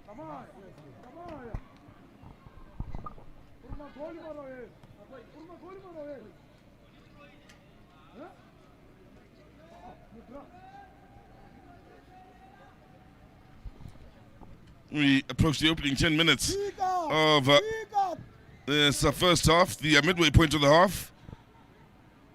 No moments to speak of as yet. No separating these two sides either. Can't really argue that one is at the upper hand over the other.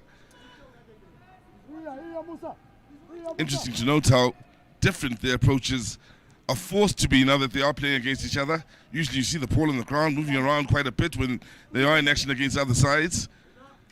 And on the rare occasion that this match has become, they are both struggling to hold on to the ball for periods of time. Sibande will win the foul in the battle of the captains in the middle of the park. In fact, calls for the foul is Sibande. It'll go against him. Yellow. You shut up, eh?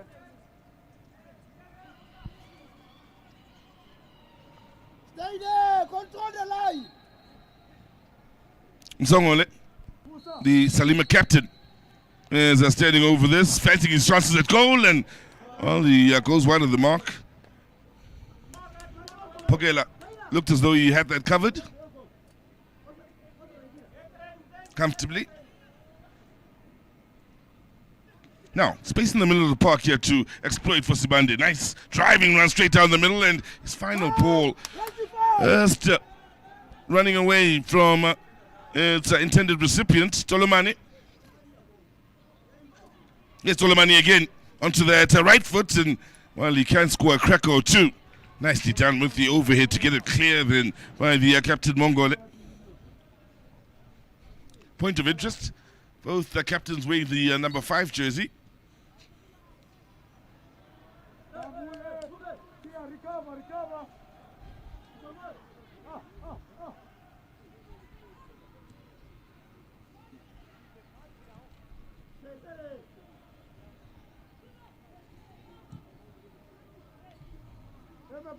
Seen that on a few occasions now with the goalkeeper with his kick-up field, that being Pokela.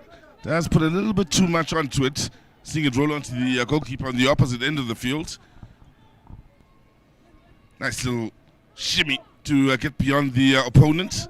Picked up here by Tolomani. Good movement by Sibande on the far side. He's done well to shrug off the challenge. Committed challenges coming in here. Last was a start showing challenge, the reason why the whistle has gone here. James Lumbe, the guilty party, did well initially in winning it back, but then showed a bit too much of it and was over eager to compensate for it. In the end, overcompensated. Now, from range, the strike won't bother Jeffrey Gama.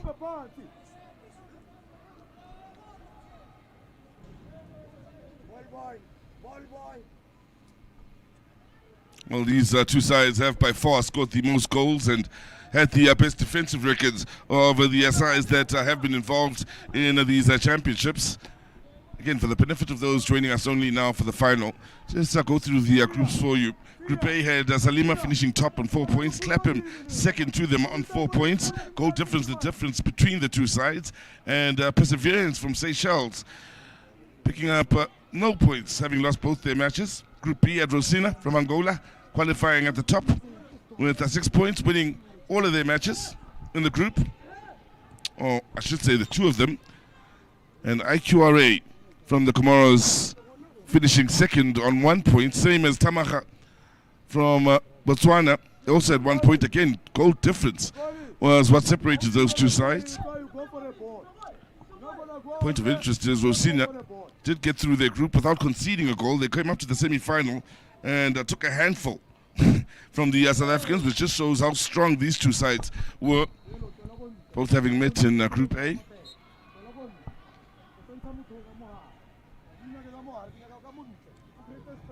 Salima also put a handful of goals beyond the IQRA school of Comoros in what were convincing semi-final wins for both these sides to meet again here in the final.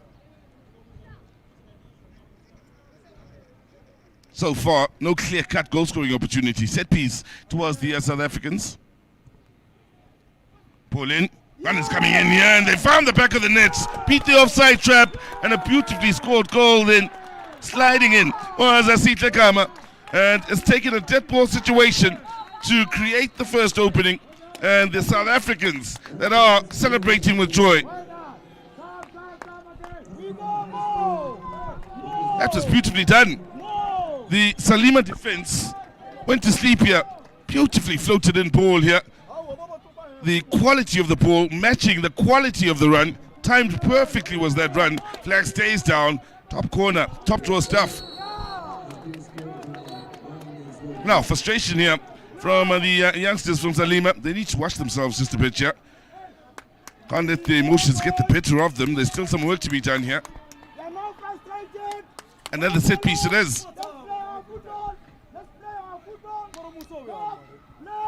Again, the referee hard at work in trying to calm emotions and get on with the game here. They need to focus on the task at hand to the young men from Malawi.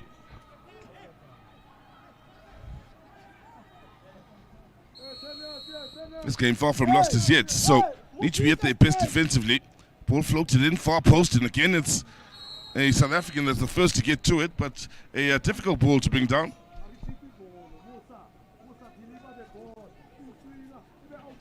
Just under 5 minutes remaining in this first half. Had been evenly matched, these two sides, until a couple of minutes ago when it took a dead ball situation to find the opening for the South Africans. Now the Malawans have a set piece in a very good area. Very good area. There'll be a few that fancy themselves from this sort of area. So I do see Kaira is the man who's been very quick to grab the ball here and put it down with purpose, giving a bit of a signal to his teammates that he's not hearing any of that noise. He wants to be the man to take the set piece. Coming off the bench after Sagala was injured. Here's Kaira. Stand well, Kaira. Looking for that top corner. That was close. And that curl, that dip, just wide of the mark in the end.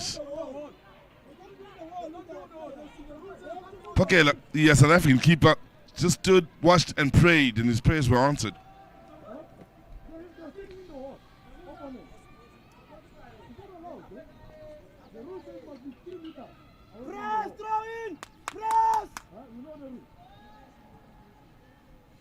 So what will be important now, with just over, what, 3.5 minutes remaining in the half, from a Salima point of view, quickly find that equalizer, go into the halftime break on a high.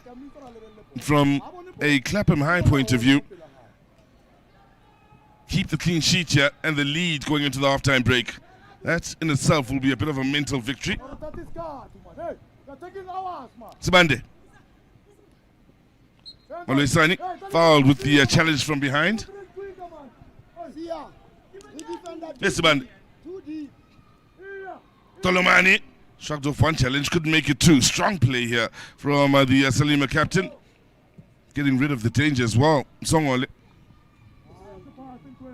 Good interception. Again, another start showing challenge. That's dangerous play. Yes, he got the ball, Ibrahim, but once he got through the ball, when you start out showing any contact with the opponent, means that you are running the risk of causing some serious damage. We'll have a look at this again. Flies in, he's left his feet, is lunging into the challenge. Once he played the ball first, the follow-through took out the opponent. And he's hurt himself in the process as well. Dangerous play. He'll be lucky not to get a yellow card here. In fact, the referee may very well take action here. Card is out. You can see the South African bench complaining about the start showing challenge. They still are far from happy. They want action taken. Big question is, what will the action be? The yellow's already out, and I do suspect it might be a yellow card, or is it just a yellow pad that he's using to take notes on? Well, he's got the pad. He's got the card. And that's the reason why the game has been held up. It's a horrible challenge. Even if you do play the ball, once your stars are showing, it's dangerous play. Any contact with the shin, and you are likely to break it. So, yellow card, then, and a deserved yellow card. Rafiq Ibrahim, the first to pick up a yellow in the final.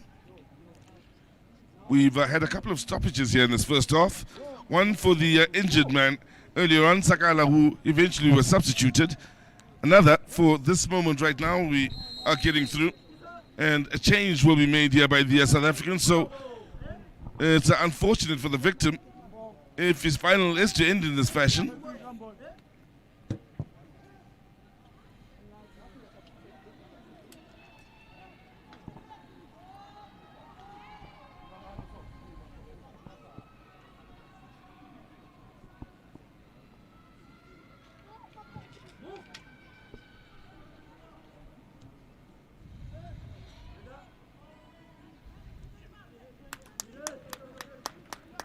Well done, Petri boy.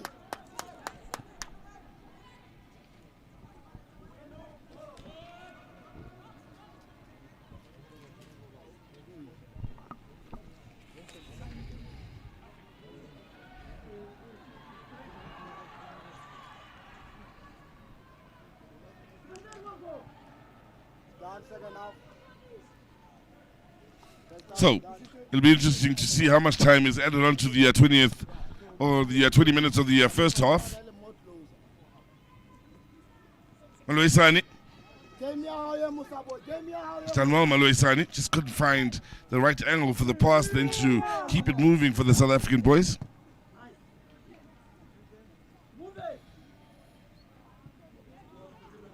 Here's Maloisani again. Option out on this near side and attempt to try and find the late run being made by Sibande into that box. Was well defended.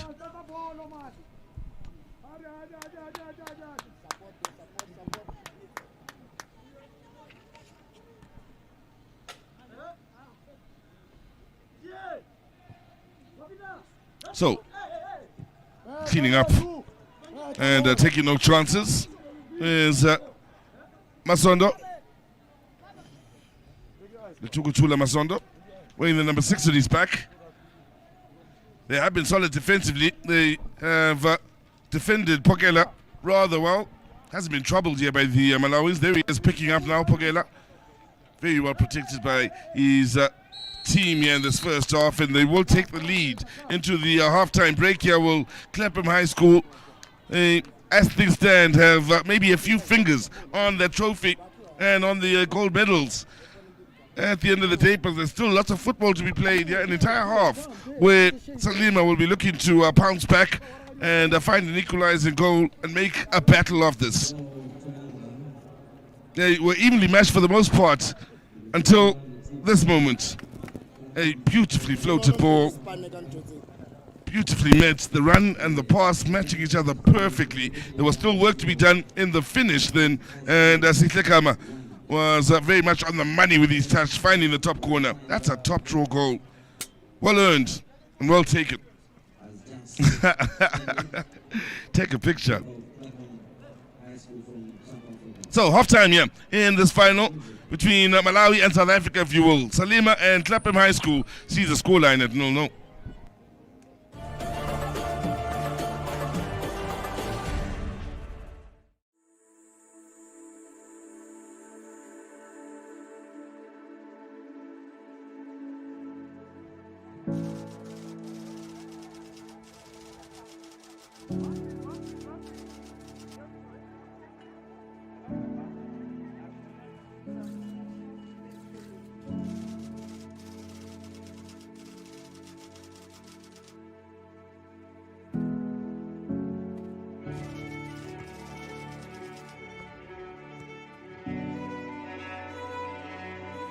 The beautiful game of football is part of Africa's song. The passion and the joy that it brings to millions of Africans unites us as people and brings us hope. The Pan-African Schools Football Championship in 2022 will completely change the landscape of the game across our incredible continent. The Pan-African Schools Football Championship will be run in 3 structured sections. Firstly, our 54 member associations, in collaboration with their relevant local authorities, will run national schools tournaments with the registered schools. Next, the very best teams will move into 6 zonal school tournaments. Finally, Our zonal winners will move on to contest the continental stages, where ultimately we will crown a boys' team and a girls' team as the inaugural winners of the Pan-African Schools Football Championship.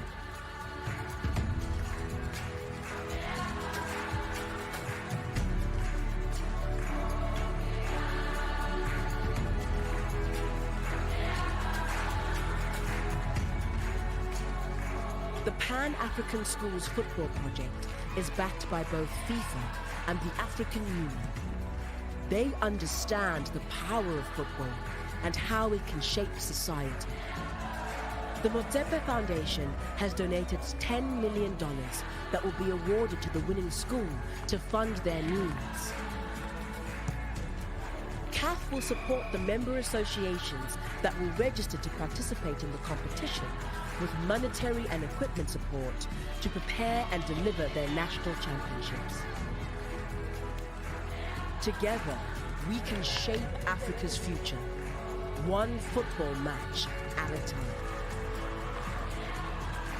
The CAF president, Dr. Patrice Motsepe, expressed his gratitude to the FIFA president, Gianni Infantino, for his support and commitment to developing the Pan-African Schools Football Championship.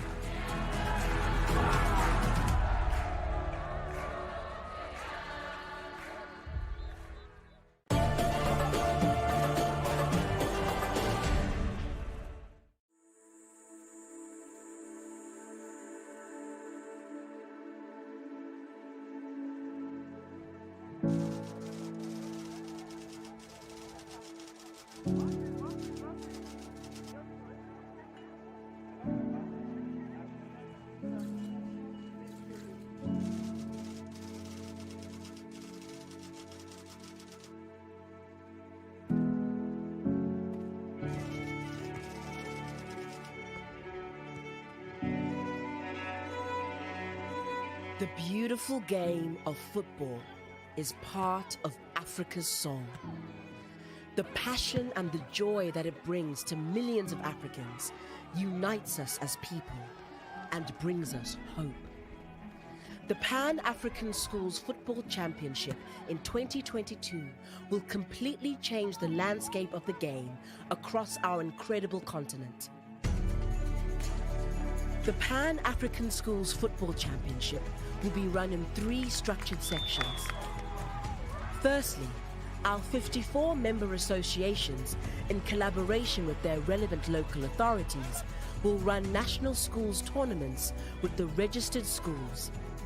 Next, the very best teams will move into 6 zonal school tournaments. Finally, our zonal winners will move on to contest the continental stages, where ultimately we will crown a boys' team and a girls' team as the inaugural winners of the Pan-African Schools Football Championship.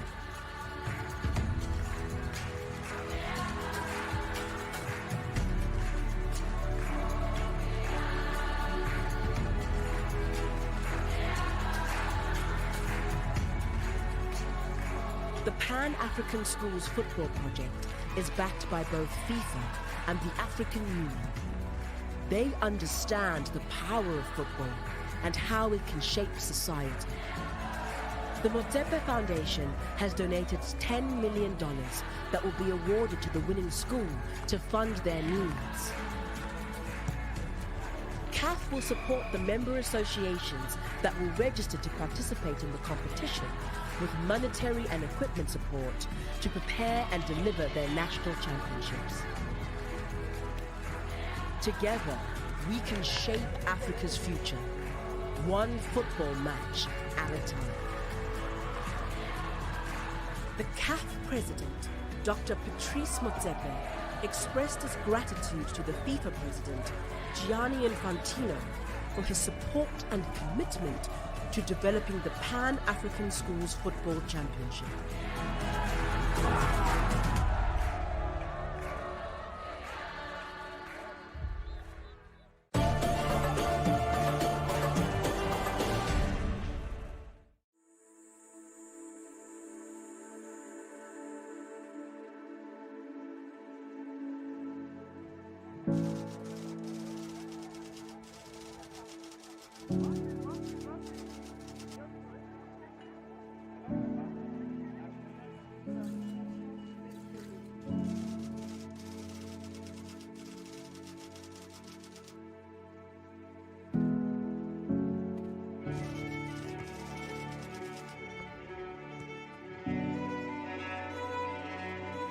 The beautiful game of football is part of Africa's soul.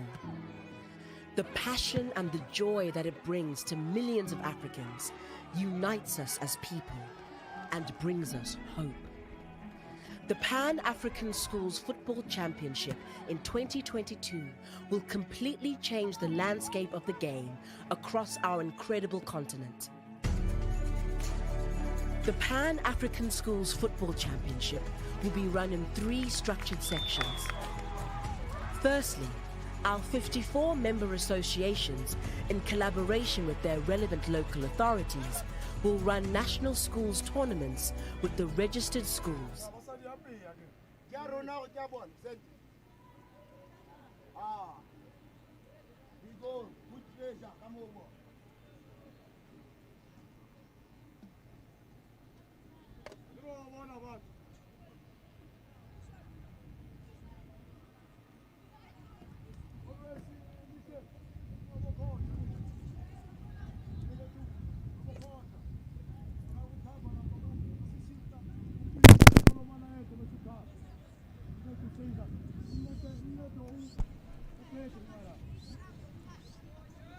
Well, the action continues here in the CAF African Schools Football Championships COSAFA qualifiers.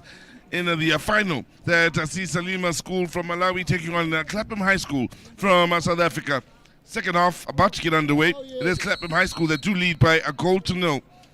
After a lovely set piece then was converted by Sitle Kama.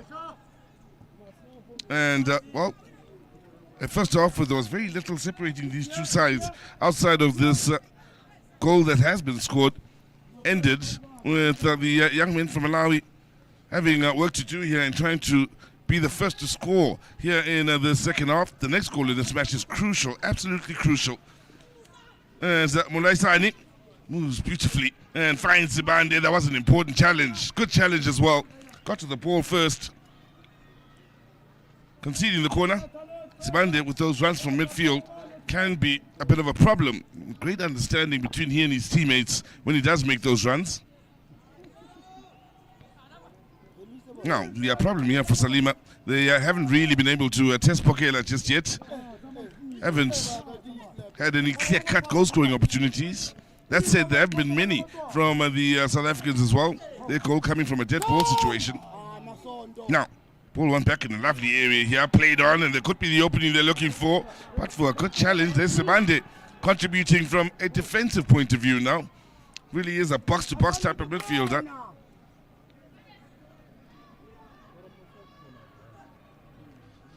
Yet another well-timed challenge. First corner for Salima in the second half. Outswinger. We'll see them having yet another corner.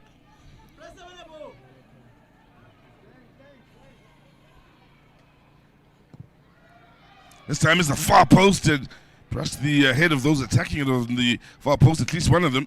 And just couldn't get up above it then. Innocent Panda wearing the number 11 on his back.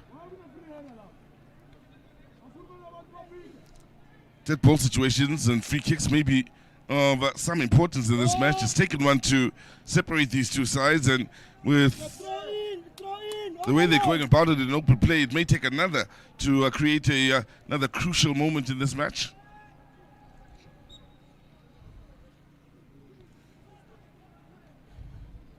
Both sides did make a change in the first half. Forced changes they were, with a couple of players picking up injuries. Yes, Sibande. Again, players flying in for challenges in what has been a very physical game between these two sides. Tends to be the case when sides are so closely matched that at times it's just the brute strength and ability to force one's will on your opponent that creates the difference. Sibande doing well to roll the defender. He just couldn't find the quality with the ball into the box.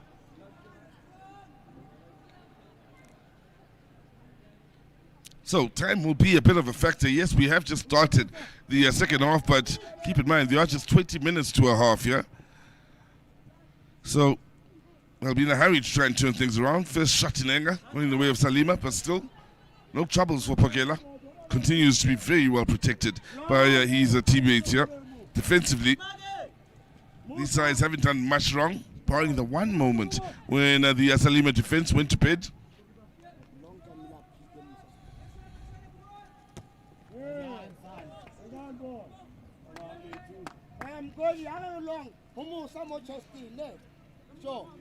And they were punished for it. Throw and taken here by Lumbe. Sibande again is having quite a game. As I say that, the commentator's curse kicks in. Yes, Sibande. Nice footwork. No joy for Tolomani. Masando lost it. In the end, needed his teammates to be at their very best defensively then. Defensive work coming in from Siabonga Mabona. One of the scorers for Clapham High in the semi-finals. He has a chance, a lovely chance. Superb chance it was for Kaira Menula coming off the pitch, replacing Sakala in the first half. And he just couldn't get over it and keep it down. Lovely flick on. That was just begging to be put away. Set up. And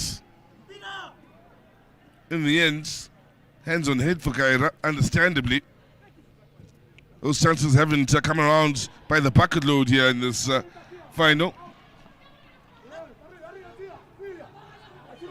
Now, South Africans pushing forward. And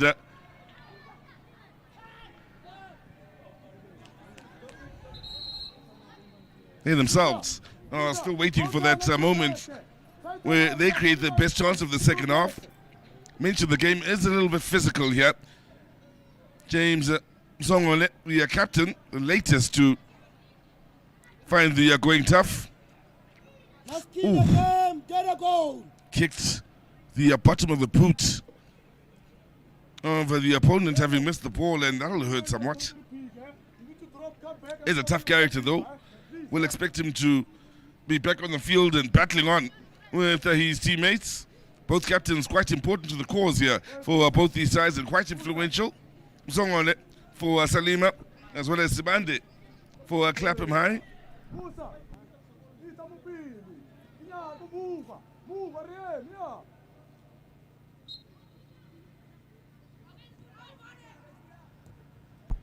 Tolomani.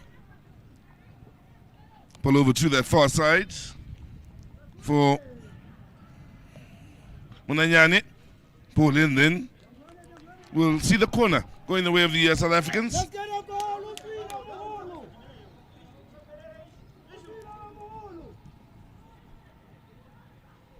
Sibande.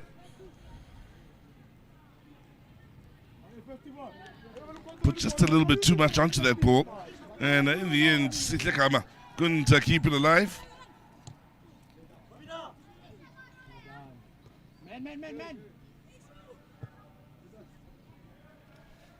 Good vision. Just unfortunate that the quality of the ball wasn't up to scratch by just millimeters, inches for Buanali. Sibande. Good challenge in the middle of the park. In fact, a couple of them. They're still flying in the challenges here. Now, Mulay side.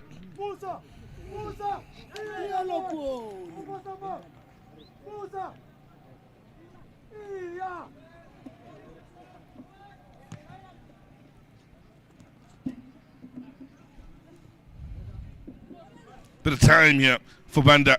As soon as I say that, Banda arrives with the timiest challenge.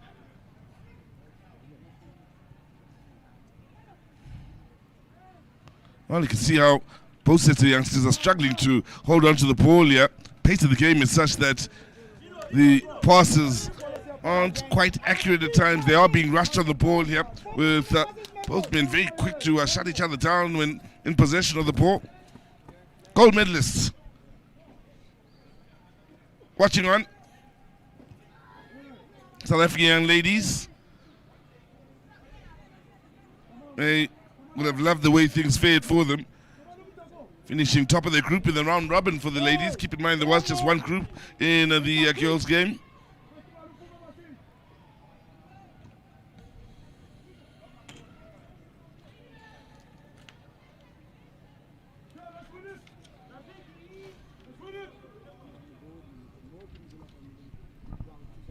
Now, chance here for Salima, but for a foul committed inside of the box. Will relieve the pressure of the South Africans. Well, to their credit, they are still trying to build from the back, although they are finding the going quite tough here. Sibande.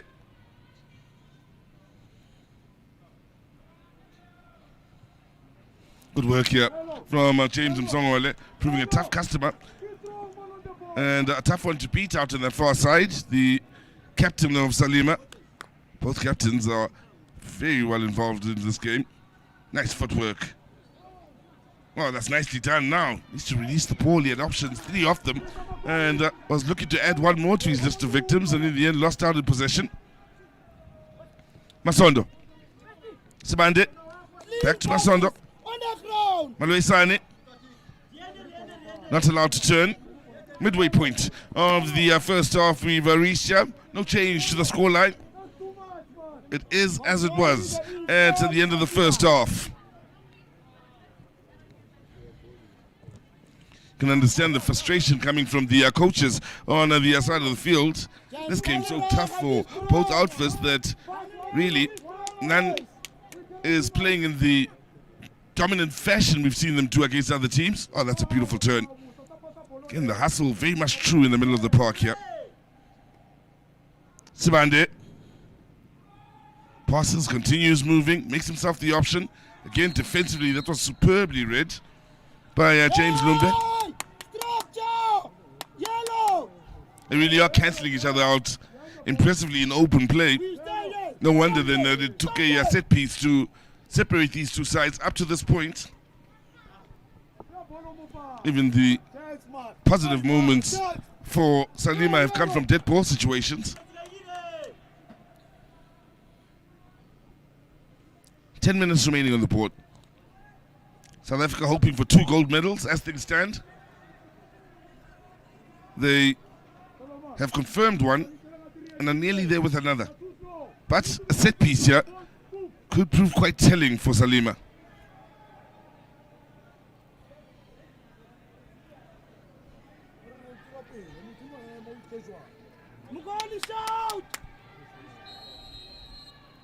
Pogela arranging his wall here. 1 meter. Well, a second deflection off the wall and needed Pogela to be at his very best in coming up with a save. That's the first real save he's had to make in this match. Yet another dead ball situation is the cause for a moment. Very nearly a joy here for the young men from Malawi. Did mention early on in the day that the temperature would be a talking point. We have reached the hottest part of the day. We're currently at 33 degrees.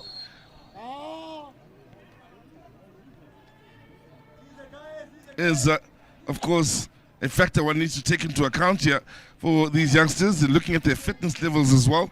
They would have been tested somewhat. They were busy today, busy yesterday and the day before.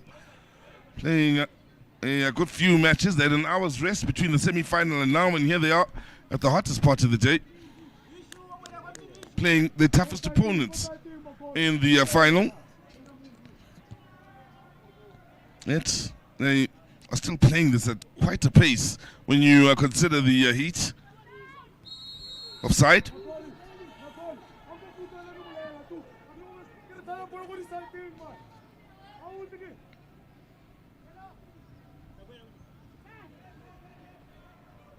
Sibande. Little thinking ball over the top here. Looking for Tolomani. Nice touches to bring it down, but then again, good work by Lumbe defensively. Strong on his feet is Lumbe. Paul looked as though he had gone out of play, but he actually kept it in play. Or maybe not. Took a while for the flag to go up here on this near side or for the referee to notice it.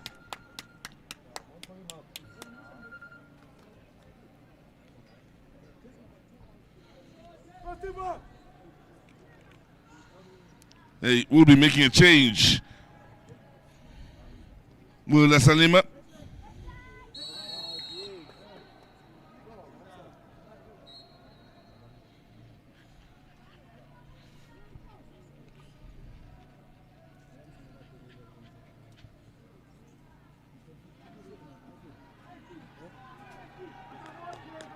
Now, stern talking to here, tongue lashing for James Msongole, the captain. Mentioned in the first half, they need to keep their emotions in check. No matter how frustrating things get.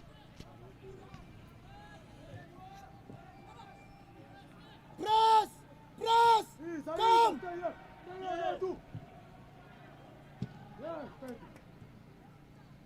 Here's Msongole, strong as he drives forward here, taking out numbers, and in the end he had the option to pass, went for the shot, it was blocked. Rush of blood to the head.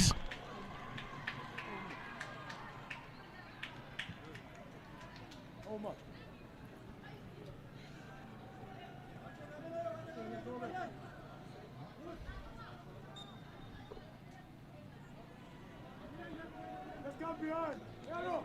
Let's come behind that face. Let's come behind that face.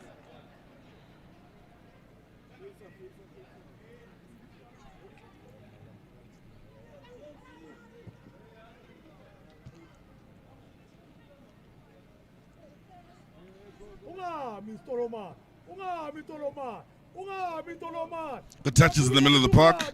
Again, good pressure applied here as the midfield tussle. It's a real tug of war here between these two sides continues.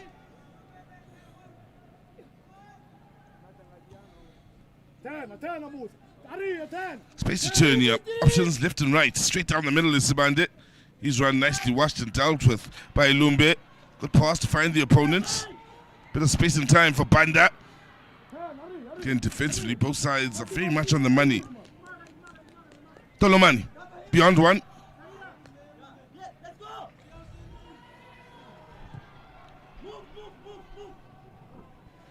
Now, could be a chance here on the far side. The header going over from Gaira. Out in the stands, they appreciate what they've seen. Applauding the attempt here from Salima to find the equalizer. That's being rushed by the defender, so had to move things along. Just couldn't get up high enough to get over the ball and direct it downwards.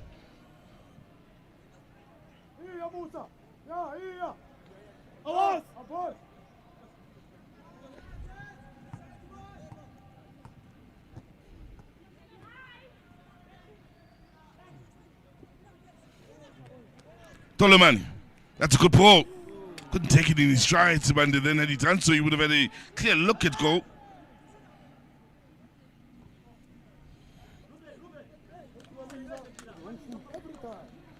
Festival! Stop using this, man! Ball in. Again, there's a half opportunity, and it's Bande again. With the little time that is remaining on the board now, a goal from Clapham High will most likely seal it as things stand. Time is running out here for Salima.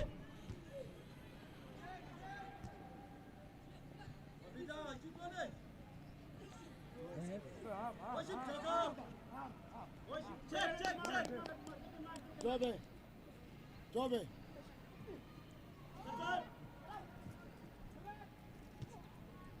Come, change.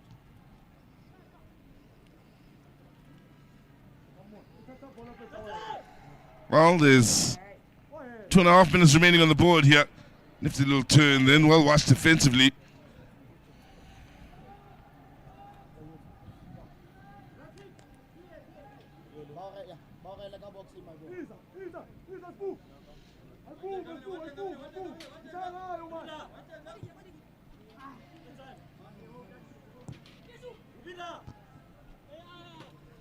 Tolomani allows us to run across him and then looked for Sibande, who was just hitting the brakes in an attempt not to stray offside as that ball was played forward. At the end, it ran away from him.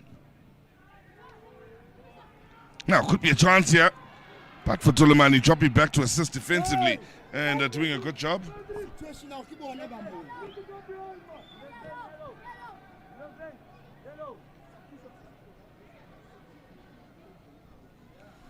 Well, Unayani will be making way, and the youngster who's coming off the bench on a good few occasions, Karisho Maloka, will be coming on. Now there's a chance, and well, gone wide of the mark, wouldn't have counted anyway. With the near side officials flag up. Asimati Musa in your picture.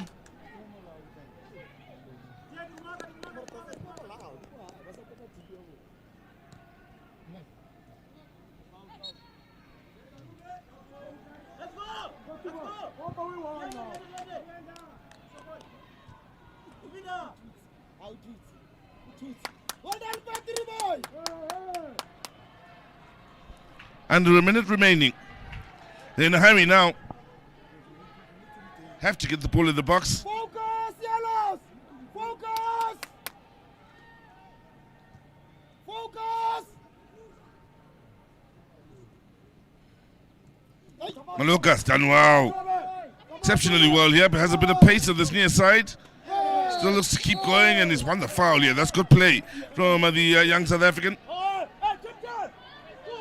Really done well. Relieving a lot of pressure. This is exactly where they'll want the ball in the dying stages of this match. Had beaten one and adds another to the mix. Nice little step over and run. Second yellow! Second yellow! Yes!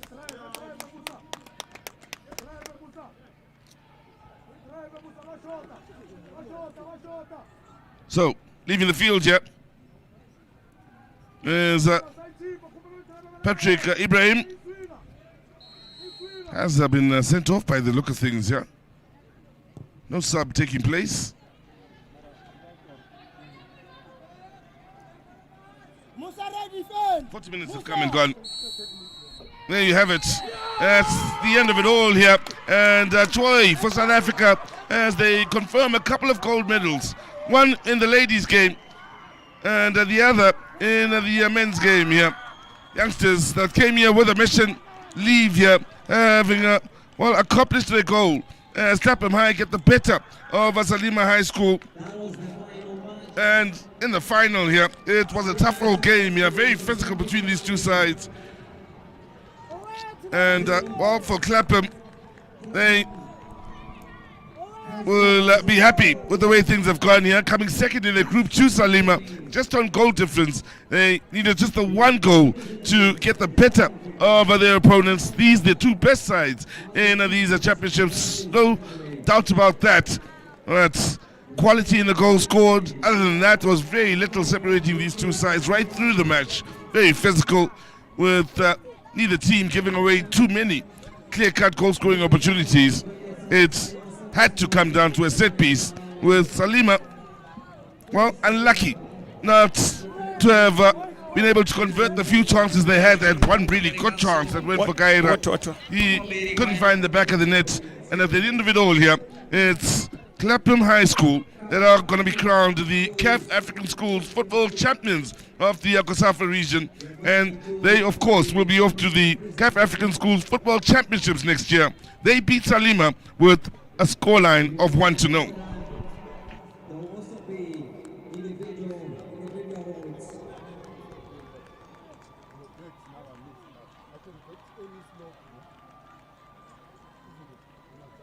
Congratulations to Clapham High School all the way from South Africa.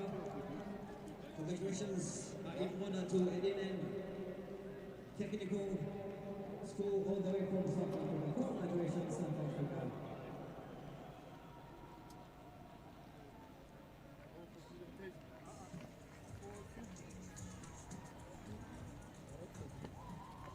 Oh, yeah.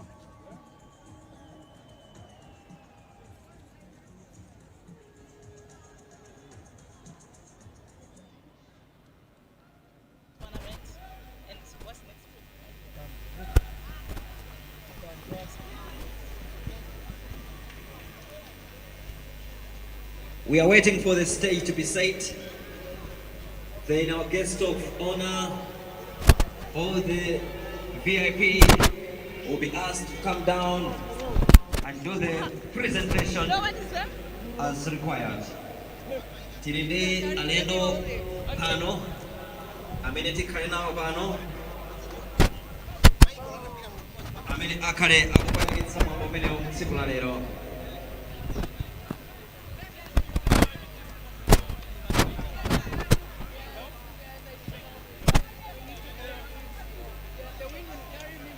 with us this afternoon is the COSAFA President, Mr. Ato Maida da Silva, the Football Association of Malawi President, Mr. Ugota. Can you start? Macmillan Yaminandumanda. We're also having Mr. Timothy Shongwe, the chairperson for the COSAFA Organizing Committee. Probably we will have the Minister of Sports, Honorable Richard Chimwendo Banda, with us.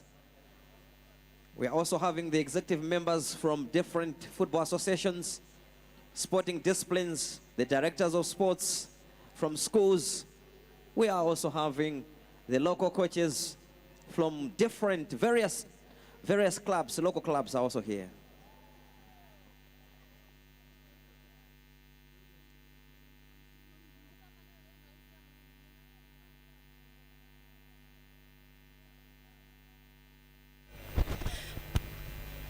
Now we joined by Edendale High School coach, who are the champions of CAF African Schools Football Championship, COSAFA zonal qualifiers. Coach, congratulations. Thank you, ma'am. I don't want to lie. At first, can I say to COSAFA and all sponsors that are sponsoring the tournament, thank you very much for giving the young ones this opportunity. Especially, it's very important to have a correct foundation, because development is the key of everything in life. As a country, I know people, they did everything to make sure we made it to Malawi before we win the tournament. The Department of Sport, Arts and Culture, the Department of Basic Education at national and provisional, Gauteng and KZN, SAFA national and our regions. We really appreciate all South Africans who are behind us. But with this moment, we humble ourselves and we don't know what to say, because this is not easy for a 13-year-old experiencing the atmosphere, everything. Our first game, it was not easy because of the traveling. It was too much for them. First time, because only captain who have experience to travel with the team. But for them, it was like we have that fear too. These young ones, maybe they were having a problem. But through God and the support that we have back from home, we manage and we win the team. The team, there are people that behind you when you do things.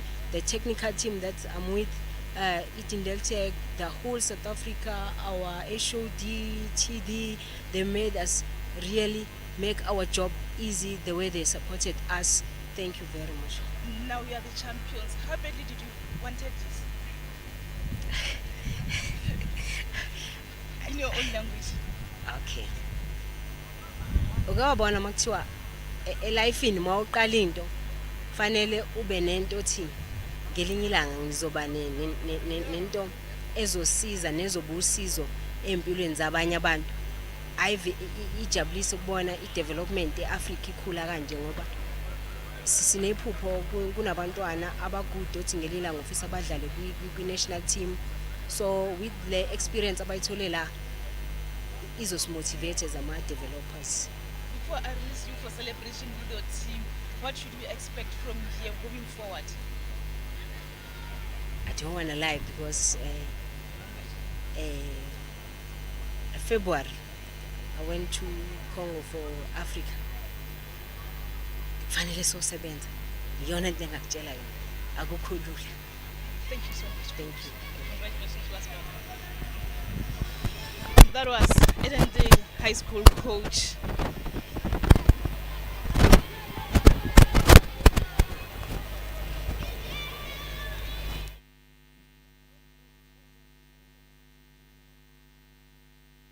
From South Africa. Coach, congratulations, and your thoughts about today's game. Yeah, no, thanks very much, man. It's a well-deserved performance from my boys, and I'd just like to thank the sponsors, the organization of CAF, COSAFA, to make this happen for these boys. It's not only for us, but for these young kids. I think it's a privilege, and this is something that we've been looking for, especially school football. Mr. Patrice Mutibe make it happen, and it's going to happen. Now we're going to see football in schools. We're going to identify good players, and the countries will also have best players in their squads. Yeah. Overall, what can you say about this tournament? No, it wasn't easy, but you know, the schools that were here participating, I think they gave it a shot. They did very well so far. Not to undermine them, they did very well. For them to come and participate in this level. From our side, I think everything went well. The preparation, it was spot on, and you could see the boys, the way they played. It was well planned. Yeah. Yet the champions, what should you expect from you going forward? Yeah, it's a tough one going forward. We need just to work on, push on, and focus, and you know, and try to motivate the boys, because we still have a long way to go. It's gonna be hard, I know, but we'll work hard and try to come up with a trophy and represent the African continent. Coach, congratulations once more. Go and join your team with your celebrations. My pleasure. Thank you. That was coach from South Africa for the boys under 15.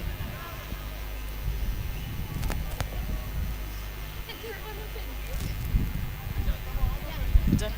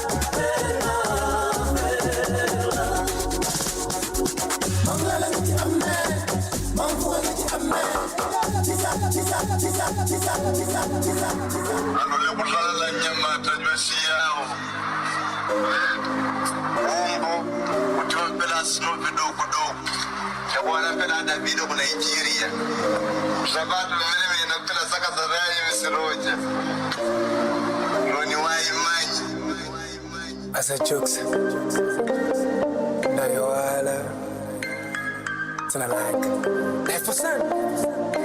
Wally Chris on it, jokes. If jokes on the board.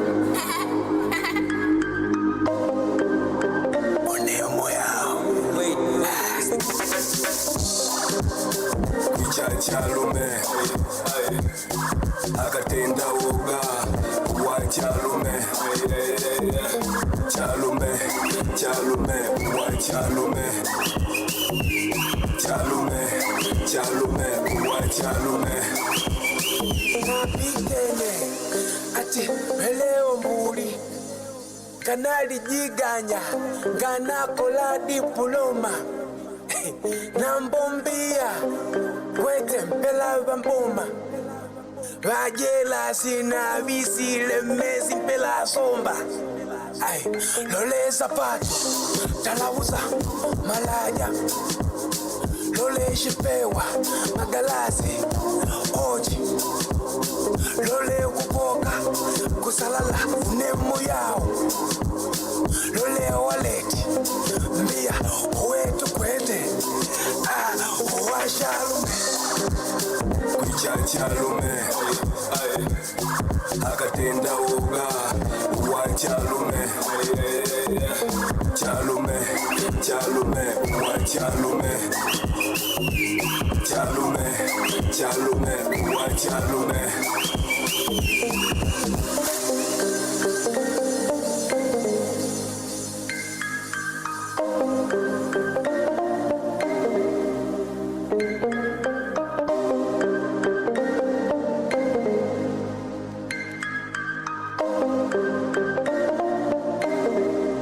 As a joke, lole zapato talauza malaya lole shipewa magalasi oji lole kupoka kusalala nemu yao lole waleti mbia wetu kwete washalume kuchachalume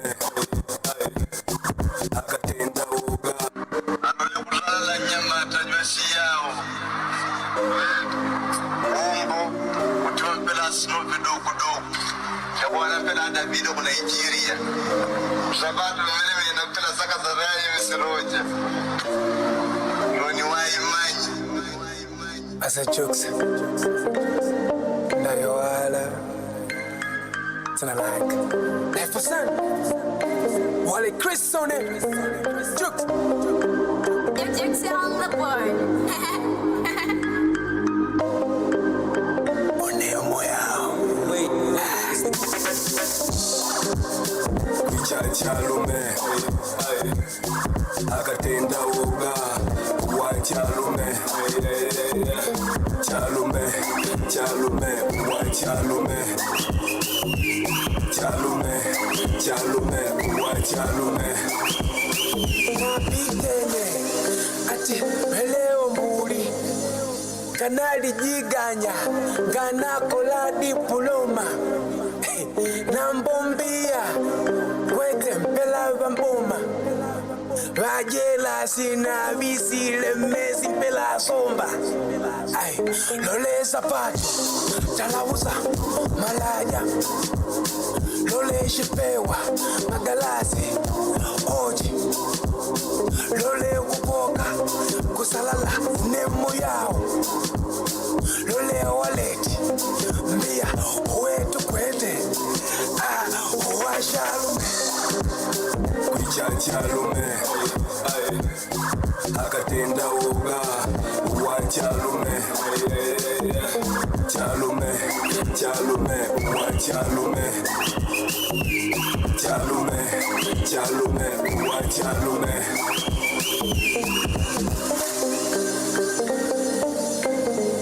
The time we have been waiting for is here. The Honorable Minister, Honorable Richard Chimwendo Banda, the Minister of Youth and Sports, together with Farm President, Mr. Walter Nyamilandu Manda, as well as the COSAFA President, Atu Da Silva. They'll do the good job that everyone has been waiting for here. They'll be giving out presentations, medals, trophies. There will also be individual category here. People receive individual awards here. We'll start with the officiating team. Our referees, they will be the first to come greet the delegates, the VIP, and receive their thank you this afternoon. This has been the guys who have been officiating different matches since Saturday. Thank you so much, Zukomo Kwambiri, receiving his one. Starting with the officiating team, the finals officiating team.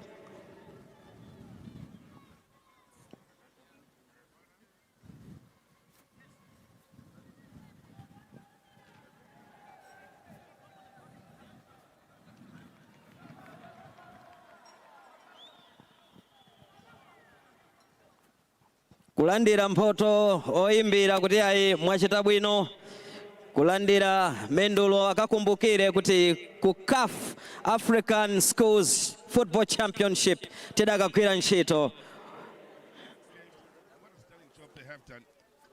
Immediately after the referees, we are going great tournament over the last 3 days.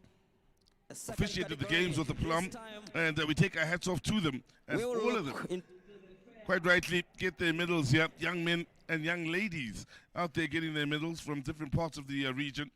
This another stunning part of the work COSAFA is putting into the region here. With every tournament in whatever part of the region they do visit, they do their bit in holding coaching courses, refereeing courses, and of course developing the game, including media courses as well, which we had here in Malawi. And it really is an effort to improve all facets of the game here, not just from a playing point of view, but the media and wannabe commentators were part of the media course that was here, where, of course, young members of the media, those that aspire to be part of the media, were given their few days to learn how things work in the professional space, and get a word from those that do put in the work for COSAFA in ensuring that we are led in the right direction in the advice they will get.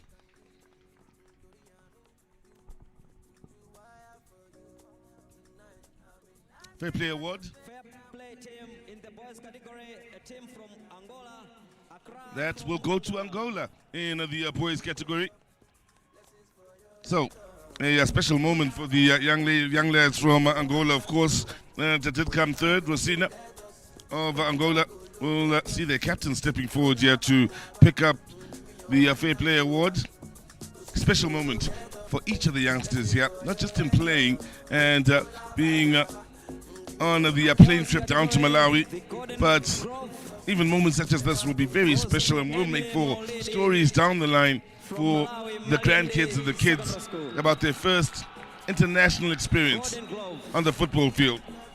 In the boys category, Golden Glove goes to Kakomere Pokera from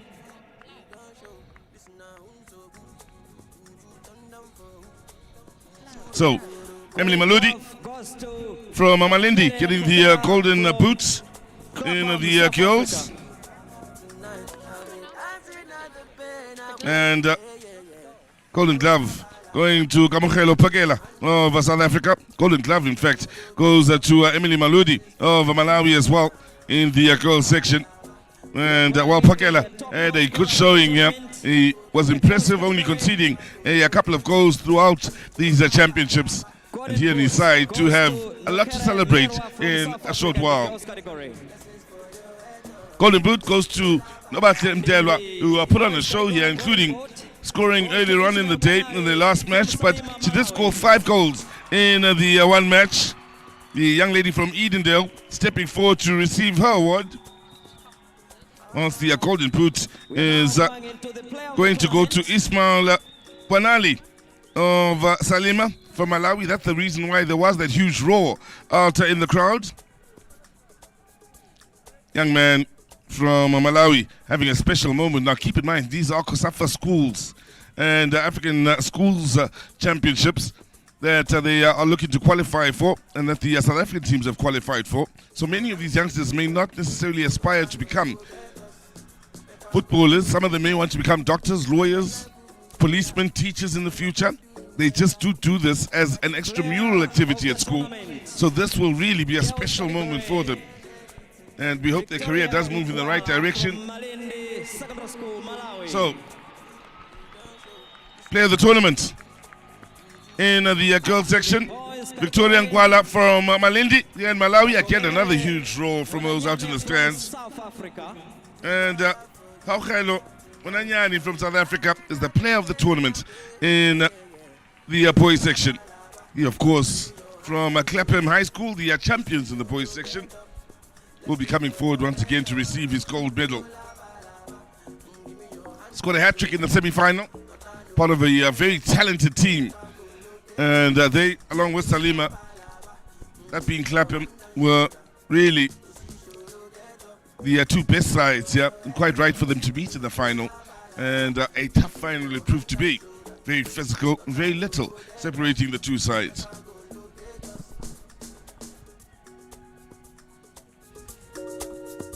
We are going now into honoring the teams in their order from third, second to number 1. Time now to move over and keep things moving along. Starting with the team that's finished third and picked up the bronze medal in the girls section. That Malindi Secondary School from Malawi. Forward they step, having won a couple of matches. Amassed 6 points in the round robin for girls. Well, they had great support and should be proud of their efforts. A few of the young ladies are emotional then at the bronze medal finish. How special this for them. They'll remember this for the rest of their lives. Their first international medals, first international tournament. For a lot of them, their first time out of their various countries. Of course, for this Malawian team, they playing at home will still be proud of the fact that they were bronze medalists in front of their home support at the Bingo National Stadium, which will make for great memories indeed, wherever their lives may lead them.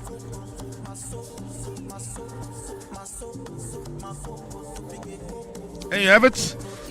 For third place finishers, $50,000 to go to the schools then in an effort to, of course, give something back. Infrastructures for schools can use that amount of money. It's a lot of money here on this continent. And it's 50,000 that will go to Malindi Secondary School for them to try and upgrade their facilities. You have to feel for the young lady then, also quite emotional, special moment for her.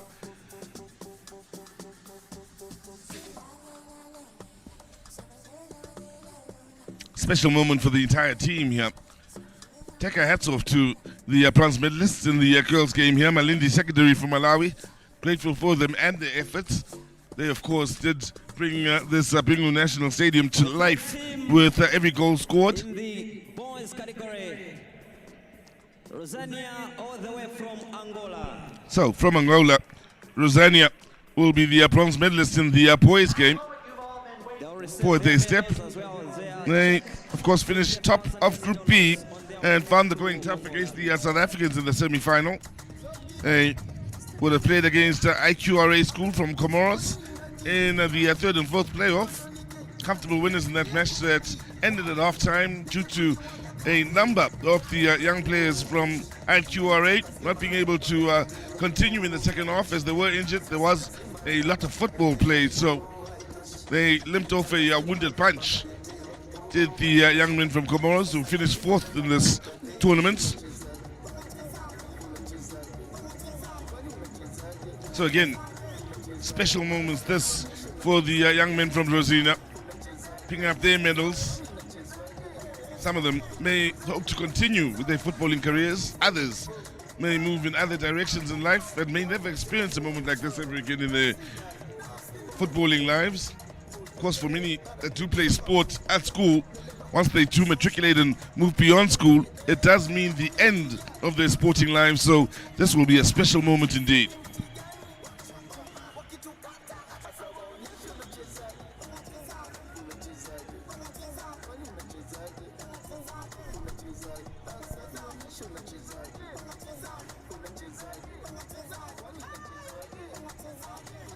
Well, proud is the captain of Rosina here, as he will pick up the check for $50,000. It will come in handy in helping continue to develop the school and ensure not just these generations, but generations down the line do profit from the work these young men have put into this tournament. Sporting facilities, academic facilities, all of that can be upgraded in the various schools with the money that has been won here by these young men and the young ladies as well. Lovely initiative here by CAF, the African Schools Football Championships. To start off here in the southern part of the continent, will spread out to the different regions, and well, we'll all meet again come next year to find out who will become the African Schools champions in the first few months of next year. There you have it. 75,000 for the silver medalists. Anse Bulu, who finished second in the girls section.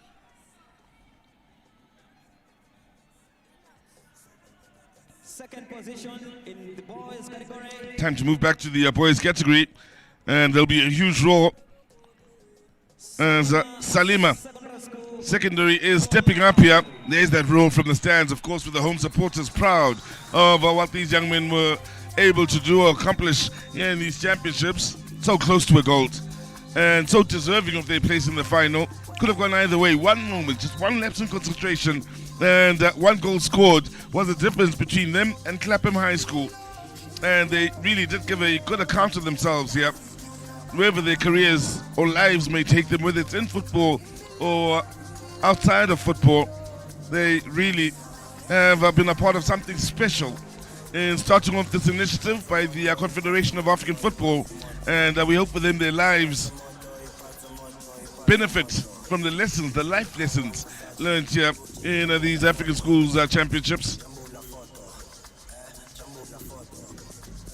Some of them will still be feeling a little disappointed at having lost out in the final, but years down the line they'll keep looking at those silver medals and smile at the experience once they're over the disappointment of the loss in the final. Well, the men and women that work behind the scenes coaching and preparing these teams can't be forgotten, and they, of course, who dedicate their lives to the development of youngsters are truly special here in shaping a better Africa, football-wise and socially. You can see they've been in the wars. It was emotional when he had to leave the field early on in the day, Sagala, and only lost it a couple of minutes in the final, left emotionally and in tears, and nice to see him being the young man to pick up the check that will go to his school here.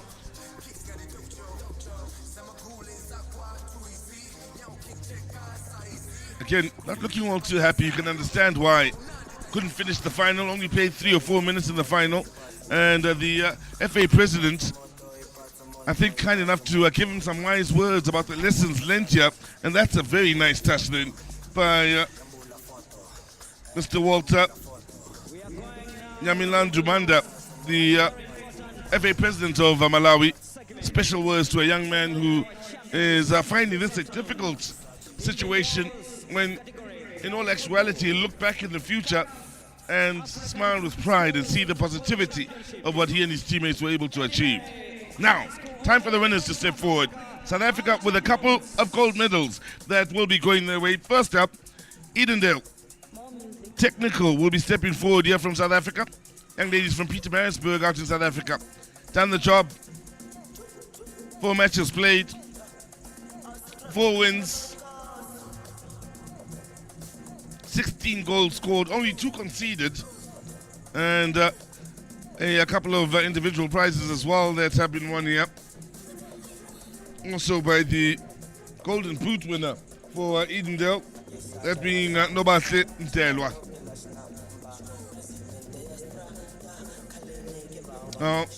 Special moments, special memories created. And, well, maybe 1 or 2 of them we'll see again in the future representing their national teams. We will never know. Do know with Edendale, they do have 4 ladies in their school that did make the under-17 national team for South Africa. So this is a school that really is getting behind the ladies' game and producing some footballers that we could very well see in the future. Again, special word needs to go out for the men and women that pride themselves in developing youngsters in the various countries and ensuring that our futures, or the future of the different countries and the different communities they live in, are bright ones by ensuring that the youngsters have the brightest futures available to them thanks to those that sacrifice themselves to their development. There you have it. Edendale Secondary picking up $100,000 US. Captain will be enjoying this moment. Apelele Mhlongo also was amongst those to have found the back of the net. She'll have plenty of good memories here. Scored at least a couple of goals, led the team, and also picked up the trophy. She'll be moving over to join her teammates now so as the celebrations can start. But this, a proud moment for not just Apelele Mhlongo, the team, but the school. Edendale Secondary. Our champion this afternoon, today. So, further joy for South Africa. That is because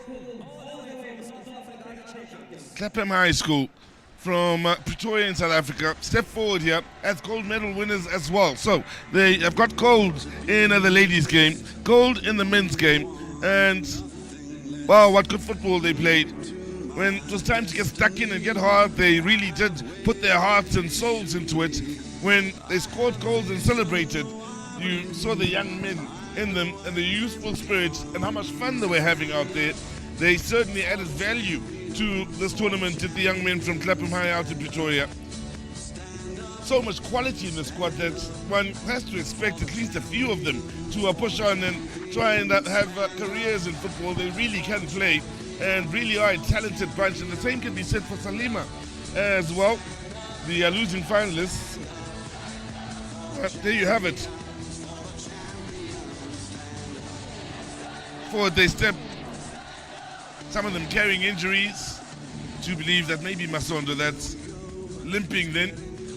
All the football that's been played over the last 3 days eventually taking its toll.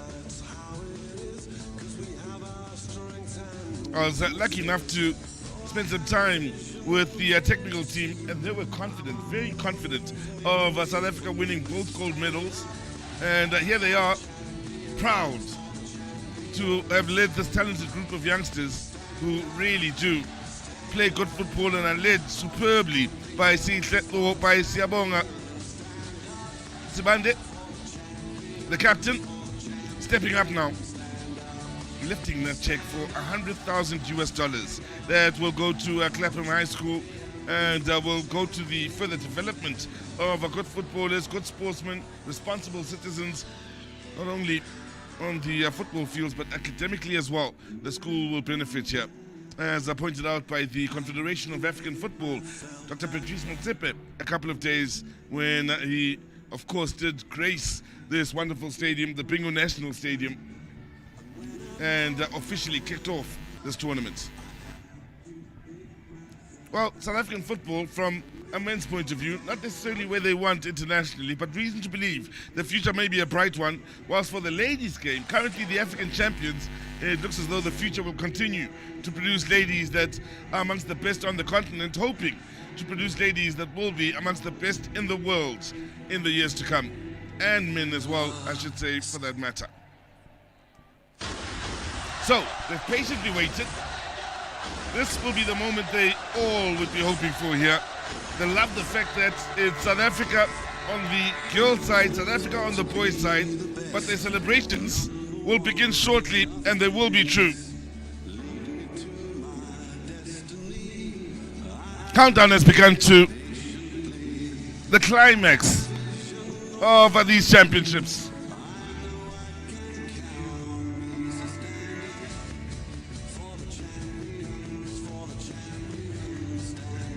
Well, some of them have started celebrating already, not waiting to lift the trophy. A proud moment for South Africa, this. They rule, from a school's point of view, the region, both in the girls' game and in the boys' game.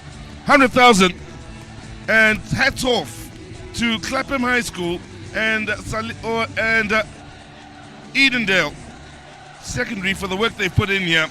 Champions of the COSAFA regions, champions of the CAF African Schools Football Championship COSAFA qualifiers, and they'll both be looking forward to the African Championships come the first few months of next year. And again, they'll be looking to do the region and South Africa proud as they compete against the very best the continent has to offer. We take our hats off to the champions then. Plenty of joy for the South Africans. They'll all be celebrating as a group here. They came out here confident of winning gold in the boys and the girls section. That's exactly what they've done. And they had some tough hurdles to overcome along the way. They certainly have done that. And well, congratulations, firstly, to Clapham High School and to Edendale Technical, as they are crowned champions of the COSAFA region. Group photo. All the teams, please come forward. It's time to take one big photo, a memorable event, a memorable event. We need to take one big photo.